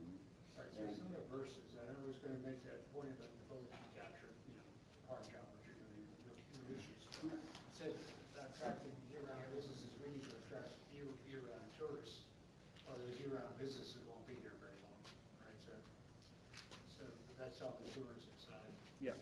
And beautifying the downtown and making it sort of quaint and. Yeah, I think we're moving into that here just now. I think that's next. On the community identifier. I'm gonna capture tourism. That's the next one. This is beautification. Right, but it has, okay, anyway. Do we want to take a 5-minute break? Or Sure, 10-minute take a 5-minute break. before we- Darby's trying. Well, we are. You're exactly right. Hard stop. Okay. It is your meeting. Miller High Life. Yes, it is. It's always your meeting. Okay, so, this is the last of the largest areas of interest and energy that I'm gleaning the input from the board. It shows up in a lot of different ways, as you would probably expect. You live here, you love this place. We've already had a lot of conversations from you today around some enthusiasm around what this place means to you and your constituents, and also maybe some frustrations around how it might kind of show better or be better, whether it's property maintenance issues, beautification, whatever it looks like. And so I'm just trying to then say this so that we can then do what we've done for the last two items, is to have you then kind of brainstorm, some large rock goals about what it is that you think that would fit nicely in this area of community identity, livability, and quality of life. And again, these are my words, not necessarily your words, of what I kind of captured in some of what was provided to me. The beautification, town appearance, we've heard some of that already from some of you. Balancing growth and small town identity. We actually had a bit of that conversation just now in the context of the economic development issue that might be worth kind of tossing to the comp plan conversation. Enhancing year-round livability. You may know what that means better than I do. I think we'll let that be what it is. And then parks and recreation and events, and what you do currently and or would want to do more of or not more of in that regard. So I think I've said enough. I'm going to kind of let you then kind of tell me what it is that you'd like to identify as goals in this area.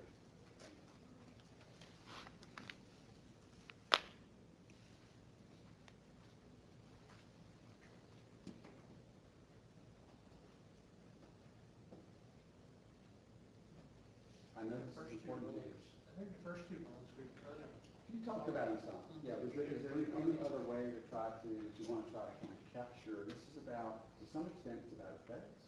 To some extent, this is about quality of life. This is what your constituents experience as a consequence of living in the town under your leadership. Go ahead, Dave. I was just gonna say, like, some of the comments that I had made earlier, the town can only do so much with private businesses as far as making them look better, but we could, like I said earlier, lead by example and address some of the low-hanging fruit that we have in town, like 700 Colonial Avenue, like Castlewood parking lot, just a couple examples. I'm sure there's others, maybe making sure that the mulch is in the parks every year. I know at one point we prioritized that, but I'm not sure. I was told it wasn't done last year, and I don't know if it was. Just little things like that. Okay.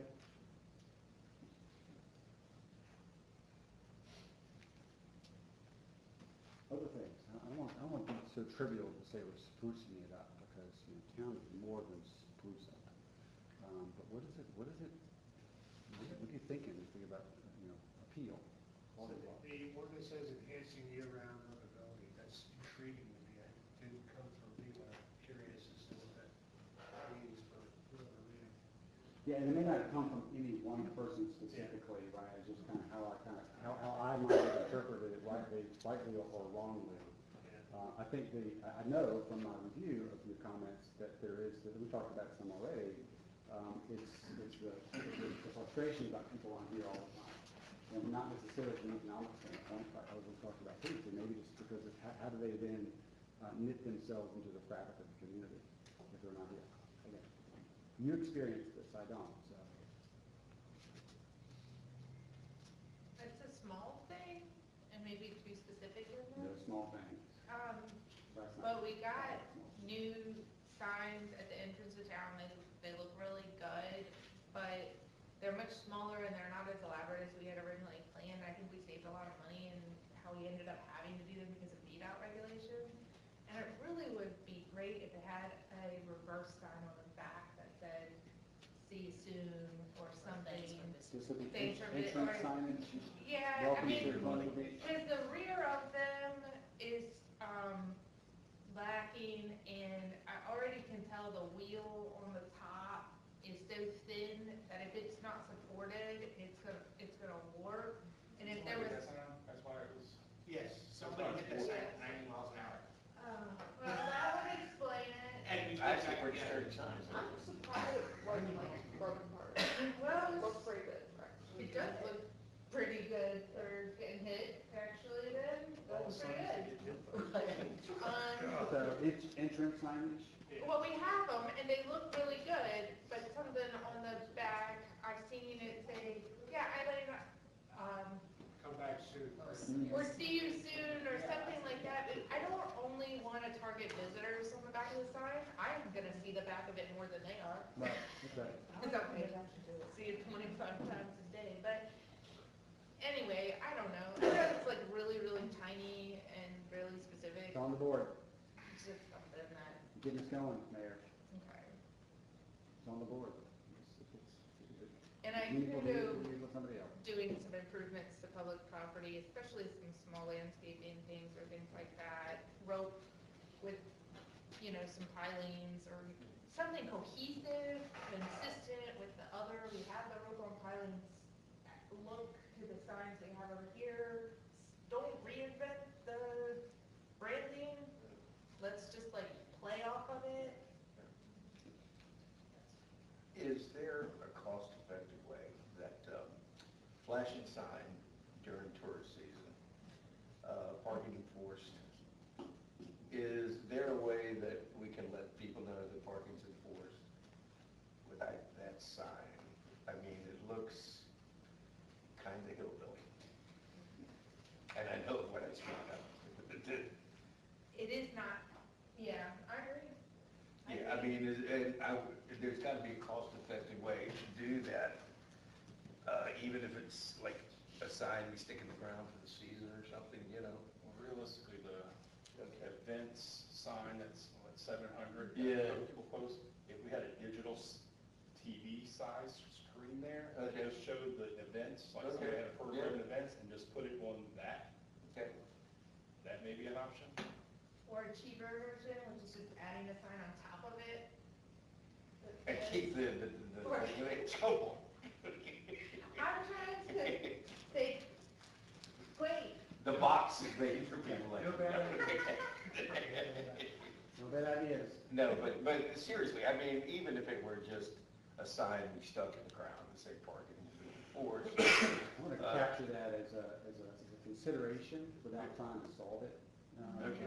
What it might look like, Yeah. just an acknowledgement, as in silence is consent, that there is some dissatisfaction with the quality, the visual aspect of that sign, people coming in.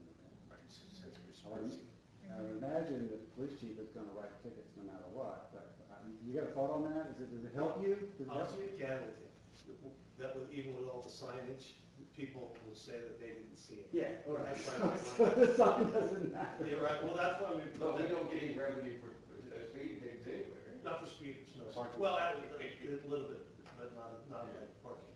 You don't get much on parking? No, we do, You get parking. parking revenue, yeah. So, okay, what I heard is that the sign doesn't matter anyway. Well, the smaller sign, the ones that talk about the park, pay parking and this and that. That's why we put something a little bit bigger. because we're trying to be fair to the people coming in to let them know that that's. Not for nothing, I think I'm coming into your town, and I want to find a place to park, I think it's part of my responsibility to figure out where I can do it. I even asked this morning, parking lot next year, is this okay? You're good. Okay. Anyway, this is I guess part of what comes with managing, working in a resort town. Right, where Well, you've I got think these by things. now there should be an expectation that downtown Colonial Beach has paid parking in the season, because it's Yeah. been paid parking for 20 years, guys. Yeah. It's not like all of a sudden we have paid parking. Yeah. When I drive to Williamsburg, I don't see a big flashy sign that says pay to park. I know I'm in Williamsburg, I know I'm Yeah. gonna pay to park. Right. When I drive through Wakefield, I slow down. I Just go down saying. in Clear Beach. I feel like we don't really do a great job sometimes of identifying paid parking. Like I've been in other communities that had the parking kiosks, and each space had a number on it. There was a way to identify that it was a paid space. Sometimes in our town, we've gotten better with signage, but it's still a stretch sometimes to figure out that this part of the street's free parking, this part of the street's paid parking. Yeah, okay. So always room for improvement there. What else besides parking?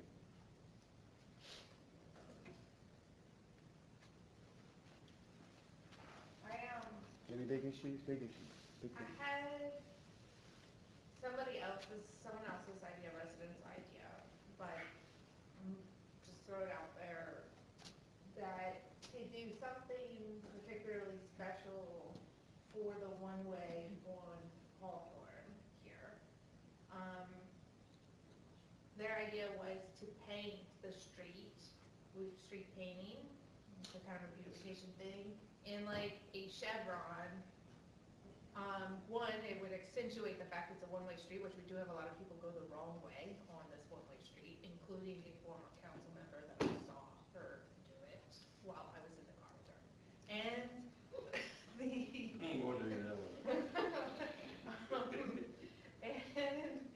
but like two, because then it just makes this special place that is, marketable with a color scheme. I don't want to reinvent the color scheme. We have a good color scheme. Let's just stick with that. But what do they call that when you do enhancements on the road? Traffic calming. It is traffic calming, which does help people slow down. But there's one of those really planning words for it. Following risk. Something.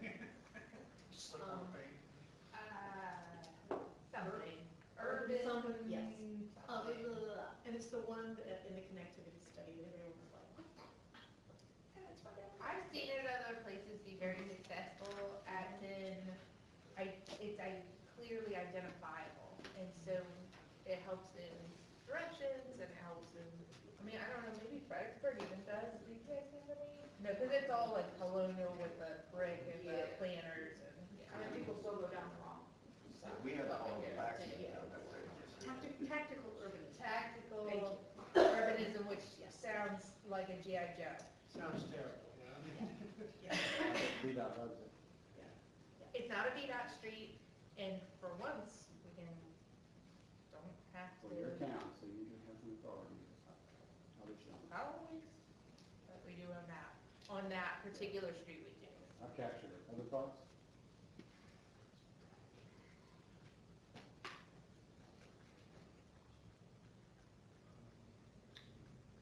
One thing that comes to mind is we're a golf cart community, Yeah.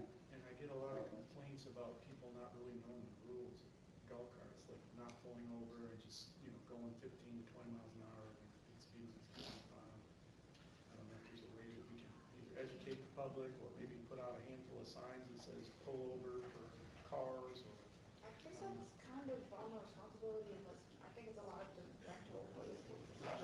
Put back on them to educate the people that are renting the golf carts, like, these are the rules, follow them, and that's how the police actually enforce it. That's part of it, but I think a lot of it's not rentals, it's just regular people's golf carts. I just stuck behind on a regular basis. So we talked earlier about opportunities for improved communications with, residents and whatnot. This may be one that kind of fits into that general category, right? We're going to be kind of taking a look at how can we give information out, again, notwithstanding whether it's, town's responsibility or not. If there's an interest there, that seems to be a good place to try to capture that. I like that idea. Maybe the town could create a small pamphlet that we give to the handful of places that actually inspect golf carts, and then just have them hand that pamphlet out to each inspection. Kind of to your point, I mean, on the website, there is a like new, Is it on there? there's a, new resident, like FAQ sheet that has not been updated since I worked there. So- Yeah, so that maybe- really needs to go on there. That really needs to be updated, you're right. Okay. So how about including something like that? Mhm. I don't even think it has our correct tax rates on it or anything. Really updated. Yeah. I might keep forgetting to bring it up. To David's idea, we could post a printable PDF, and the golf cart companies could just print them off of that. Yep. Okay. Yeah, having a one sheet on it's a good idea. I would like to see some, I think we do a lot of recreation and events now. I think we're really almost at capacity, if not beyond capacity for that. Yeah, but one of the things that I see a need for, and I don't know that and I'm not trying to just add more to that because there's so much that's done, but youth camps during the summer, basketball, soccer, and we did a couple soccer, that one little soccer one with Philip and stuff, and that was, but like a consistent, I mean, we do football now has started, flag football has started back since COVID, but I think there's a gap there in the kids and youth camps that's resident youth sometimes, and especially since we have Troy Smith Park, we have a basketball court, kids tennis maybe even, I don't know how kids tennis, but whatever, or pickleball. Highly reliable on volunteerism. I know, I'm just throwing it out there.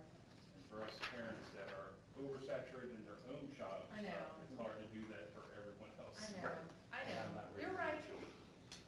I just think it's just, just to highlight the kids a little bit in this.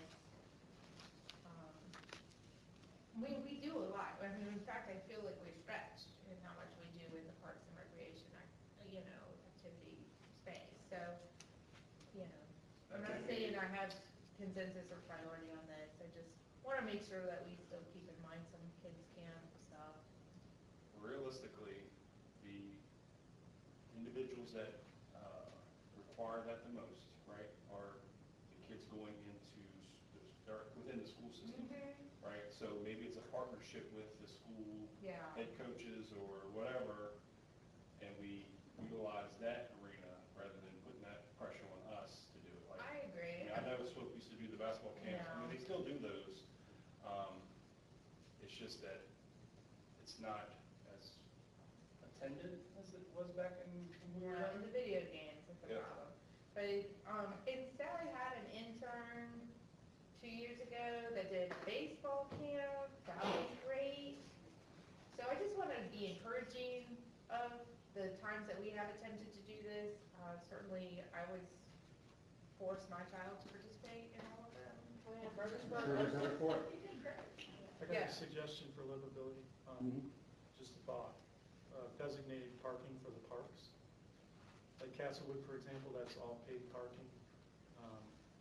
Over in Torrey Smith, that parking usually gets a lot of its residential people overflow parking in that park. Is there not enough parking at those places for people to park? Well, people use this convenience parking. Yeah. Is it a problem? Yeah. Well, it's still public parking. Right. So, But can we designate it for park, some of the spots for Park Street? Probably a police issue. I would say you could, since you own it. But, Just a thought. Just set the hours straight. yeah. park here till 8 o'clock at night or 10 o'clock at night. This solves it. It doesn't solve it. I'm gonna tell you, there's these people that have been living across the street from these places that have been parking there are residents, and they pay a 5-pound sticker and they pay town taxes on their vehicles and all of that, and they get to park there for free, and they have a custom, and they don't have parking on their lots, which is why they park in this Okay. public Okay, spaces. so they don't have an alternative. At least not a good one. They can park on the Can street, see- man. It's just that, and I think you're talking about, Yep, but they've done it for 50 years. 50 years. And the park wasn't a park when they were parking there. It was Correct. part of the school system, which was still public parking. Yeah.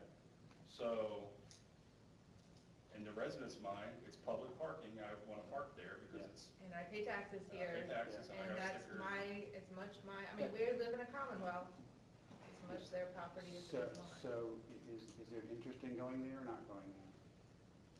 I'm acknowledging the idea, and I'm hearing, that's a third rail. Are we talking about the Toy Smith where sometimes 10 or 15 cars have been there all night? Mhm. yeah. Yep.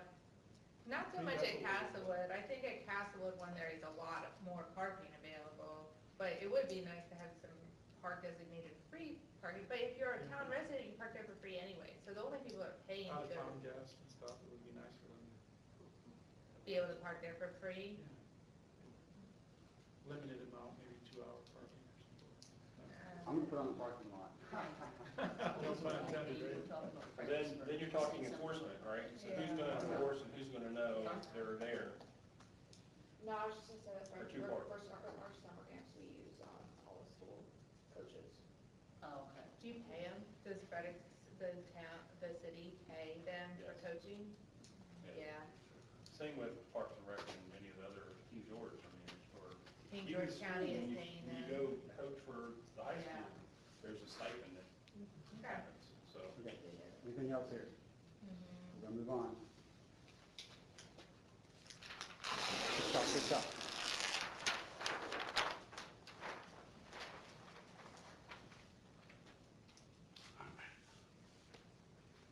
Okay.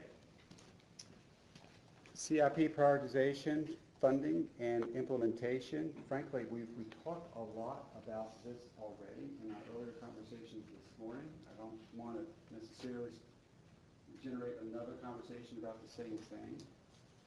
Is there anything else from a goal standpoint that we want to try to capture in here? One of the things that's been brought up by some constituents of mine is making it a little bit closer to part of the overall budget process.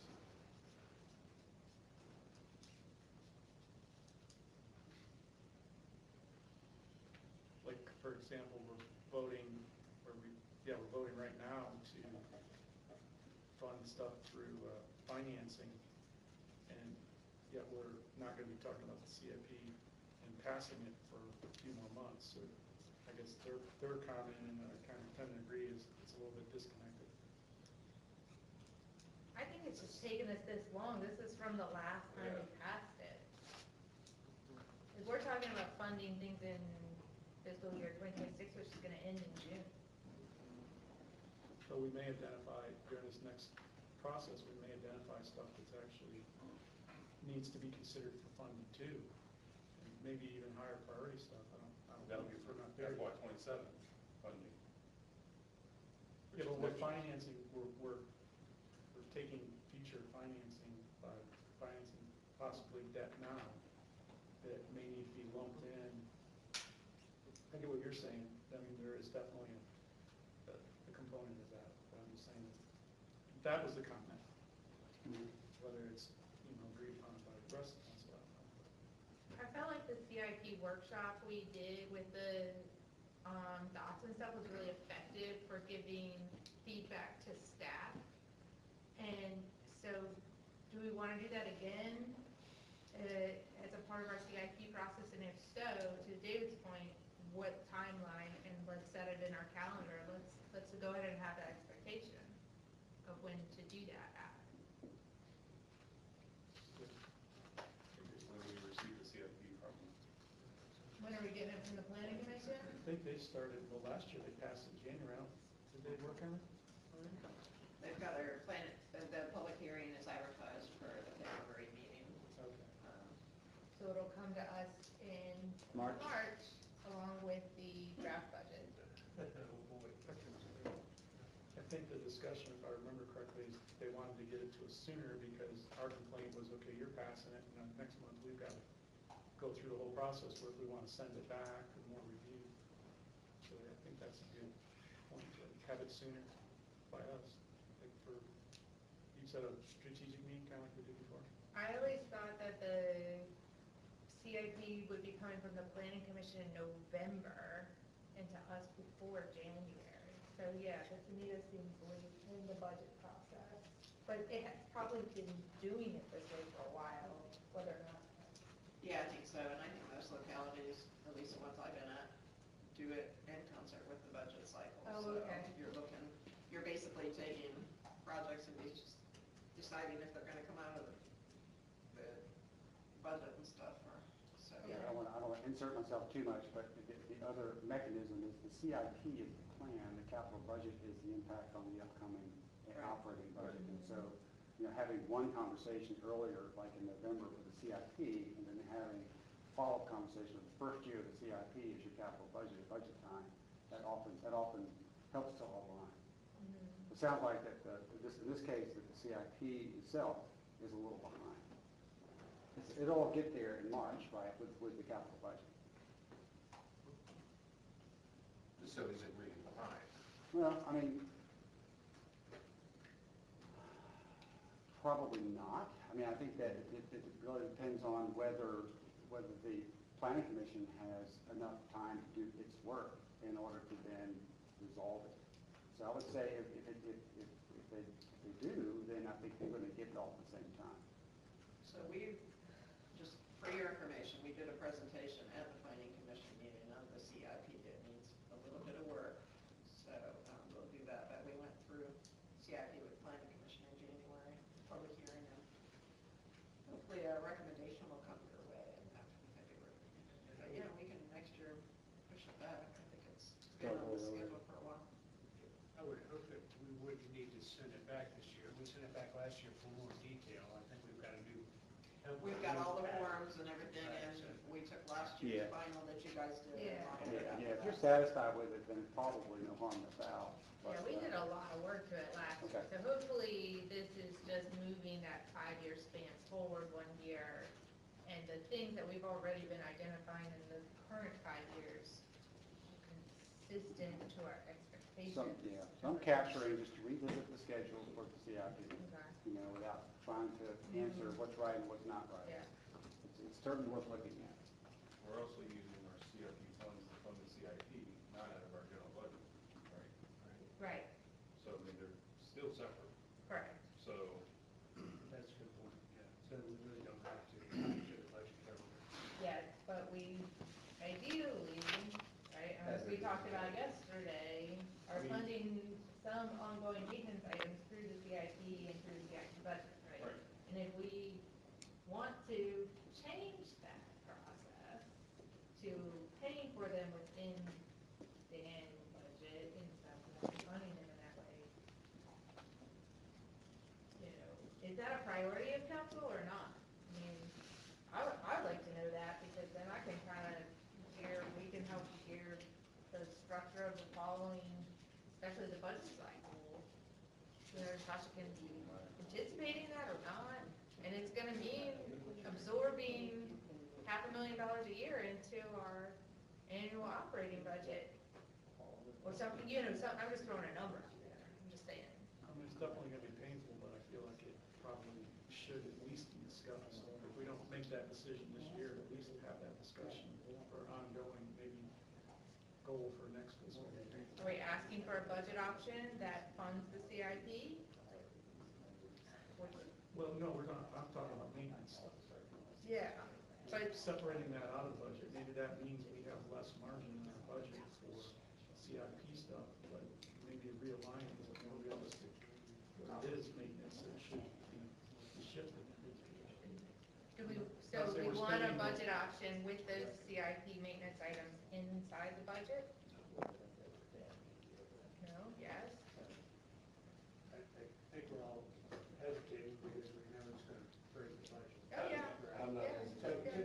If you transfer too much money into the CIP fund, then is there a way we can backtrack on that? Well, yeah, we can do a fund transfer back to the general fund if that's necessary.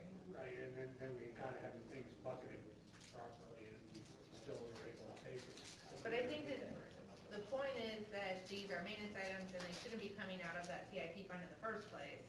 But there are things that we're gonna do, or at least the need for punishment, we haven't said no to that once, and I don't get through the list of. And so that would be perfect for next year. Next year. That would be perfect. I'm Right, not I'm hearing not seeing usually a consensus. right, I'm not, Okay, thank you. all right, I just wanted to Yep, gotcha. understand the Anything dynamic else? of it. I'm gonna push you a bit because we're running out of time if I don't. That's important, but thank you. Okay. Yes. Move along. Okay? Yeah.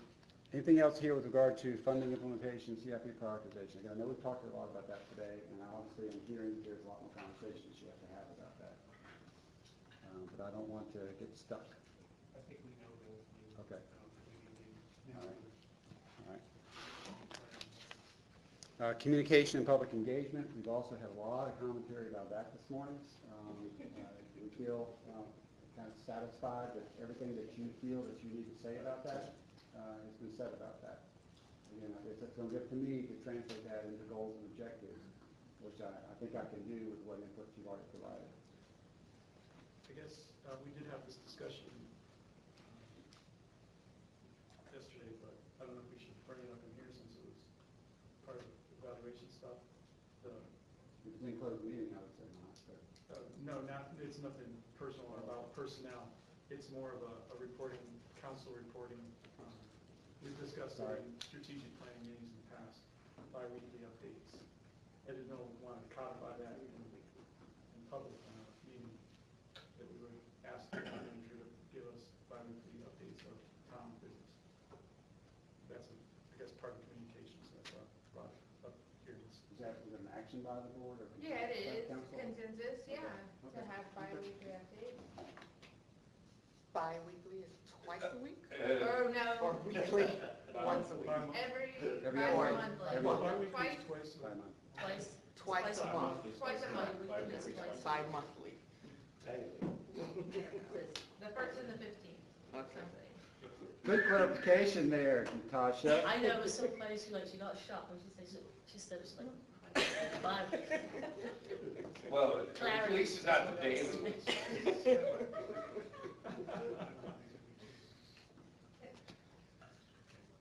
And you know what that is, of course. So Robin will do that. Twice a All right. first and 15th. Okay. First and, I just threw that out there. Whatever works for them. It might be better to have it on.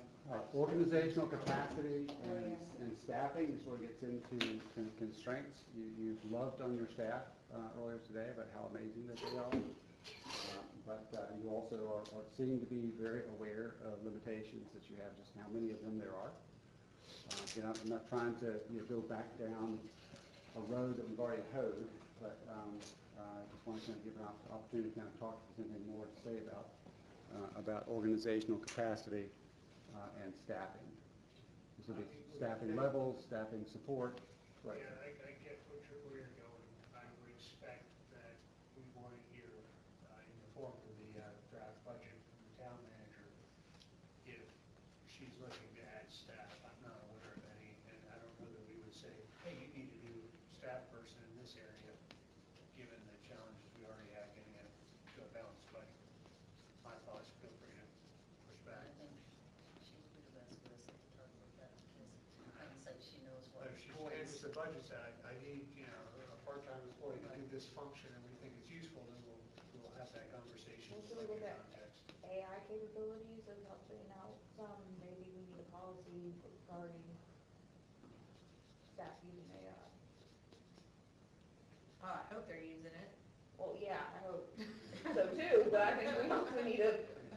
I know the school had, and I guess maybe there's legal reasons why the school had to have a policy, like being registered, or maybe I that think knows, AI is that a required training? policy for towns and localities? I don't know if Or We had a policy in Alamo, so. AI policy? Again, the attorney's here, but he can certainly give you that advice, but. So getting with the times, we might want to get ahead of that, since it's kind of out there. On the beach and get with the times, don't know, but yeah. That's like, I'm gonna address it now I see. versus maybe, I'll where it capture comes it to- with the question. The governor's roles and process clarity, but whatever, as long as we got it captured, doesn't matter where it's. I mean, I don't wanna leave this PIO over here too, like, far away from us, and I just say that because I think if, I do wanna leave it up to Natasha to tell us what she needs to accomplish the goals and objectives that we have here. I'm gonna put, We're discussing administrative functions that fall under her purview. so consider PIO, I mean, I'm not, again, you're not making decisions, but is there consensus that we put it on here as an objective for What is it? consideration? What is it?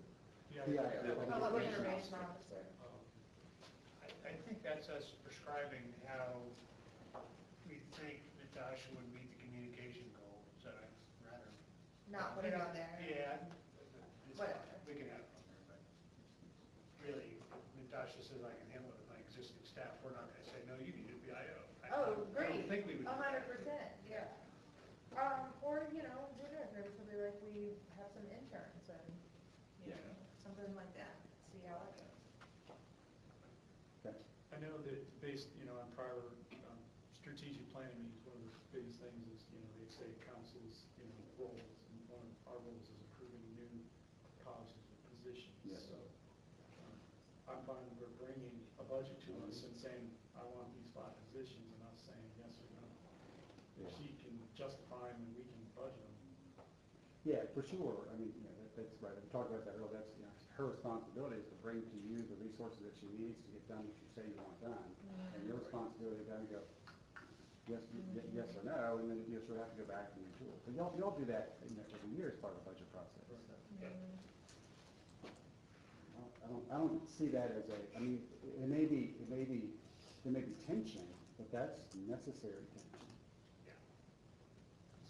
With our process and all that. Okay. Other things on organizational capacity and staffing. We talked a lot about this earlier, so I'm not trying to replow. I have a question about our expectations around the budget that we're gonna go into here with this. Like the way that was framed with, like, she can bring us positions so we can decide like yay, nay, whatever. I wonder if maybe we wouldn't be better off by her bringing an unbalanced budget with what her needs really are, and then scrutinizing that, rather than her trying to take out, I don't know, I mean, maybe not, okay, I might be going down a bad train of thought, I don't know. I mean, sort of. you can ask her for what you want to, but I would share my experience. That managers putting together budgets like clarity. And if in fact that balanced budget gives them clarity, they know what they can get in and what they can't, and they'll do their very best to kind of meet your expectations. And if you are open to that, they can also then provide you the things that they could not fit in. Yeah. Would love to do this in priority order, just couldn't fit it in. I'm not speaking for Natasha, but as speaking as a manager, I've loved those relationships that I have with elected officials where they understood that there were constraints, and I understood there were constraints, and but it does put them in a better position. Okay. Does that make Yeah, sense? yeah, Okay. yeah. I think she's worked with all of us long enough to know that most of us have an aversion to raising taxes at least very much, so Well, sure. she knows that kind of where we're Yeah, standing. you'll certainly come across as being realistic, is that you get what you pay for, and you can't want stuff, and expect to get it without having to find out where the resources are gonna come from, so it's all about those choices. I mean, y'all are very thoughtful, reasonable people. Local government is forced to be. Of course. Of course. Okay. All right, the last one here is risk, resiliency, and emergency preparation. Again, these last 3, I really couldn't pull out any kind of sub-bullets that were pervasive enough in the input that you're going to get to it. That's why I kind of left them without that. There was kind of less commentary around that. So again, I'm not trying to say this is any more or less important. I'm just saying that this didn't get the attention that some of the others did higher up that list. personally think it's very high on the list. I guess it's just something that council doesn't always think about, especially the emergency preparedness part of it. I know the town manager has worked on emergency communication plans and stuff over the last years. I know the county's starting to get more involved in that stuff as far as, we had a presentation recently where they came in and said that there was going to be new opportunities for people to volunteer because we don't have a volunteer rescue squad anymore. So there's county options for volunteering and stuff like that. So I think it's definitely high. One of the things I was going to mention is especially finance, when we're considering finances and reserves and stuff like that, is like, for example, we used to have, what I was told by prior members of council, when hurricane hit, which we thankfully haven't had one in a long time, they used the yacht club funds, which we recently spent all up for the debris removal and some of the clearing, some of the prepared stuff to get, to wait for FEMA funds or whatever funds were going to come in, state funds, to pay for that. And I'm not sure that we have reserves like that anymore since we used most of those funds. So it's something to consider. Finance the vehicles. What's that? What will happen if we finance the vehicles instead of pay cash for them? Maybe. I'm being a little flip. We're good at spending, so I wouldn't guarantee that he's going to sit there. All right, okay, well, we've got, what, $6 million in the bank? Yeah, we have a reserve fund sitting there separate from the CIP and separate from the annual budget beyond our policy amounts. So, yeah, we have more than what they had at that time. So we can use that money for emergency. And as far as emergency goes, the county has come and give us a presentation on what to expect. That's not going to be a really function of Columbia Beach. It's going to be a function of the county. Because first of all, they're much more equipped to handle it. So that's why it's not particularly high on mine. So may not be necessary at this point. I mentioned that there certainly are, you can sort of create a financial policy and then fund that policy around some type of emergency stabilization. But it sounds like you may have that if you already have reserves in excess of your undesignated fund balance. Yes. Unobligated fund balance. Correct. Yes. Okay. Is that the 15% to the 30? Mm-hmm. Yeah. Yeah, that's where you could also capture it that way. Because I think our Meet your obligation, and then you've got more than that, then it is right. not obligated. Correct. It's not not necessary to kind of meet your bond covenants or other specifications. Yep. I do think though, Natasha, didn't you just update our emergency plan? And we talked about this during hurricane season, and you were waiting for the county to get back. Correct. And so we probably are due for that plan to come to council for, some sort of PowerPoint or presentation. Yes. So it's probably a good time to bring that up, because she's been working, the county, this has been a big goal of the county to This update. emergency operations plan, is that what it is? Yes, an EMS plan. Another part of that For too the is we town. have to make sure we include the school because they have a generator that could be a facilitator for. That was all part of their I know, discussions, but I I'm think, just yeah. kind of reiterating to Mhm. make sure that we're not forgetting things that we're And kind the of county putting. says we can't use it, but we're gonna use it anyway. They're not the boss of us. There you go.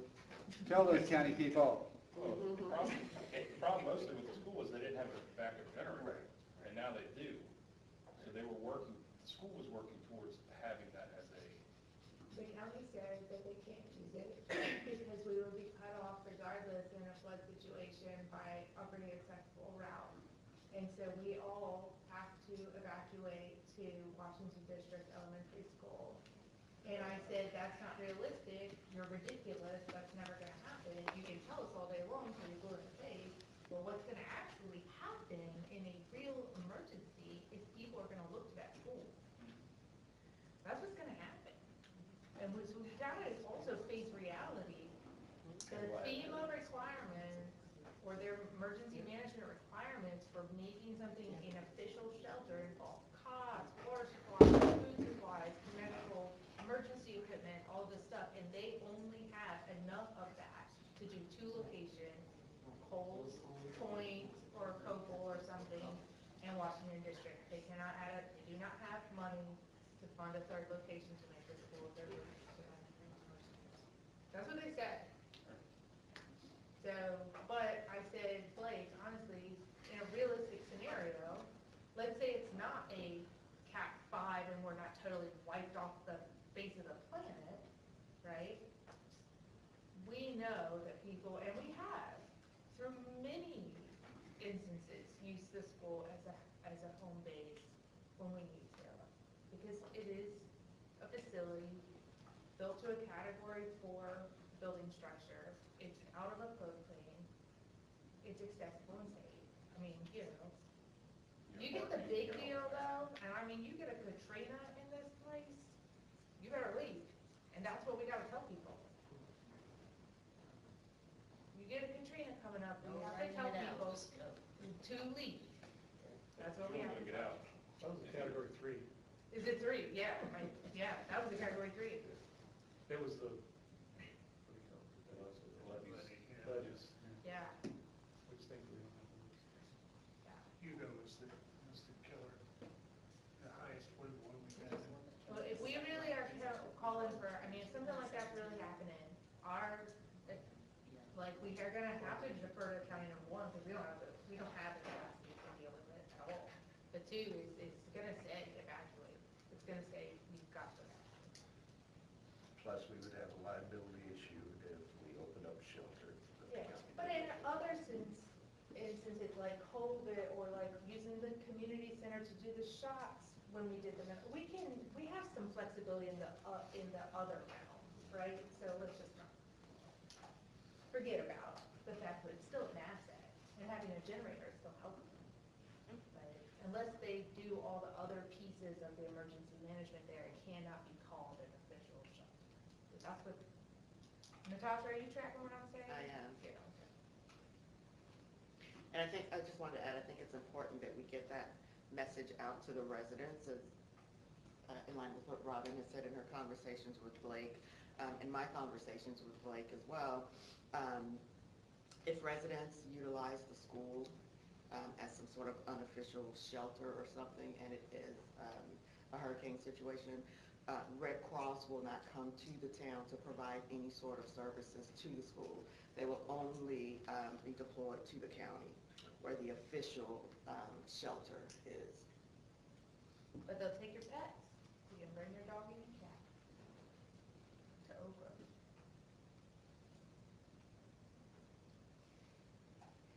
Just so people know. I also think we had a communications plan update too, but I don't know if have we revisited that in a while? We haven't revisited that in a while, but That there probably is should a be on the draft. slate for the next 18 month or 12 month, like sometime this year. I think we should see that come back forward, Put on the list. especially because we've been talking so much about communication. A lot. Do we have an emergency siren where the whole town could hear? Is something, A siren? you're like, somebody would The only siren we have is at the fire department. Firehouse. You can hear that. Oh, okay. Throughout that whole town. Yeah. You can hear Mimosa. Oh, okay, that's where I was wondering if you could hear it. You can hear it in Mimosa. Yeah, oh, okay. Maybe not Wilbur's. If it goes off though, I'm gonna suspect nothing, But because it I've will. heard it too many times. They're gonna see all the people driving fast. Code red is the best. I mean, they used to ring every time it was parked. Wow. And that's how people got to the firehouse to go to the call, was, you know, we didn't have the pagers and the stuff, so they always used that. But once they got radios, I mean, if we have like an imminent tornado coming or something, it would be nice to know something like that could be utilized. Yeah, the fire chief can still function. yeah. I want him to just put it off like every now and then for fun. Or maybe that's This to is go a back into test. the communications It's only a piece. test. Yep. That's when the base does that all the time. I'm just kidding, don't do the fire alarm for that unless it's real. Nice save. I do want the fair clip.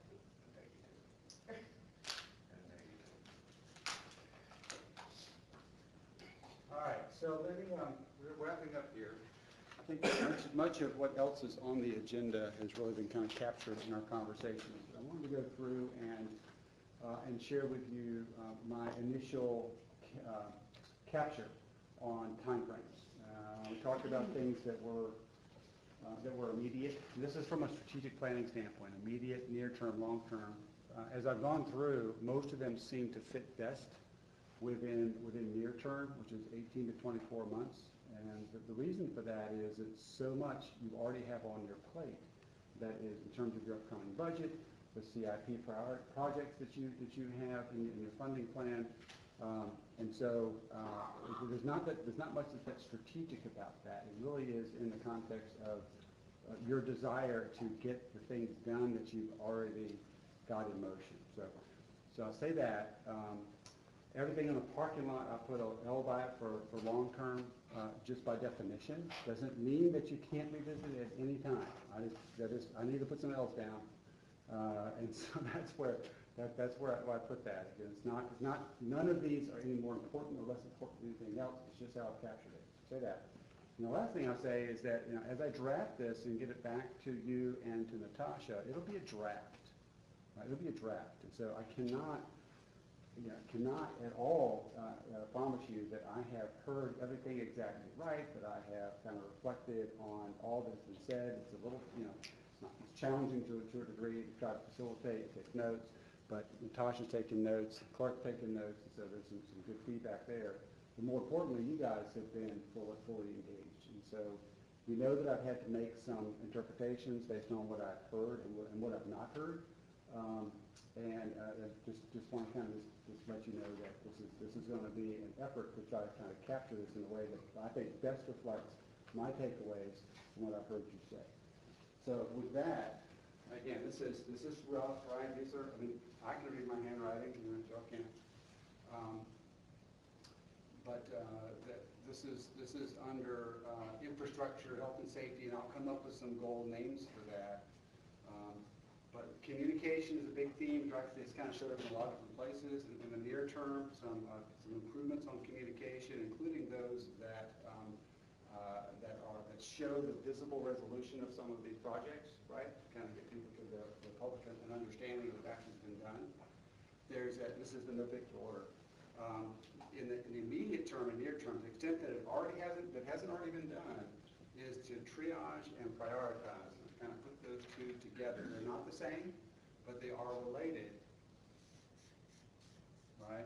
You got a patient coming in, it's going to be triaged, they're going to be categorized, and not necessarily getting in the doors is going to be the highest priority once more information is clean. This is a good exercise. I know you've done a lot of this work already, and so that may be what ultimately informs what it is you want to move forward with. Finish what has started. I put immediate on that. This is graphics, visuals that show infrastructure.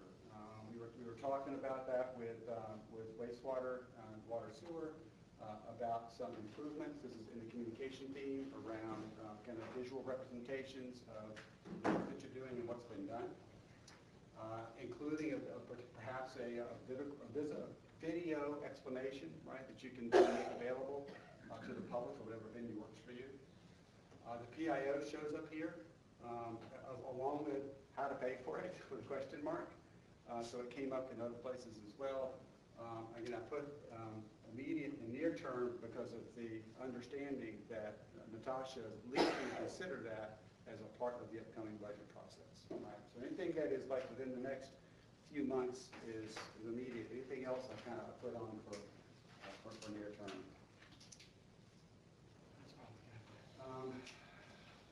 Under going well, not so well, I pulled out the blighted property question as a near-term opportunity to pursue some conversations around tools that the town may have that it wants to pursue to increase the blighted property. Not on here. Maybe it is. Yes, it is on here, and it captured elsewhere as well. In addition to private property that may be blighted, there's an opportunity for the town to look at its own public property and see where it is that it makes sense for it to do some maintenance as well. I mean, whatever that looks like. I'm not judging it. I'm just acknowledging that the comment was leading by example. Okay, under start stop, addressing misinformation on social media. I put immediate and near term. You know what that means, obviously a whole lot more than I do, and there's no particular mechanism that's been identified for how to do that. We talked about quarterly town halls, some input either with the town manager, with council members, or both. Posting processes online, give more access to information directly to those that are looking at your website. I flagged this zero plan, VDOT, Federal Highway Administration for sidewalk planning on here that was mentioned as a near term, maybe something that's ongoing. I put in a long term by removing sidewalks. That was yours, Mayor, I think, but that's on there. But you might have to tilt at that windmill a little bit for a lot longer than that. Okay. The utility bill newsletter, I flagged for near term consideration. Right? This is really it's about the newsletter format, and is it in writing or not in writing? Is it color or not in color? Does it go out with utility bills? Is it cost effective? So there's a conversation there around communication with the constituents that relates to what you're currently doing, which is your newsletter that goes out to the utility bills.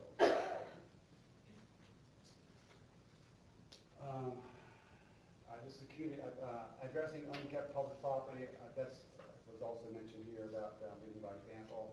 Entrance signage, putting something on the back of that seems like a fairly straightforward, at least assessment of what that might look like and what it might read and what it might cost. Landscaping public property, most of these have budget implications. That one certainly does as well. But to the extent then that there is an opportunity to kind of take a look at what public property might benefit from some additional care and attention, that's identified there. The flashing signs. I put a near term on that because it sounds like it's either you need to do it or you don't. I'm not sure how to characterize that. Street markings on one-way streets and other color schemes, near term. Golf cart rules, there's some conversation about who does that. And again, not to try to solve the problem, but there was what I heard was is this a private sector responsibility? Is it a golf cart owner responsibility? Is it a town responsibility or something that is shared? So obviously ready for more conversation. Updating the website for visitors. I put immediate. That got a lot of immediate reaction from the group about, yeah, we really need to kind of take a look at that, go over it and kind of see.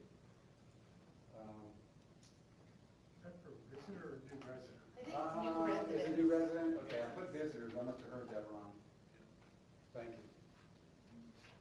I even put it in quotation marks. Well, I think we're talking about the same thing. Yeah. Okay.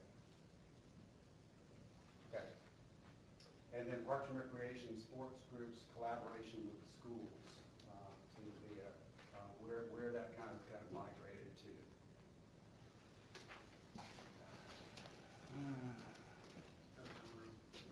I didn't do this one. Revisit schedule for CIP. It's probably immediate only because even though the schedule may be set for this year, if there's going to be direction about doing something different for next year, Angela, the Planning Commission, will probably benefit from having that sooner rather than later. Staff capacity to organization, Natasha's going to address in the budget. Recognizing that there may not be money for it. An AI policy, I'm going to flag, I put a question mark on that one. I would say it's a good idea. It is the work that someone's going to have to do to actually develop that policy or creatively steal it from somebody else, which is just good research in local government, as you probably know. That's one in Fredericksburg. I'll see if we have one. I bet you do. I bet you do. I'd be shocked. I know there's training, 'cause I just did it. And then the PIO shows up here again. Okay, and the emergency operations plan, Natasha is working with the council to get a report to them about the work that's already doing. So I'm gonna put I on that, because that seems like that is that pretty imminent, like within the next 6 months? With the county? Yeah, the report back to council on the emergency operations plan. Yes, I would need to coordinate with the county. But 6 months is Yes, 6 reasonable? months is Okay, reasonable, all right. absolutely. Yeah. And any of the others they cost. All right, under economic development, this is a market study. This is a conversation with around the market study that was already done a couple of years ago. You mentioned John Antonino have worked on that. It may be dated, it may be relevant, it may not be relevant, but I captured here what I assess for relevance in the near term. And it's related to is the information that was included in that useful for consideration of what your market demand is, frankly, for the business development in Colonial Beach. The Main Street, we talked about that. It revolves in Main Street's court, but not probably for very long. Probably coming back to the council. So what I captured here was communicate with the council on progress, on programs and progress with regular updates. And penguins, that says penguins, Penguins? that's what it looks like. Well, I hope it, well, the council on the report. We'll keep it. All right. I'll put near term on that. I don't know what your time frame is. I mean, you probably just try rolling up your sleeves on it, but. All right, and then comp plan discussion. This is, Angel, this is actually now, right? Comp plan is happening now. So I've got near term on this next, which is near term to me is what, 18 to 24 months. This is sooner than that, is that correct? It should be completed by December, yeah. Okay, so I'm gonna put immediate on that one. Plus they need some immediate stuff on that. Yes. I think the project updates probably should be immediate as well. No, anybody disagree? Right here on Main Street, we do that. So if the question would be. Main Street? No, I thought it was the Natasha one, sorry. I can't read what you've got there. so- You know, I'm having a hard time as well. I think the Natasha one is really good. Yeah. I'm gonna leave that as, and again, these can all be adjusted. Yes, I've got immediate, Yes. on there, Okay. AI policy, All right, good, I was confusing one with the other. We're good. emergency operations plan. Okay, I think that I have gone through, You can have me, I've gone through. if you know it's a good idea. Okay, I know it's a flurry at the end.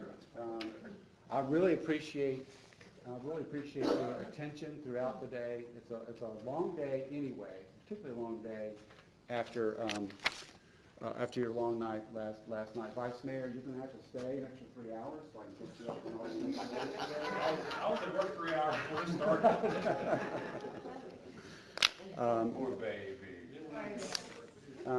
But I want to give, I'll say my last thing is what you will receive back from me is a draft of a report that tries to capture what was accomplished here.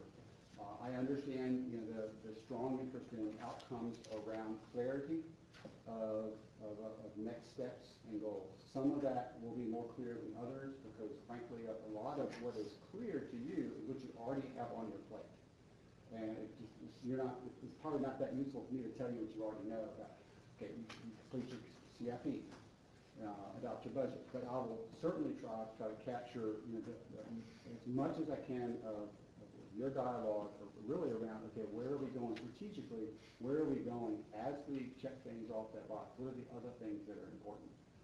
I understand, you understand, all the infrastructure is going to be important for you for a long while, but you really did a lot of conversations about other things that were not just about infrastructure, and so I think that's rich for a group of elected officials that are trying to kind of think not just what goes in the ground, what you got to pay for, but what's the outcome of that? What's the result of that? What is the citizens' experience as a consequence of the work that we do? So, I want to thank you for for your attention. I'm tired, you gotta be tired. And I think I've told you what you can expect. I won't get into it till next week. I'll be buried in snow, so that'll be a good time. But I'll try to get back to you as soon as possible. Now, this is where I turn it over to the mayor and to Natasha, if she has any final questions, or to any of you, if you have any final thoughts, questions. You can certainly get back with me afterwards if you want. You have my email address. I just don't want anybody to leave here saying, you know what, you missed this, and this, or I didn't hear you say this, that, and that. Please, just don't be shy about letting me know. Now, I may not be able to do anything about it because we're outside this context, but I'd certainly love to hear about that. Okay? Mayor? It's you.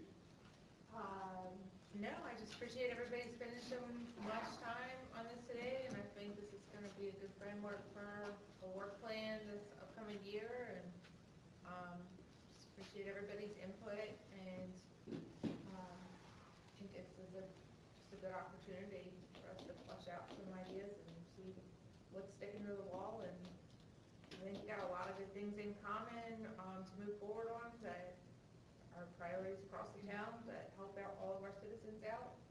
Looking forward to just getting the work done, to be honest with you. Natasha, you want to say anything? I just want to thank everybody for your engagement this morning. Very impressive given last night's meeting, and I promise not to schedule a strategic planning meeting after a council meeting again. I think today went very well. Lots of great information that you all shared, and we'll disseminate the notes so that we can finalize priorities, timeframes, and such. But I just want to clarify a discussion that you all had earlier regarding the debt financing options. So we will reach out to Davenport and get some additional information on the Truist issue that came up, and bring that back to you all during the February work session. There was some discussion about a contract being presented at that time. There will not be a contract that's presented at that time, but if you all decide to go with that option, a vote will need to take place at the work session in order to close no later than February 20th. So I just want you all to keep that in mind. Okay. The paperwork said February 7th or something, that's why we thought there was some sort of. Okay. Well, yeah, no later than the 20th. I'm correct on that date, correct? February 20th. Well, the closing, so the interest rates and everything are being held until the 20th. So we would have to close before then. Otherwise, most likely we'd have to go back to the banks, and they could change their interest rates and all that information. Yeah. Basically, you're good for like 30 to 60 days on that time frame for the interest rate, and then what they do is they repull it and validate after that date. I know, I just thought the date in the presentation was the 7th. Okay. Okay. That's it. Thank you all. Thank you. Natasha, I just need to go to Edie for this birthday. Okay. Thank you, Maggie. Guys. Good job, everybody. You want to adjourn, Madam Mayor? Oh, yeah, meeting adjourned at 3:57. All right, I beat 4 o'clock. Yay. Put that on my evaluation. On time. I'm sorry. Under budget. You good? Yeah. Oh, wait. Want to hook us back up? No, that's all right, I got most of it. I'm guessing you'll send us most of this information anyway.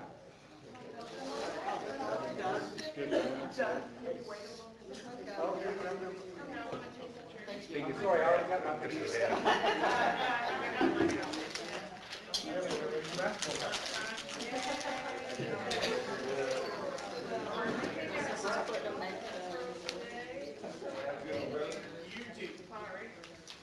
All right.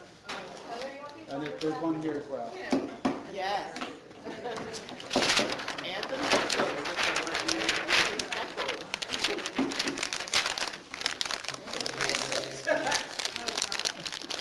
Closed Monday, Tuesday, Wednesday, nothing. If it's closed Thursday, Friday, they're going in Remote learning, return. we're putting my own little team and we're going to be able to work with that. Okay. No, they say If if. they close, Oh. it's gonna be a snow day, Monday, Tuesday, Wednesday. But if it extends through Thursday, Friday, then you gotta be working.